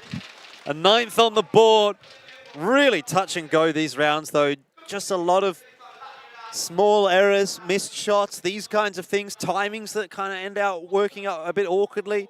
I'm not sure why Cara House is making that aggressive push, but works out in the end, and they might well finish off this map 10-6 right here. This second half has been kind of theirs to lose, it seems like. Yeah, the GR definitely showing to be a big strength here for Cara House, but Revenge able to get the opener here, takes down LDX to start off this round. Now they're going to be reliant on that pick to try and answer back. Last time around, it was Rambo, the one to start turning things back in favor, and he's going to do it again. Very nice kill onto MVA, evens the score to a 4-on-4, and now the pressure is on Pacific. It's going to be their map life on the line here. Yeah. It's amazing how many opening kills Pacific Macta can get and yet not convert those rounds. That is the key. Rambo doing what you need to do when you're in a 4-on-4 as the defensive side. He needs to get information for his team, and he's able to do that. He knows now that the hit's going to be toward the B side of the map, and so Shady is already perched up in the sniper's nest. Rambo claims one more with the Orm, but Aldrin is still alive, not for long. Lucas shuts that down. A 2-on-1 for Justin. Does not have bomb control. He's stuck in between two of the defenders as well. The only thing working in his favor is he does have a lot of time to play with still. Yeah, the time is on his side. However, the bomb not so much here. It's going to be overtaken by the remaining players of Cara House here. They've got a nice little 2-on-1 setup ready to go, trying to trade out on it. But here comes the flank from Justin. Neither player quite ready for it, but Justin not able to find that jump shot onto Lucas. Rambo on the off angle now. He's got that value position. Justin has to check both corners here, but he's not going to. And it is going to be the first map getting closed out here with a brilliant second half coming out of Cara House. Yeah, 10-6, you know, it's actually kind of the same or similar scoreline as to what we saw throughout a lot of the earlier matches today. We had a 10-6 already, we had a 10-7, we had a 10-5, so sort of in that area, but it felt like it played out in a very different way to some of the matches in the earlier games. So I thought it was a bit touch and go for Cara House personally. It took them a little while to get rolling. Yes, they looked good on Global Risk, but even then, like some of those rounds, they would lose the opening pick. They'd have to come back. You'd be relying on clutches, things like that. So it was what I would say, not a supremely confident victory, but a victory on your opponent's map pick nonetheless. It doesn't have to necessarily be all the bells and whistles, as long as you get it over the line. Yeah, it definitely was probably the scrappiest match we've seen so far. It didn't feel like either team felt really confident on their blacklist side of this map, and it really showed in how all these rounds played out. And the executions just kind of sloppy across the board on both sides, but the GR very strong on both sides as well. I was impressed in the first half from Pacific. I did not expect them to come out and win the first half here, but then something just fell apart for them when they switched sides. Yeah, I think if we look at the highlights here, you're probably going to see a bit back and forth in the first half. Probably Aldrin dominating the first half, I thought, but when we got onto the second, that's where I think Rambo really stepped up as well. So he's probably my contender for the MVP of that game. But yeah, I mean, just look at these sorts of rounds, right? Aldrin, Justin, that first round was a really, really nice retake coming through from Pacific Macta. And Cara House, they did look like they were kind of out of the discussion initially, but yeah, I mean, they did a good job to bring it back, I suppose, and they should be feeling confident now about this series, right? It's Black Widow coming up next. It's their map choice. Historically, they've been quite good against Pacific Macta on that map as well, so I think as far as Cara House is concerned, a 2-0 on the cards. Yeah, I think for them, they got warmed up very quickly once Rambo spent them, and ultimately, it's going to be theirs to try and close out now, because as much as we may have questioned throughout the mini alms we saw on their side of the field, it's something they could continue forward with, and you know what, it might just work here. Yeah, indeed. Well, Rambo, see whether or not he's going to end up grabbing that MVP. We've got the stats to get to as well. Overall, though, a very solid display in the end from Cara House, and if they can do that on their opponent's map pick, then I'm sure they can do the same on their own map choice. But even thinking about going deeper into this tournament, I think if we're speaking from Cara House's perspective, they will need to display a little bit more than that, right? That is enough to get over the line against Pacific Macta, sure, but Imperial, you know, they looked okay today, even though they were going up against AG, so that's going to be a different ballgame tomorrow for Cara House, and then moving on to AG. I mean, right now they don't look like they would be even close to contesting AG, quite frankly. I mean, even just purely in the aim department, there was a lot of whiffed shots, a lot of missed sprays, stuff like that in this this first map. So both these teams are going to have to sort of find another level if they want to compete toward the top end of this tournament. Yeah, I think that's the scariest part of what we've seen from Cara House so far, isn't that they, you know, struggled a ton against this team. It's that they don't seem like a team that's going to be able to look really confident against a team even like Imperial at this point. So I'm hoping they can show us a bit more strength going into map 2 so we can gain that confidence that this is, you know, maybe a team that could win the group after all. Because I think a lot of people are looking to them as, you know, one of those teams that could potentially upset the Chinese teams. Right now, though, I just don't have that confidence just yet. No, neither do I. Yeah, I was really quite happy with what I saw from AG and BaiSha. They seemed like not skipping a beat, but pretty much every other team at the moment is, you know, still showing a couple of teething issues. What's the situation looking like now for Pacific Macta as well? I mean, we've been talking a lot about Cara House, but for Pacific Macta, you know, if you look at this group, debatably, Cara House is going to be the opponent that you should have the easiest time against, knowing that it's Imperial on all gamers that you'll still have to face. So if you can't even beat Cara House, you're not in with much of a chance for this group, and they've lost their own map to Cara House as well. So that has me a little bit concerned about their chances for going any deeper than the first 4 days of this event. It's going to be tough, especially if they can't get at least a map out of the series. If they go down 0-2, I'd say it's pretty likely they're one of the first teams down and out here, just knowing they would then have to beat either All Gamers or Imperial, guaranteed to have to make it through, and they may even have to be in a situation where they would need to beat both, which is almost impossible to do for many of these teams. Yeah. Tough ask. So I guess in that case, yeah, you want to make sure you get the reverse sweep in this series, but Black Widow, obviously questions about that one.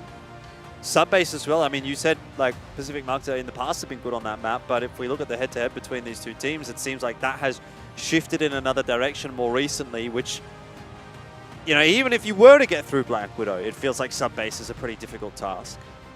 Yeah, I think so. Knowing especially what we saw in that first match, both of these teams, they like to play that kind of aggressive, scrappy play style, and that's a map where I think it could play out similarly to this first one if we go all the way to Subbase. And as we saw on the GR side, they just look a little bit more strong on the side of Cara House, and I don't expect that to change too much moving forward. We'll take a look at the stats here, and, well, I guess my assumption is proven true that Rambo did look like probably the pick of the bunch there as he gets himself a 2.7 KD. Nice little cameos in from Dollar and Lucas. Both of them had some pretty decent rounds in there as well. Aldrin really felt like the only one that was causing any problems for Cara House from the side of Pacific Macta. So, you know, obviously he deserves a little bit of a shout out in his own right, but unfortunately just nowhere near enough to get it done himself.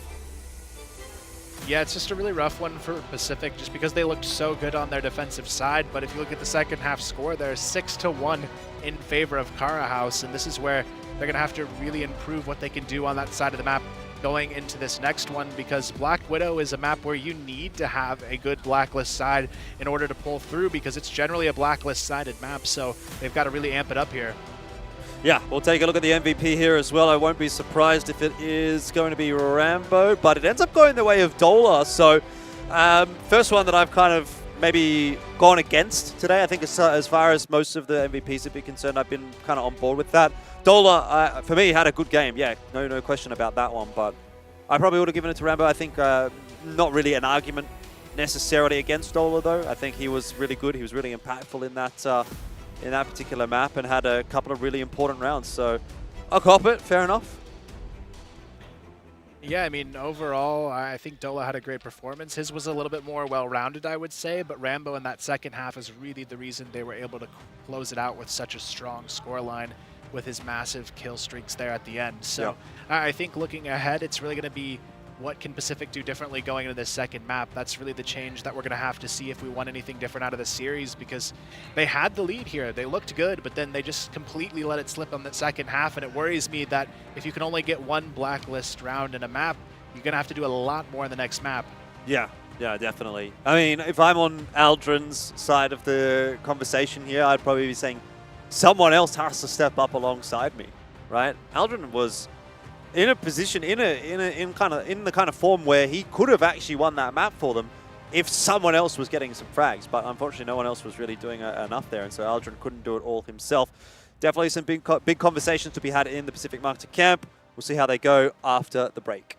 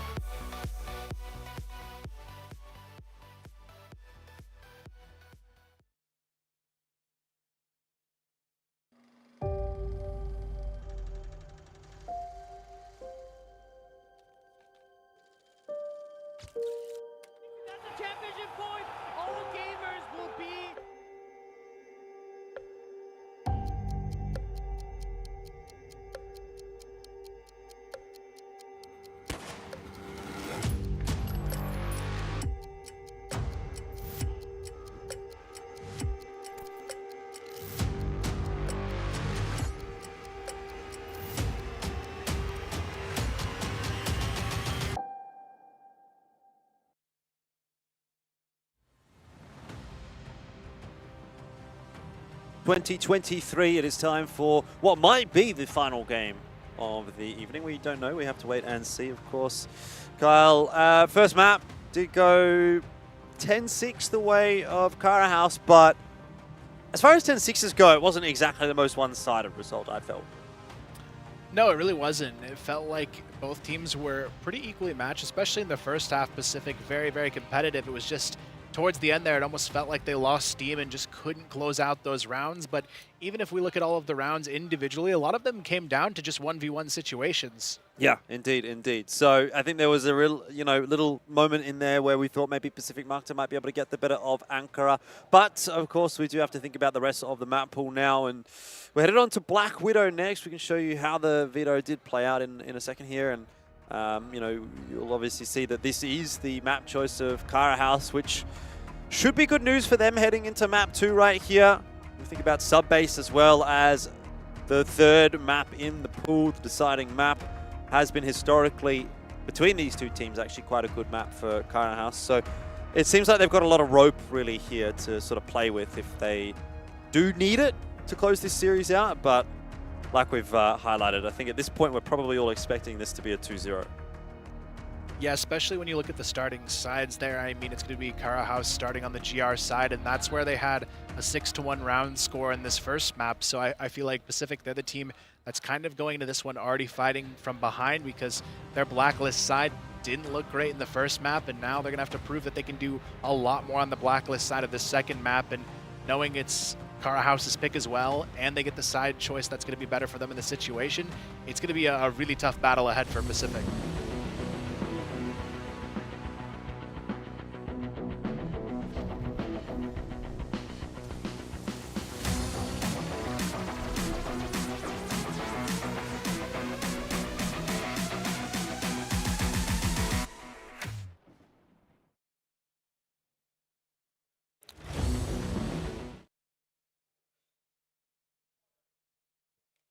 All right, well, obviously we're getting underway with Black Widow in just a moment, but we're getting to that point in a second once the game loads up. I mean, look, what's the pressure like right now for Pacific Macta? It's got to be feeling a little bit awkward in the booth there for them because they know that they've let slip their opportunity really to win this series, and now the onus is kind of on Cara House to close it out. So it almost feels like you've already lost control of this series.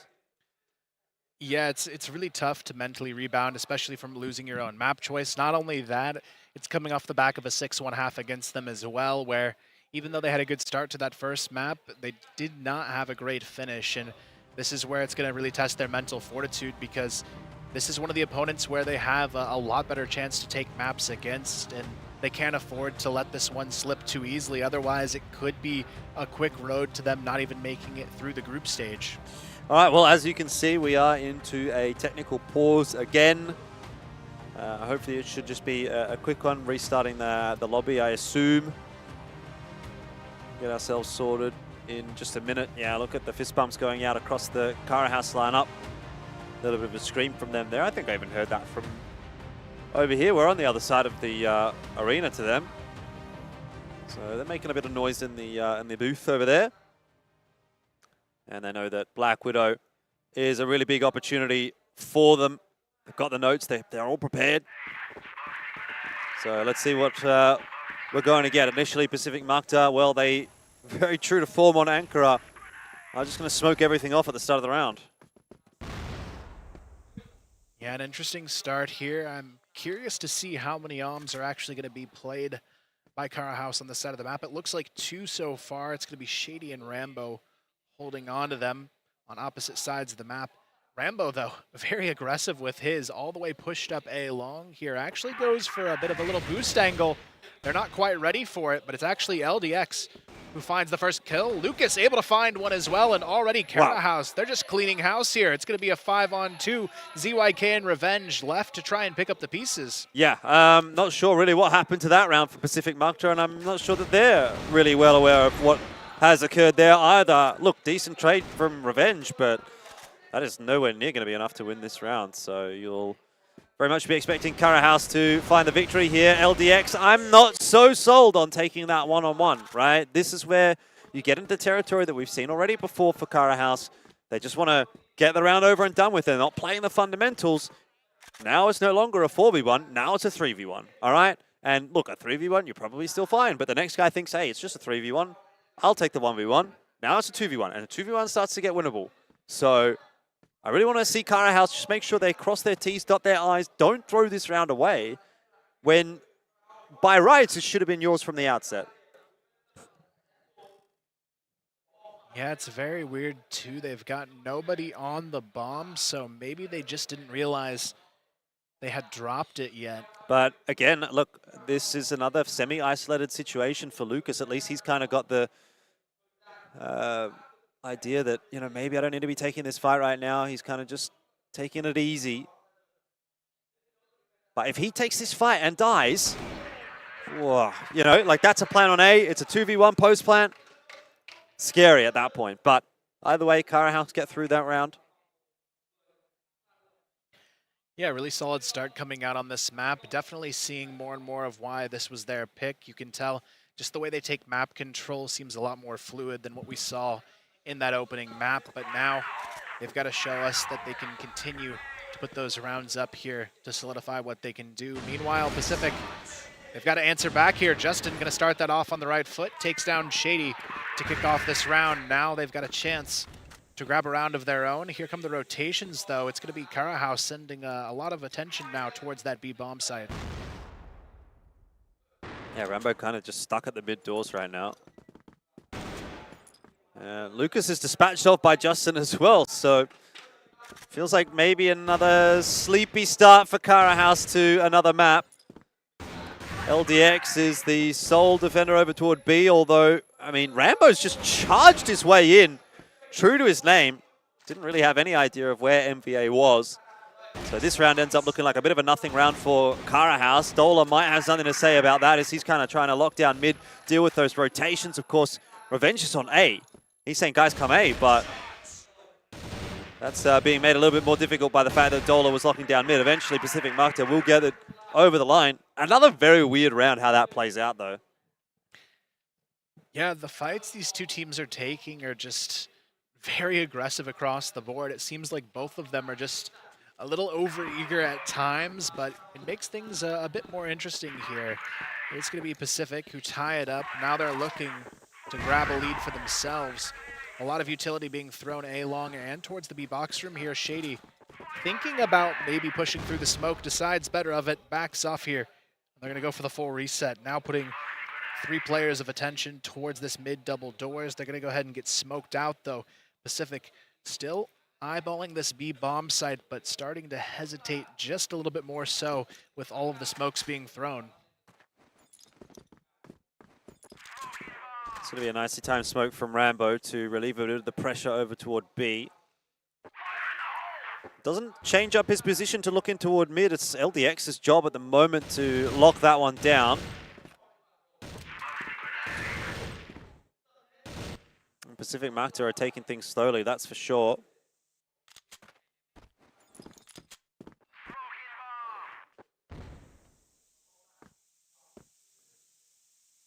Is going to be still the double arm setup as well. Shady and Rambo on opposite sites, kind of playing that anchor role to get these initial picks to go their way. Pacific, though, starting to try and carve this path towards the B bomb side. It's going to be Rambo who kind of slides into a close quarters position to make the first move. They've got a hunch here. Both teams are going to collide very quickly. Rambo goes down, and now Lucas, he's got to look for the trade here. Revenge still trying to hold him off. It's going to be MVA who escapes with just a little bit of health, but not for long. Dola finishes him off with the nade, and they've held on for now. Aldrin, though, solo pushes his way onto the A bomb site, takes down Shady, and now it's up to LDX to respond here. He's going to go ahead and take the fight right away, gets the trade, but Revenge still going to find one more. ZYK gets the entry as well, and it's all on to Lucas, 1 versus 3. Yeah, Lucas has been spotted as well through the mid doors from Revenge with the scope. So they know where he is, or at least roughly where he is going to be coming from. Never a huge fan of this window position, but it's made it work for at least 1 kill, not enough. Yeah, Pacific Macta will take the lead. Gotta say, so far on this second map, Cara House hasn't really been impressing me all that much. Yeah, I'd have to agree, but in the back of my mind is kind of how the first map started as well. We doubted them, and then they started piecing things together, so I'm curious to see if that'll be the same fate again, or if Pacific can have a much better map on their hands. This is the side that Kara was able to do better on in the first map, so, you know, do they feel like maybe they're a little bit more comfortable on the attacking side on Black Widow as opposed to Ankara? You'd have to hope so at this point because the defensive side is not looking fantastic. It is a big map, to be fair. And if you're not winning your opening duels, obviously, you can see right here, you've got 3 players dedicated towards the A site. It's going to take a long time for them to get back over to B if they need to. Shady gets 1. Rambo does drop, so it's still a 4-on-4. No advantage for Kara House right now.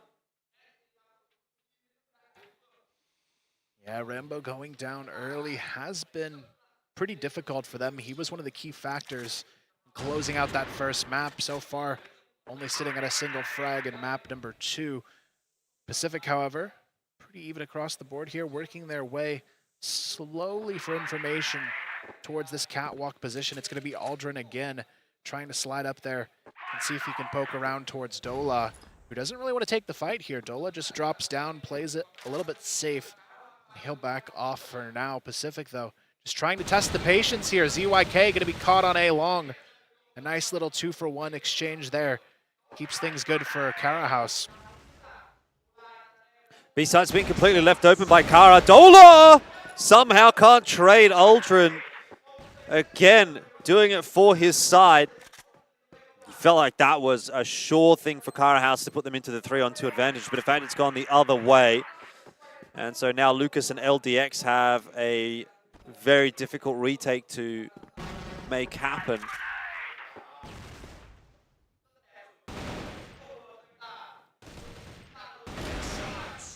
Nice shot comes out from Justin. MVA gets the job done, and Pacific, they're off to a really good start here on their blacklist half this time around. And if they can keep this rolling, they're well on their way to a potential second map for themselves here. Yep.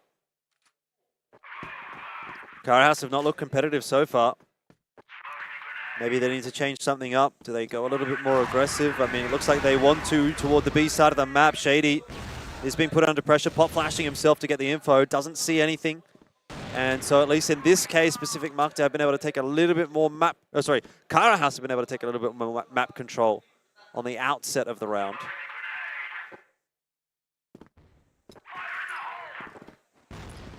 It's going to be Dola playing that early pressure position. He's going to be sniping, though, this time around. A bit of a swap. Shady going to be on the M4. Rambo still looking for that opening towards that aggressive position on B as well. They've got so much forward presence, though, across the map. It is going to be pretty difficult for Pacific to crack through without a huge fight. Ooh, decent shot from Dola. Not a killing blow, though, onto MVA. And in response, Kara House just start to dump their util on Catwalk. It doesn't affect Pacific Macta all that much, and Revenge is set up in a really nice spot to just ensure no one can push out onto long. ZYK somehow, again, another double kill coming through for Pacific Macta. Someone on Kara House has to go better, and they will not. Rambo tasked with another clutch. He's spotted out, though. And Pacific Macta find another. Yeah, this is looking like a really good half now for Pacific. If they can keep the ball rolling, they're going to be well on their way to a big first half here. And they certainly need it after that first map. I was beginning to doubt them a little bit, but Revenge and Aldrin, they've stepped up big time to try and make sure this map goes their way. This time it's going to be a quick collision on A long. ZYK gets caught very early. Not the start they were hoping for on Pacific. All right, first time in a while that Kara House have had an untraded opening frag. But it looks like Pacific Macta are going to pick the pace up straight into B, and unless Rambo gets some assistance, he is a one-man defense. And look, you might expect to get at least one kill here. Doesn't even manage that. Now it's down to Dola, who himself is going to see Lucas die in front of him. Dola's having to do the lion's share of the work here to keep the numbers advantageous for Kara House. Aldrin has not crossed yet with the bomb, and he's going to fall. Touch and go round. MVA tries to bring that spray across to the player at the window, but Won't happen. Timeout. Tactical timeout for Karahaus, and I dare say it's needed at this point in time. Yeah, they really need to get things back into their hands here. This is a blacklist-sided map, so it's definitely not an unwinnable position for them to be in. I've seen teams claw back from much worse on the side switch here. I just think for them, the struggle throughout the day really has been playing just too much for themselves. It almost seems like they're a little bit too loose. A lot of it's just relying on individual play to try and open up these rounds, and I'm really hopeful they can start going for more of these 2v1 challenges we've seen a little bit starting to peel above the surface for them. I tend to agree with you. A couple of silly sort of individualistic moments that we saw on Ankara didn't end up getting punished quite so much, but certainly you are seeing Pacific Macta really screw those nails in, or tighten those nails, or whatever kind of terminology you want to go with. It's been a bit of a tougher ask for Karahaus now that we've sort of swapped over to this second map. And they haven't really, I don't think, done anything sort of out of this world necessarily on GR so far. They've tried pushing out a B once. You know, they've taken control along once. We've seen a little bit of a setup in mid once or twice. But what kind of a change-up did they bring here after having that tactical timeout, which I believe was called by Karahaus? We'll see. It feels like coming back into it. I'd love to see a little bit more from Rambo. He's been kind of the hot and cold factor for the side of Karahaus throughout this best of three so far. Currently sitting at 1-6 in this second map after being one of the best fraggers in that opening map. Pacific, though, playing very spread out at the start, just trying to get that information, but this seems to be the name of the game for them, just trying to poke holes, and it's worked pretty well for them on this side. Yeah, this spread default setup from Pacific Macta has generally been working out quite nicely. They've been able to find a lot of opening picks, or if not that, at least trades, which is still favorable enough for Pacific Macta when they're attacking. When you have less players to defend the same amount of territory with, it becomes hard to defend that territory. Rambo wants to take this duel against ZYK. He knows he's still sitting behind this pillar. ZYK is playing a dangerous game right here.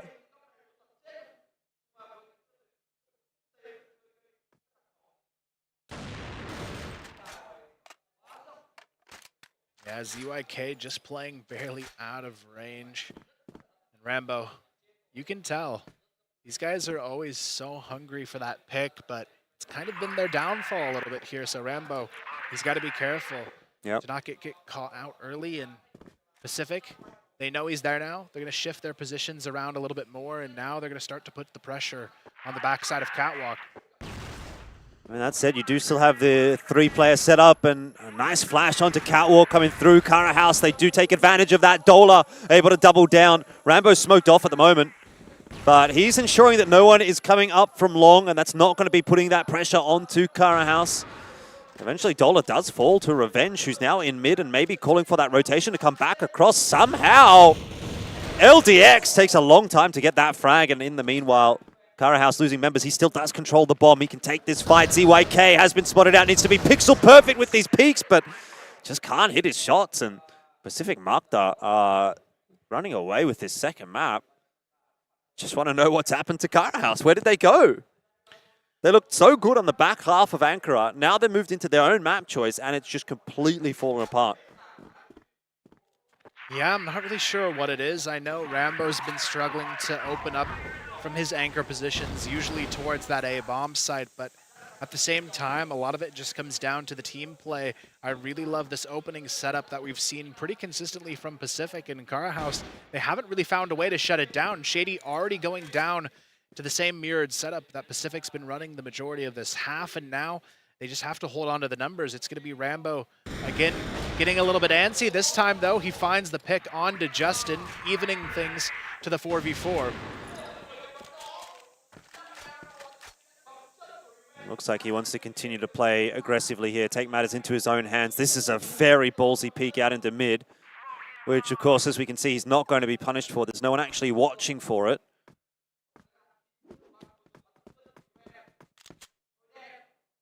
Has got himself into a bit of a awkward position though, given that he's now sort of moved away from the A site.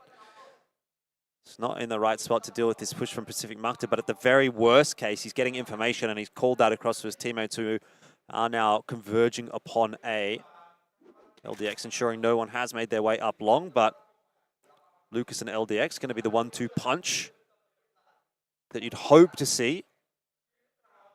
Don't really want to be seeing LDX take the... Oh, sorry, don't want to see Lucas take the peak. You want to see LDX take that initial fight and then have Lucas swing. Which looks like it's exactly the setup that they've got. Flash is getting tossed over the top. Now here's LDX, and what is the response from Lucas? Exactly as you'd like to see. 1-2 punch does only work out for a couple of frags, and there is a player across into the site, which LDX was not prepared for. So Pacific Macta, they do still get away with a little bit more than they might have bargained for. Rambo, though, makes no mistake onto revenge, and now it's MVA in the 1-on-2. A lot of pressure onto one of the new young guns on this lineup. But if he could pull this off, it would be a massive round to steal away from Kara House, who desperately needed MVA. He gets the first. It's down to the 1v1 against Dola, who's stuck on the back of Catwalk. MVA spots him out already. This could be a huge one if he's able to hang on to it. He gets it, the 1v2, a huge round, and now a 6-2 lead along with it.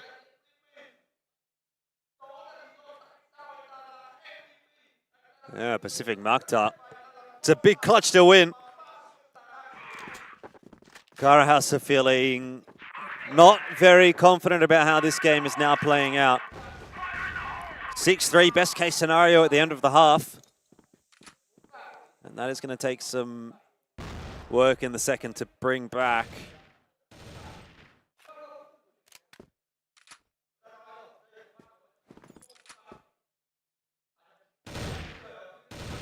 So far, just a very, very safe defense now coming out of Kara House in this final round of the half. Pacific, though, kind of just doing what they've been doing this entire half as well. It's worked out so good for them, though, especially in catching these players really early on. Aldrin playing on the long box here, trying to bait out that first pick, spots the shoulder of Rambo, decides to back off here and give them control of the A-long positioning. I like the call here, though, not trying to contest alone, but that's been the theme here that's worked in Pacific's favor, never contesting without that support system nearby. Yeah. Just looking a little bit more switched on this map as well than Kara House. All right, the individuals are fragging. Not so much the case for Kara House. Rambo had a chance there, still surviving somehow. He's getting some backup from Shady. This is a little bit more like it. I mean, Kara House have got to be wondering where has this been for the entire half. What they do need to ensure is they don't allow this round to slip away. Again, Shady tries to make the hero play instead of backing up. Had the opportunity to just move back up into the A site, play off his teammates, but instead takes a 1v1, loses that. And now, yeah, LDX is in a bit of an interesting position here. May not get cleared, but if he does, and he dies, it's into a 2v2. Gets the timing right. Does a lot of damage to MVA. And now we're down to another 1-on-2, but at least you can say LDX did his job. Yeah, now with 1 HP, MVA looking to try and clutch again. This time it would be a near impossible task. I haven't seen too many 1v2s with 1 HP in my day, but this guy's already had an incredible performance in the second map, and now he's going to have a chance to get this bomb planted. Lucas, though, has a chance to peek him right on it. Hits the shot through the box, and that will be the half. 6-3, Kara House start to bring it back, but still a pretty solid opening half, to say the least, from Pacific. Yeah, I mean, a bit of a sigh of relief toward the end of the half there for Kara House has to be said, because if that would have blown out any further, then they won't be in a good spot at all for the second. Here is still workable. Probably should have been a 5-4, given that they did drop that 2-on-1, but they've got to make it work, and good start already from Dola. Much sharper shots coming out to start off the second half, and they will play out a 5-on-4 to begin with. Now it's going to be Kara House looking for the rotation back towards mid, trying to hold on to the 5-on-4 advantage they've created for themselves. Pacific trying to look through and see where they can maybe get a pick themselves here, but they're kind of running into a pretty similar situation. Kara House kind of taking note on how they were playing that blacklist side and serving it right back up to them. Ooh. There's a slim chance for Rambo, but you need to have some pretty insane reactions to hit that shot. And you probably even need to just be pre-firing it in general. So, not going to get brought over the line. And Pacific Macta are really taking some dangerous fights right here, and they're certainly not getting much of an advantage off of them.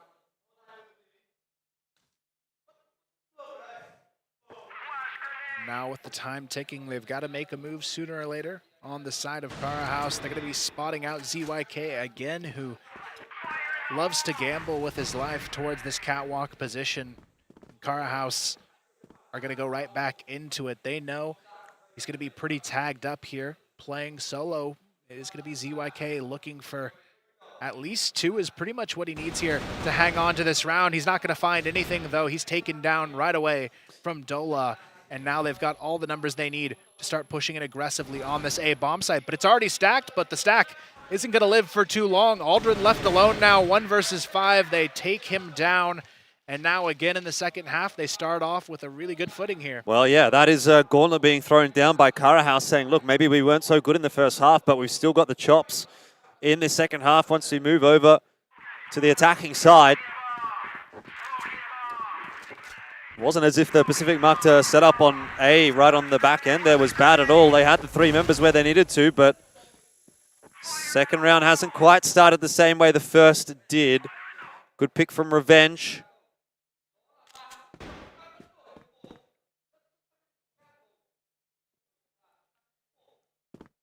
Yeah, now it's going to be on to Kara House to really figure out how they want to reposition here. They've got a man disadvantage. They've already lost Lucas and Rambo. They're going to be lurking around, trying to find where these players are going to be playing at. Justin, though, spots Shady. Oh! Back of Cat. What a reaction, though, to take him down. And now it's evened right back up to the 3-on-3, so things still looking doable here for Kara House.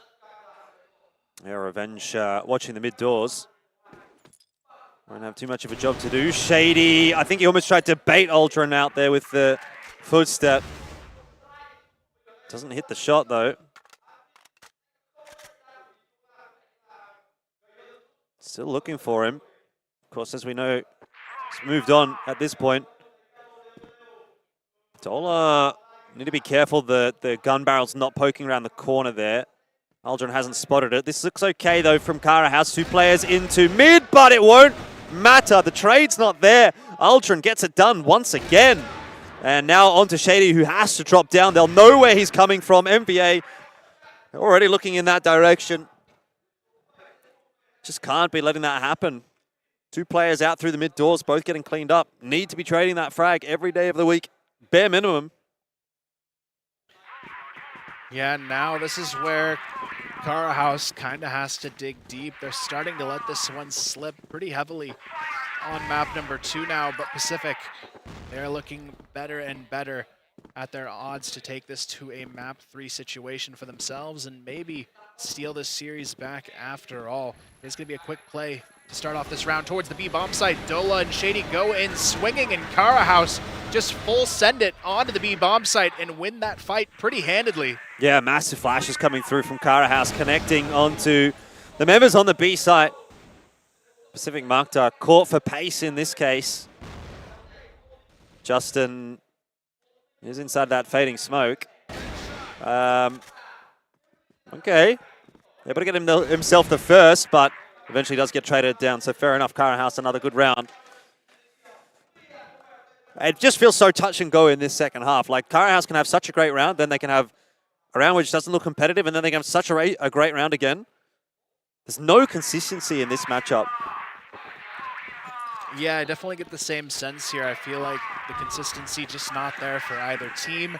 And it's going to come down to who can just perform now under the pressure and who's going to play maybe a little bit more methodical and a little bit more patient when they need to. Both of them are just kind of frag hunty play styles, which in this level of competition can really come back to bite you if you're not careful. Yeah. Aldrin copped a lot of damage there through the smoke spam. Shady playing with fire right here.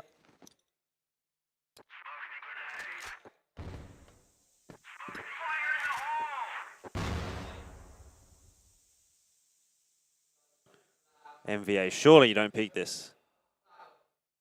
No need. Oh, does get the info again that Shady is still hanging around. It'd be a very disastrous start to the round if one of those B players, or the only B player, gets picked off by the Orm like that. Wisely backs away. Rambo's trying to fake in toward A. It's not a bad shot. It is keeping a few of the Pacific Macta players honest. They do just have to get through Revenge and MVA, which is proving to be not the most difficult of tasks. ZYK came across as well. Revenge, as of yet, unspotted, but eventually will fall. And Rambo, yeah, he dies elsewhere. Not a huge factor in the round as the site has been taken with a numbers advantage for Cara House, but they haven't planted the bomb yet. It is going down now. Yeah, now it's about the flank here. It is going to be Justin who gets onto the bridge position. He's already been spotted out, though, and the time is ticking. Aldrin has to make a move to try and support him here, but it could be too little too late. Justin going to be good for one. He's still alive for now. Aldrin has to hit the shots, though. Lucas takes him down. And where's Shady? On to Justin. Shady's just hiding in the corner all the way behind. He never got checked, but I guess they don't need him here. Cara House, they take another round. Yeah, close. I don't know. I felt a little bit baity there from Shady, to be quite honest with you. You know, he could have maybe swung for the trade and made that round look a little bit cleaner. But anyway, I mean, the fact that Lucas gets the multi-kill from the boxes is actually what saves the day there. I think things could have got a bit awkward had he not done so. We're back to 6 and 7. Cara House looking to close in on this lead. Again, the spam through from Dola. This time it's Lucas to strike onto Aldrin. Another fast play out onto long from Cara House at the start of a round. It is starting to get, dare I say, predictable. I want to see what the adaptation is going to be from Pacific Macta next round. Are they going to really throw all of their forces in that direction to try to fight for it, anticipating what Cara House might bring? Yeah, and this one it's going to be tough now. Numbers disadvantage. They've got to push out and play for that information, but you can see Justin here has pushed all the way up the catwalk into the backside of mid, so he has the opportunity to come in for a quick flank if he can play the timing really well. However, on the bomb side, it's all about revenge here. Gets the first kill onto Dola, spots another on the edge of this smoke, but they don't really want to contest him. Even though he's the only player here, they don't seem to know that, and they're going to go ahead and play a little bit safer now. Well, they've certainly got the time to play with, that is for sure. And Rambo's been set up at the bottom of long to maybe try to catch Revenge if he peeks for info here. Hasn't seen him just yet. This is a pretty important aim duel that will potentially decide how the round ends up playing out. If Rambo gets this one wrong and goes down, Revenge difficult to trade. He can multi-frag from this position and has done so. That's 3 for the round so far. Shady only good for 1. Lucas, he can't do it himself, surely. A 2-on-1, yeah, he's got time to play with, but he does not have HP. He's been able to cross underneath catwalk, but decides not to move. Waiting to see if there's going to be a rotation around from long, but that's not going to come. Now MVA's starting to get a little bit worried about what's happening in mid. So if Lucas wanted to go B, I think he's maybe lost his timing. So Pacific Macta, just when it starts to get close again, push that lead out to 2. Yeah, now they've got the full control they were looking for here. They've got the answer back, and they're just 2 steps away from a map 3 to try and close it out. It is going to be a lot of aggression this time towards this B bridge position. It's going to be a nice double kill. Make it a triple kill from ZYK to hold on. Lucas able to reply with just a single frag here, but it's not going to matter at this point. Pacific comes back swinging, and they've already found a 3-on-1. Yeah, you're just not seeing those kinds of shots from Cara House at the moment. Pacific Macta are looking a little stronger in the aim department, and that is not good considering Cara House don't really seem like they've got a whole lot to fall back on beyond that, to be quite honest with you. Justin does a lot of damage there to Rambo, who is in an awkward spot now. You can almost bet that Pacific Macta are going to put this one onto map point. And they do.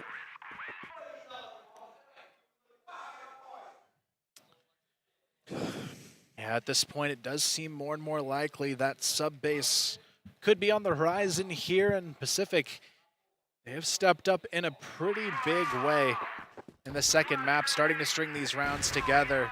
And they only need one more to take this all the way to map 3. Yeah,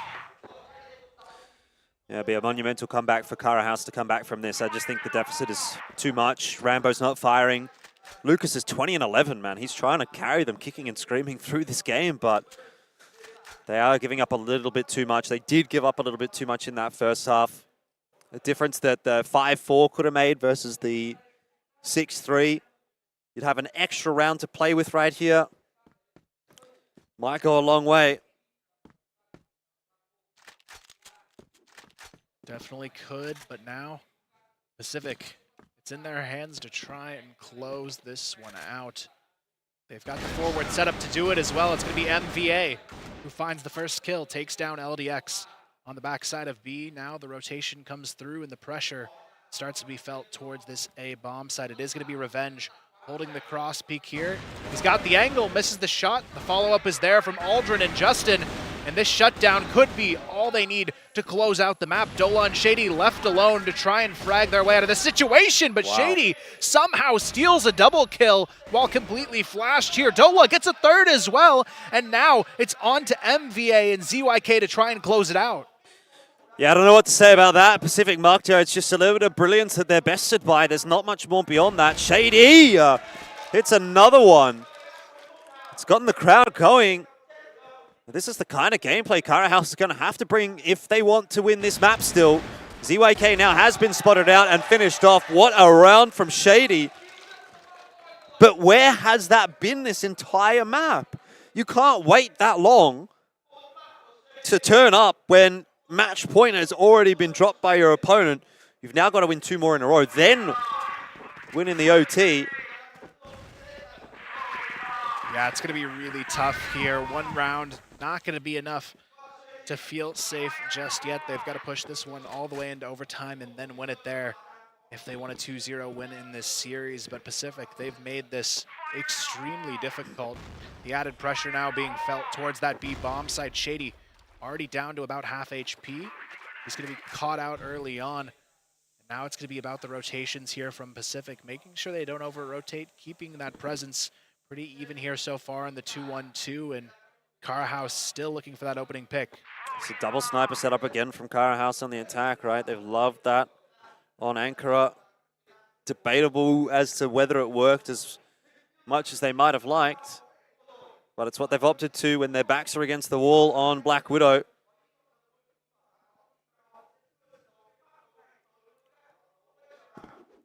Gotta say, without a bit of brilliance from Shady, this map would have already been over. It's nice to see someone else stepping up alongside Lucas, but how much more can they get?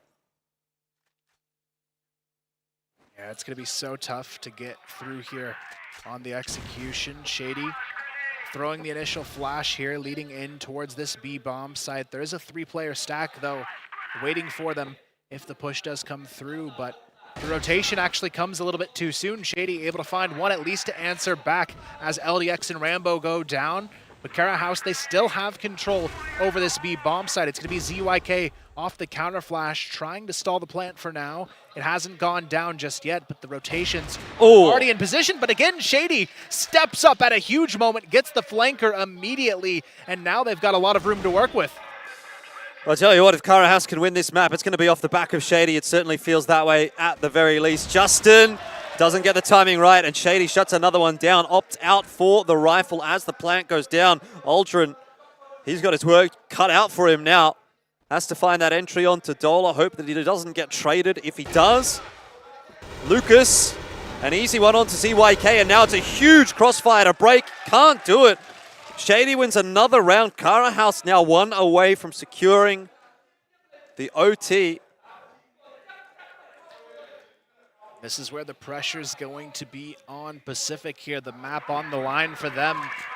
They had several opportunities to close it out and win it themselves, but Rambo, he's already found the opener. It's going to be revenge going down. The 5-on-4 is all they need here to potentially send this one into overtime. You are going to see Pacific backing off after that. Justin was looking for that follow-up on the backside of Catwalk, but he's not going to find anything just yet. But Cara House, they've worked so hard to push this one all the way back. They may just be able to do it. It certainly feels like they've got that self-belief now.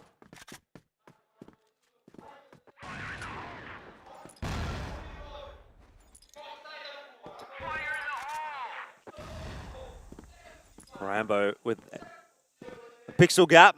Not going to see any aggression from Pacific Macta. Probably anticipating something somewhere across the map right now is Cara House. ZYK will back out of mid. I mean, MVA's position is going to be the big one here for Pacific Macta. Cara House have defaulted back toward B a couple of times. If they do that, they'll definitely need to clear him out. If they don't, he's able to get a bit of info that there's not really a whole lot happening outside of B. Yeah, now the decision has to be made. 1 minute on the clock. They're going to work their way in towards the A bomb site, but the bomb is alone, peeking towards B. Rambo almost making a crucial error there. Gets away just in time with the bomb in hand to group up for the A split, which is only going to be left to ZYK and Aldrin here to respond to. Aldrin left alone now on the back of site. Really has to fight his way out of this one all alone. Able to find the first. Can he hang on for more, though? He's got the spot to make it happen. Aldrin good for 2, but it's still going to be Cara House holding on to the 3-on-2 situation here. Oh, what?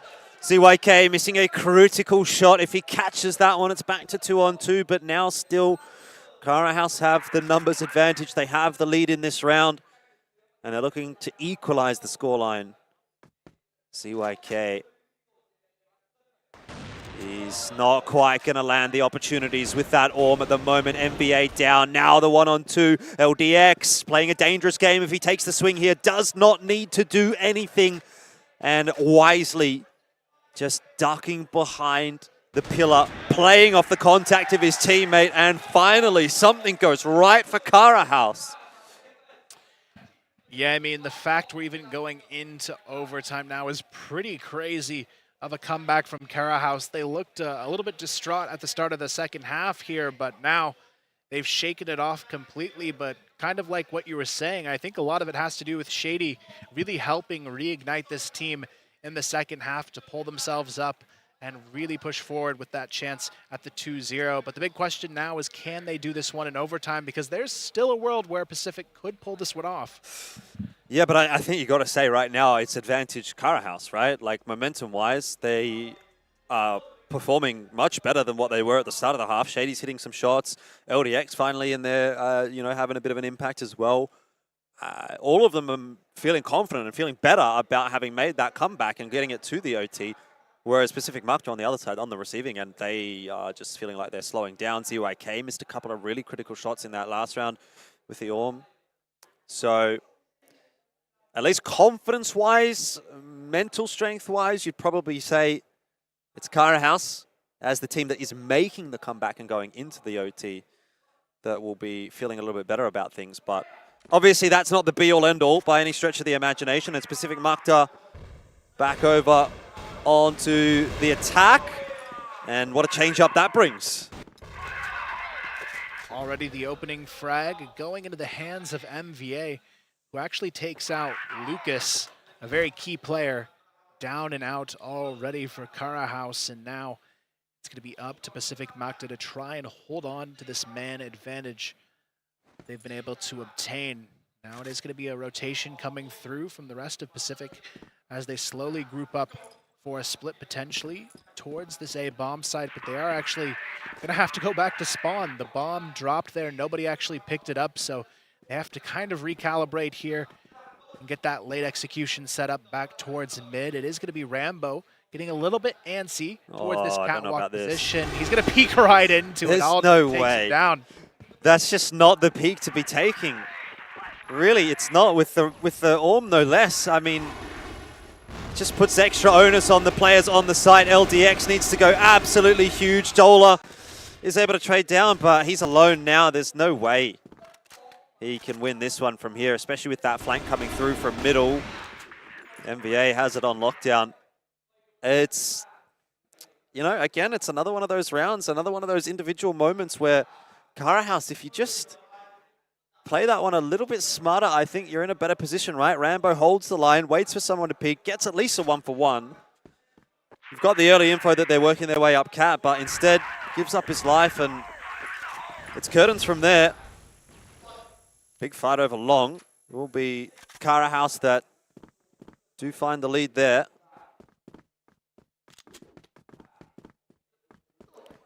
But nice moves from Pacific Macta. They recognize lots of players over toward long. Let's pressure toward B. Yeah, right now it's going to be Cara House in that position where they've really got to find a response here. 2 on the board already in overtime for Pacific. Means it's pretty much the beginning of the end here for them. Rambo, he's going to be put to the test here on this B bomb site. The cross completely smoked off. Aldrin as well, starting to play spoiler on this flank as well. They don't really have any clue. He's already behind them on the catwalk position. This could be huge for Aldrin. Yeah, you would say it should be. And if not, I mean, they still have to retake the B site with the 5-on-5. Shady will spot Aldrin out, but doesn't do anything about it, unfortunately. So first port of call is trying to get rid of Aldrin. And then you have to get into B. I just don't see this working at all for Cara House. They have used so much time clearing out Aldrin. They've just got to go now. Flash is getting tossed over the top. MVA connected by one of those LDX. Still unable to find that frag. Dola has to get the trade, has to do it quickly. Will be able to. Lucas is fighting into the bomb site on his own. And there is no time left for Dola now. Surely gets the wall bang onto Revenge. But Justin hiding behind the boxes, dancing around. Dola looking for it. Won't find it. Pacific Macta with another round. It's just a bit too one-dimensional there from Cara House, right? You're going to dedicate so many numbers to taking the fight on long and then keep them over there after you've taken long control. What's Pacific Macta going to think? Oh, there's a lot of players on that side of the map. Let's go to the other side of the map. And they leave Rambo solo on B. The guy's 6-19. What's he going to do? Yeah, such an interesting call. You combine that with them just taking way too long to try and get Aldrin out of the picture. And now Pacific, they're just 2 away from taking this map. It's going to be up to them to try and close it out now. 1 round left in this first half of overtime, and they're almost in position to grab a perfect blacklist side on the side of Pacific. Now we are going to see Cara House again. Very similar setup. Taking that early control on A long. They've got both Dola and LDX holding on to that position. Rambo playing the solo anchor on A, but he's been that player that's consistently getting caught off guard here, and he's got a lot of coverage just left to his own. Yeah, you've really got to be getting 1 round here, Cara House, if they want to be competitive. Can't afford to go 3-0 down. I mean, it's been tough for both teams when they've been playing on Global Risk, but the way these rounds are playing out, they're not doing themselves any favors. It's good long control for Cara House. Not a bad setup. Dola maybe peeking off the contact of LDX would be ideal right now, but it looks like it's going to be Dola to take the initial fight. LDX is the one to find the trade. It's still only a 2-for-2. And C4 easily retrievable for Pacific Macta.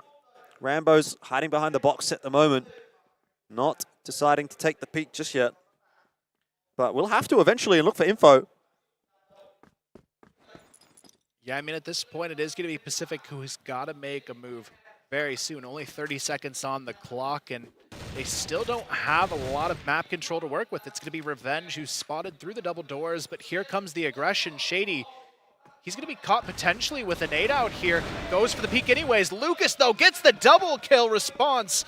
And now it's all on to ZYK, and he has barely any time to work with. Only 10 seconds to try and get this plant. But Lucas, he's on the back of site, gets it done. And Cara House get a much-needed round to close out the first half of overtime. Yeah, I mean, I would honestly kind of say I think that's almost par score at that point now, like 2-1. Obviously, they'll feel a little bit better about going over to attack. That's where they did a lot of their work. Granted, it took them a little while to get that ball rolling. But they need the 3-0 there. So it might not be super easy. ZYK takes a long time to fall there. Not super clean from Cara House so far, but they're getting the kills that they need to. Man, it's messy. Missed shots on both sides. Pacific Macta, they had individuals where they needed to find frags, but just didn't.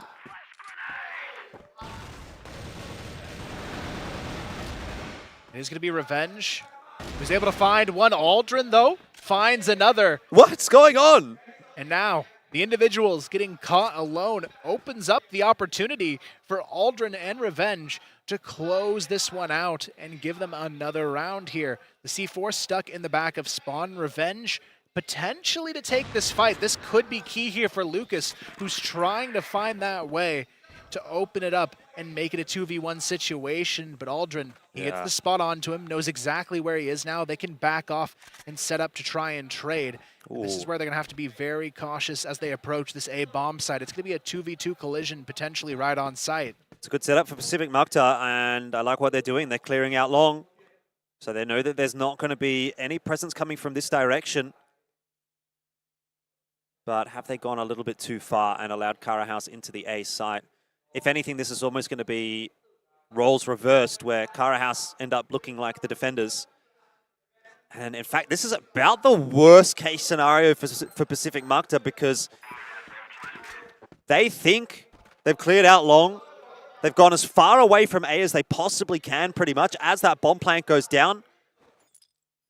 And only now are they starting to cotton on to the fact that it's going to be the A bomb site that they have to retake. So 50% of that bomb timer has already dissipated by the time they even get here to start trying to make that retake happen. Lucas misses that first shot, but is eventually going to get taken down. So now it's on to Rambo. Time very much a factor. Revenge is going to have to hit a clean entry here, if even that. They're on the defuse. Rambo with the peak will win the round. There's no time now for Aldrin to win it. All he has to do is hide. Well done from Rambo. And Pacific Macta, it almost feels like they gamed themselves in that round. Yeah, they really did. They pushed a little bit too deep on that A-long clear. Then they were forced to overcommit and just gave so much opportunity for Cara House to get back in. But you've got to hand it to Rambo as well. He had a really bad performance in regulation. That is a huge time for him to step up as well. Yeah, it's got to be a confidence builder for him. I really thought that Pacific Macta was just going to clear out long and then reroute themselves back into A and focus on that. But yeah, went a little bit too far. Bit of a mishap. Scoreline is now equalized at 11 apiece. So are we back to advantage Cara House? I'm not so sure I can rightly say that is the case. Both teams feel like they could win it from here. And funnily enough as well, both teams really, I think a better way of putting it is both teams feel like they could lose it from here. Really. Seen a few mishaps. Yeah, this is the true test, though. Seeing who can perform under the peak pressure of a match like this. This could ultimately decide which one of these teams walks out of this group when it's all said and done. We can see a lot of early pressure towards this B bomb site. All 5 players now grouping up for Cara House, and there's only one defender for the side of Pacific here. It's MVA alone. Yeah, usually that's a bad sign. They do have a player at top mid. Justin, you'd expect us in a position really to find a kill here. Rambo's not going to be across that at all, but missed those early shots. Rambo's going to punish for it. That's big news for Cara House. Rotations come back across to B from Pacific Macta. They do have the members here now. And they're going to go for a little bit of a push themselves, which could be a big problem. Cara House just waiting outside of B, and that'll be an easy kill for Lucas. The double kill is on offer there as well. That's gone perfectly for Cara House. ZYK will try to stop the cross. Gets Lucas. Again, individualistic peaks, but Rambo is on the other side of the map to ensure that it's not going to get out of control. Aldrin finished off. 12 is up for Cara House. It's almost there, but it's not quite enough just yet. They need this one final round here to make it happen. Otherwise, we are going to see the potential of our first golden round of the tournament here already in day one as a potential outcome. It's going to be up to Karahouse to see what these guys can do to try and put this one to a close. They've fought so hard to get back to this point from what looked like an unwinnable map for themselves, and over time so far, they've looked like the more comfortable team.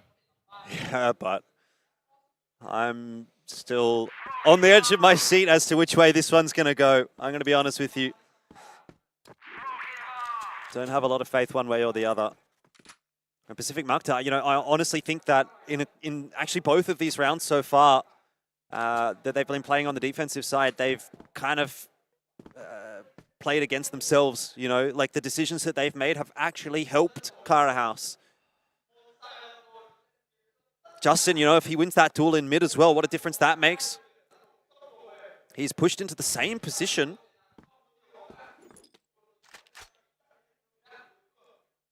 Shady's looking for a fight, but he's not finding it. LDX, you'd have to hope, has been given the information here by Rambo that that push occurred last round and won't be caught off by it this round, but just seems like such an unexpected angle. Justin's got to be a little bit cleaner with these initial shots, though. If he's going to take that position, can he get out of here alive? It looks like he will not. Not quite. Rambo sees a sliver and picks him off. It's a tense and nervous round for Karahouse with less than a minute left on the clock, but they do have the one-man advantage, and that is a massive boon. Now a two-man advantage, and could have well been three there had that shot connected. Yeah, now Karahouse has everything in the cards to close this one out. They've just got to hang on to the numbers. Aldrin as well, down to 20 HP for the remainder of this one. Only 30 seconds. They've got to start making their move. And this is where they've got to be careful of MVA and Aldrin. These two guys love to be aggressive when they're feeling like they're down and out. And Aldrin, he's already found one onto LDX. ZYK holds the line for a moment longer, but it's still a 3-on-2 as Dola takes down ZYK. Aldrin, he's stuck on the back of the catwalk. MVA, he's trying to slide in underneath and find that support, but Aldrin, he's already found another. But look at Rambo, the backstab. He's going to take this one down to the 2v1. Can they do it, though? MVA, no, it's not going to happen. They get it done. Karahouse, they find the win, 13-11. The 2-0 dream is a reality, but what a comeback to make it happen. Oh my word, I can't believe it, and I'm sure Pacific Macta can't believe it either. They really should have won that in regulation, shouldn't they? I mean, 13-11, they had no shortage of opportunities in the OT either, but today it's Karahouse's day, 2-0. Maybe the hometown advantage is what got them over the line. You got to give a big shout out, I think, to Shady for that absolutely massive round in regulation to start the comeback when they were down by 3 rounds. It was, what, 9-6, I think, at that point. If he doesn't come up with the goods, he got like 4 kills in that round, 3 of them just insane shots with the Orm. If he doesn't come up with the goods in that round, then Kara is out of it. And it's a 10-6 score, and we're probably halfway through map 2 at this point, but map 3 at this point. But he gets them back into it. And, I mean, I don't even know what the individual scores look like. I think it might have been Lucas that was leading from the front in terms of the numbers, but I think just based on that, I'm probably giving Shady my MVP. Yeah, you almost have to. I mean, they started the comeback off of a 2v5 from him and Dola, and from there, you could tell it just reinvigorated something in this lineup, and from that point on, it felt like a completely different team that we were seeing in the server up until the close here. So I feel like these guys, having pulled off a 2-0 win, is going to give them so much more confidence now to move forward with, because if this goes to a map 3, I think the rest of this group looks a lot shakier for them. Yeah, absolutely. Look, I think, to be honest, this group still, to me, looks shaky for both of these two teams. Obviously, for Karahouse, you know, they're still in that discussion. I think Pacific Macta, we can't quite say there's a line through their name at the moment, but look, just based on the expectation for the way this group would play out, if Pacific Macta can't beat Karahouse, you don't think they're going to beat Imperial, you don't think they're going to beat All Gamers. So it's not statistically impossible, it's not, you know, literally impossible for them to actually still make it out of this group, but just the storyline would be against them for the rest of this event. Even for Karahouse, I don't think that this was, by any stretch of the imagination, clean enough to say that I think they're going to be a contest tomorrow against Imperial, or particularly against All Gamers. I would need to see a lot more from Cara House. They had a lot of individual moments here that got them through some really tight rounds, but just as a team, I felt like maybe there wasn't quite enough there. There wasn't the cohesion, there wasn't the coordination that we see from some of the other teams today. Yeah, it really felt like for Cara House, it was just kind of raw firepower was the name of the game, and when it worked, it was great, but there was times where it came back to hurt them quite a bit. You combine that with, out of these 4 halves, I feel like Rambo was really only present in one of them, and to be fair, that was a really good half for him, but the rest of it really came down to the heavy lifting from the rest of his team. Yeah, absolutely. Sometimes you just have an off day, sometimes that's just how it is. Aldrin, in particular, for me, was the pick of the bunch for Pacific Macta. Had a great map 1, did pretty well on map 2 as well.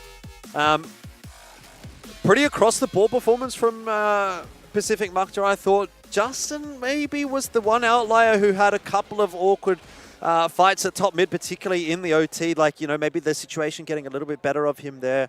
And, if he would have won one of those duels, that could have really changed the course of that OT, especially given how late it was, how high tense it was. We might have gone into Golden Point, and at Golden Point, who knows what happens there. But anyway, look, it's all in the past. Doesn't really matter at this point. All we know is the result was 2-0 for Cara House, but man, they're going to have to step up. If that's their map pick, you're talking about Black Widow, which is a map that, Imperial likes to pick, and we've seen, obviously, All Gamers already look pretty good on.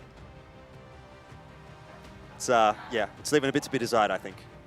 Yeah, I think the other 3 teams in this group are going to be very similar matches that we see. I mean, whoever takes on Imperial next between these two is going to be, I think, equally hectic in that experience. I feel like it's going to be kind of anything goes for that second spot in this group. I think All Gamers is that team that probably feels a little bit safe, but everyone else, it's really still up for grabs, I think. Yeah, definitely.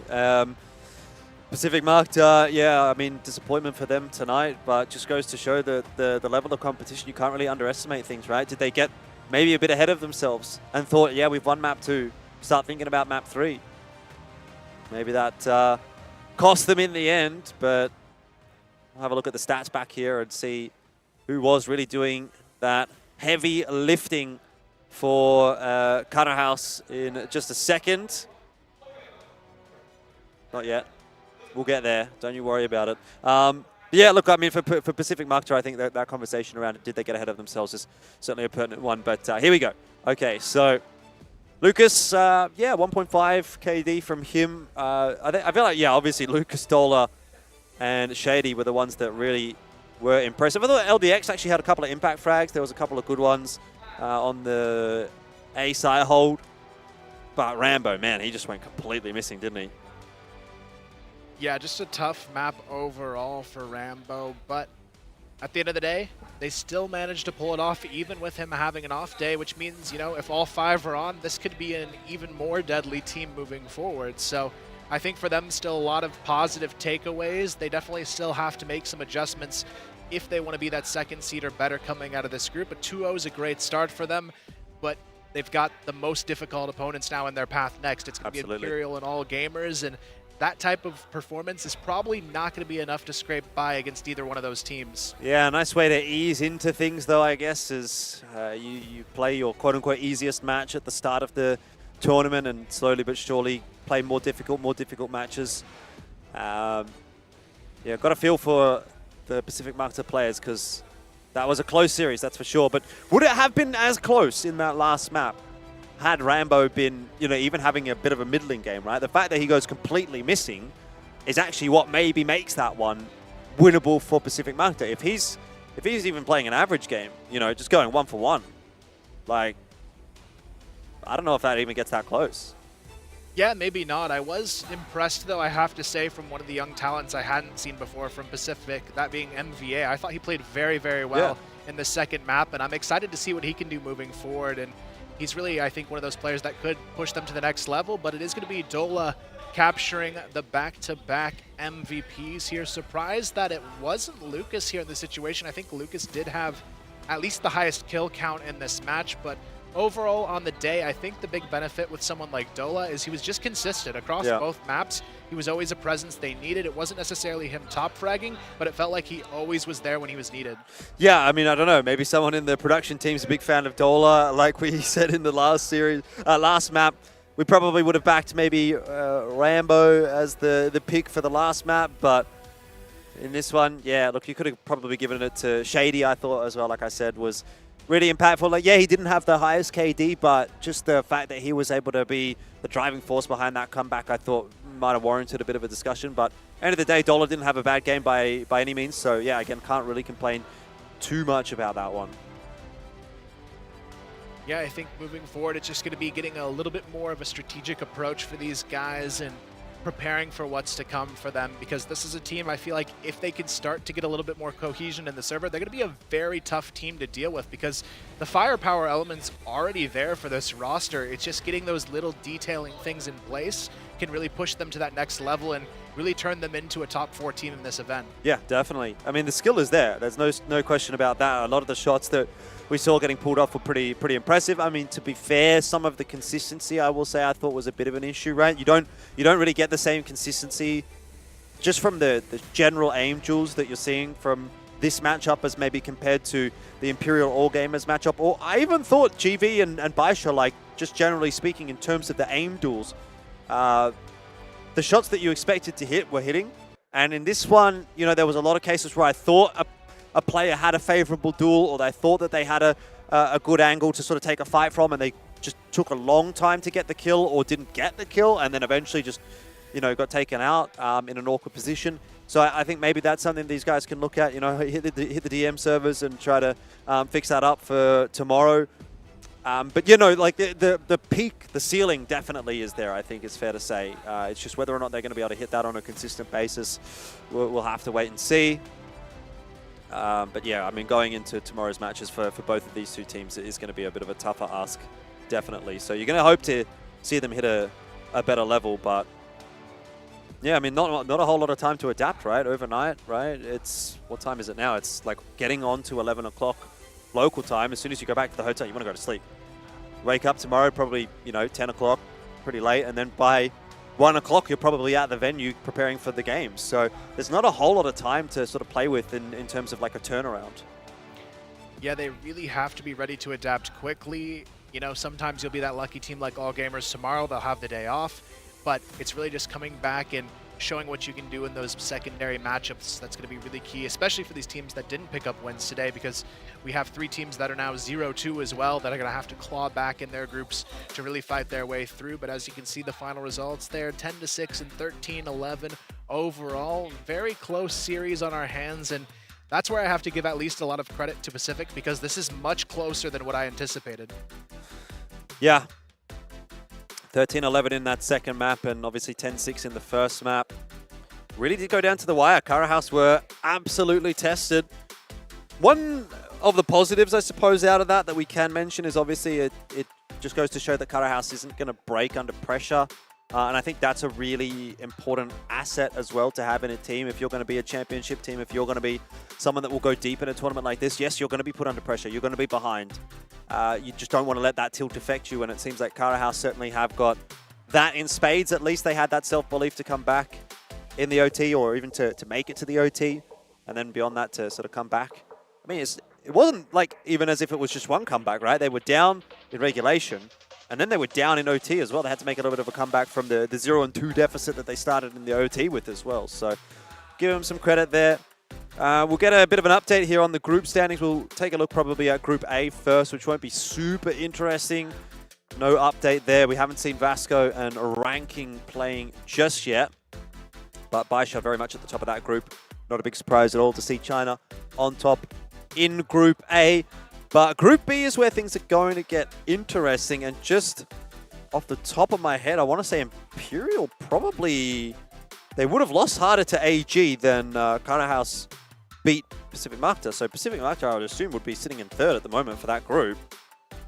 Which obviously, you know, I mean, like, it's still early days. Each team's only played one game. You want to see how the head-to-heads play out. But just as far as how it's going to be looking going into tomorrow, not a great start for Imperial, actually.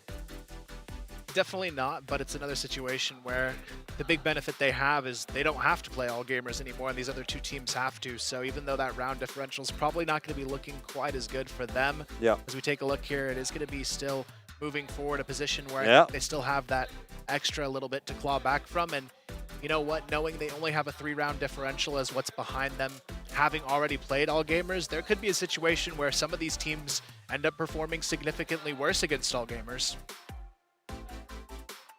Yep. Looking pretty damn solid. And all gamers will be happy with that. Head and shoulders above the rest. We'll take a look back at the results from today. In case you missed any of it, 2-0s across the board. Big day still, but here we are at the end of day 1. And each of these teams feeling happy with their wins. Certainly AG, BaiSha and Karahaus. But for Imperial, GV and Pacific Macta, they've got a bit of thinking to do to come back into it. And for a few of those teams, it's going to have to happen tomorrow. They have to run it back off the back of a loss. Who do you think was the team that looked the best on the losing side today? It has to be Imperial or GV, certainly. I would say probably Imperial, just because, you know, for the opponent they had, I feel like they were already going into a match where they were almost expected to go down in that fashion, where these other teams, I think there was more potential to win on the table that they kind of squandered, whereas Imperial moving forward, I still think they're probably a confident number 2 in this group, and it's really going to be up to them to prove themselves in their next matchup more so than their first here. Yeah. Look, I am looking forward to seeing what GV can bring to the table against a team that doesn't have 9 popping off with 27 kills, right? I think they probably weren't able to show their best result today. They weren't able to put their best foot forward, but sometimes that's just how it is when you're up against such a dominant opponent. So, you know, I want to give them some credit and see what they're going to be able to do in their matches either tomorrow or later on throughout the week. I think they are still in a position where they can definitely fight for a top 2 in their group. But that's all that we have to sort of discuss coming into tomorrow, right? We're at the end of day 1, and there's a lot of conversations still to be had, still a lot of games to be played. And at this point, yeah, obviously we're sort of just looking forward to what's going to come tomorrow. Yeah, I mean, still a lot of group stage left on the way. These best of 3s are only going to get more intense as we get close to those last couple of days. You're going to start to see teams kind of know where they stand. You'll see teams basically going down and out, but there's still a lot left to go before that happens. Of course, we'll see ranking tomorrow and Vasco for their first time as well. Excited to see those two teams debut as well. Indeed. Well, I think, Carl, that's going to be all from us tonight. We're about to sign off and say goodnight to you, but of course, we'll be back tomorrow. Before you do go, do stick around though, because we do have an interview being set up on the stage. As you can see right behind me, an interview with our winning team to close out the night. Và chúng tôi xin được chúc mừng CROSSFIRE Last Legend đã giành chiến thắng trong ngày thi đấu hôm nay. Thưa quý vị, và ngay lúc này bên cạnh Thu Hà và Đăng Khương đó chính là nhân vật MV ngày hôm nay, đó chính là Đô La. Và có lẽ là ngay bây giờ thì mình sẽ cùng trò chuyện một chút cùng với Đô La nha. Và trước hết thì Đô La hãy gửi lời chào đến tất cả quý vị khán giả đang theo dõi chương trình ngày hôm nay và cũng như là chia sẻ những cảm nhận của mình thông qua trận đấu vừa rồi nha. Xin mời. Em xin chào tất cả mọi người. Em là Đô La đến từ đội tuyển CROSSFIRE. Và không biết là ngay lúc này sau khi mình giành chiến thắng rồi mình có cảm nhận như thế nào về trận đấu vừa rồi cũng như là đối thủ của mình? Theo em thì cảm xúc của em bây giờ nó cũng rất là vui và cũng cảm thấy là team mình quá cố gắng để có thể vào được extra round và giành chiến thắng trước Pacific Macta. Phải nói vừa rồi là một trận đấu rất là mãn nhãn và ngang tài ngang sức và thực sự là rất là gây cấn nữa, đầy kịch tính. Thì em đánh giá ra sao đối với đối thủ của mình này cũng như là cả hai đối thủ trong vòng bảng năm nay? Đối với em thì em không ngại bất cứ đối thủ nào cả, nên là chỉ có ngại là mình không làm được thôi, còn đâu là nếu mà cố gắng thì mình vẫn sẽ làm được. Thế bây giờ mình hỏi thêm một chút xíu là mình đánh giá ra sao về nhóm A trong vòng bảng của CFS năm nay, thì nhìn chung về nhóm A trong vòng bảng thì mình thấy như thế nào ha? Và so với thực lực của đội của mình thì mình thấy là mình cho rằng là nhóm này có đáng gờm hay không? Theo em thì bảng A thì em cảm thấy là bảng nhẹ hơn bảng của em. Như vậy thì mình một câu trả lời rất là tự tin đúng không ạ? Vâng, nhưng mà tự tin cũng là một chìa khóa để mà có thể chiến thắng trong những trận đấu tiếp theo. Và một lần nữa xin được chúc mừng cho Lola cũng như là team của mình, Cara House Last Legion đã giành chiến thắng trong phần thi đấu ngày hôm nay. Một lần nữa thưa quý vị, hãy cùng dành một tràng vỗ tay cho Cara House Last Legion cũng như là dành cho MVP Lola. Cảm ơn rất nhiều ạ. Xin được cảm ơn Lola. Và tất cả quý vị thân mến, ngay lúc này chúng ta cũng đã đi qua được rất nhiều trận đấu cay cấn trong chương trình ngày hôm nay rồi. Và ngay lúc này thì chúng ta sẽ cùng nhau theo dõi những lịch thi đấu. Và trước khi chúng ta nghe lịch thi đấu thì chúng ta hãy cùng lắng nghe một số thông tin đến từ MC Thu Hà nhé. Dạ, và ngày hôm nay thì Thu Hà cũng xin phép được gửi những lời cảm ơn chân thành nhất đến với tất cả quý vị khán giả, đặc biệt là quý vị đã cùng theo dõi ngay tại trường quay đến tận giờ phút này. Một ngày khá là dài vì quý vị đã đồng hành cùng với ngày thi đấu đầu tiên. Và quý vị cũng đừng quên là chúng ta hãy nán lại thêm một ít phút nữa, bởi vì sau khi chúng ta trải qua phần sóng livestream trực tiếp thì chúng ta sẽ có thêm một phần là quay số may mắn dành riêng cho quý vị khán giả nào còn có mặt ở đây trong ngày hôm nay với phần quà vô cùng hấp dẫn. Dạ. Và bây giờ hãy cùng nhau hướng mắt về màn hình để cùng theo dõi về lịch thi đấu của ngày mai nha. Thưa quý vị, và vào trận đấu ngày mai cũng sẽ bắt đầu diễn ra tại nhà thi đấu quân khu 7. Vào khung giờ đó là 14 giờ chiều, chúng ta sẽ có lịch thi đấu. Đầu tiên, trận 1, bảng A sẽ là phần thi đấu giữa Vasco ESPORTS và GV ESPORTS. Và tiếp theo, lúc 17 giờ chúng ta sẽ có bảng B với Imperial và Cara House Last Legends. Và cuối cùng, ở trận 3, bảng A sẽ là phần thi đấu giữa BaiSha Gaming và Ranking Esports. Và vì vậy, xin mời các bạn chúng ta hãy nhớ là theo dõi thông qua nền tảng trực tuyến của chúng tôi, cũng như đừng quên đến với nhà thi đấu quân khu 7 trực tiếp để cùng theo dõi phần thi đấu đầy kịch tính vào ngày mai quý vị nha. Còn bây giờ thì quý vị ơi, đến đây Thu Hà cũng xin phép cùng với MC Đăng Khương xin được gửi đến tất cả quý vị ngày hôm nay, đặc biệt là quý vị đang theo dõi thông qua nền tảng trực tuyến của chúng tôi, đã cùng bình luận cũng như cháy hết mình cùng với những trận đấu kịch tính của chúng tôi. Và hy vọng quý vị sẽ còn đồng hành cùng với CFS Summer Championship năm 2023 trong những ngày thi đấu tiếp theo và cùng nhau tìm ra được quán quân của năm nay trong mùa giải Summer Championship ạ. Còn bây giờ thì Thu Hà cũng như Đăng Khương là xin được gửi đến quý vị lời cảm ơn, xin chào và hẹn gặp lại.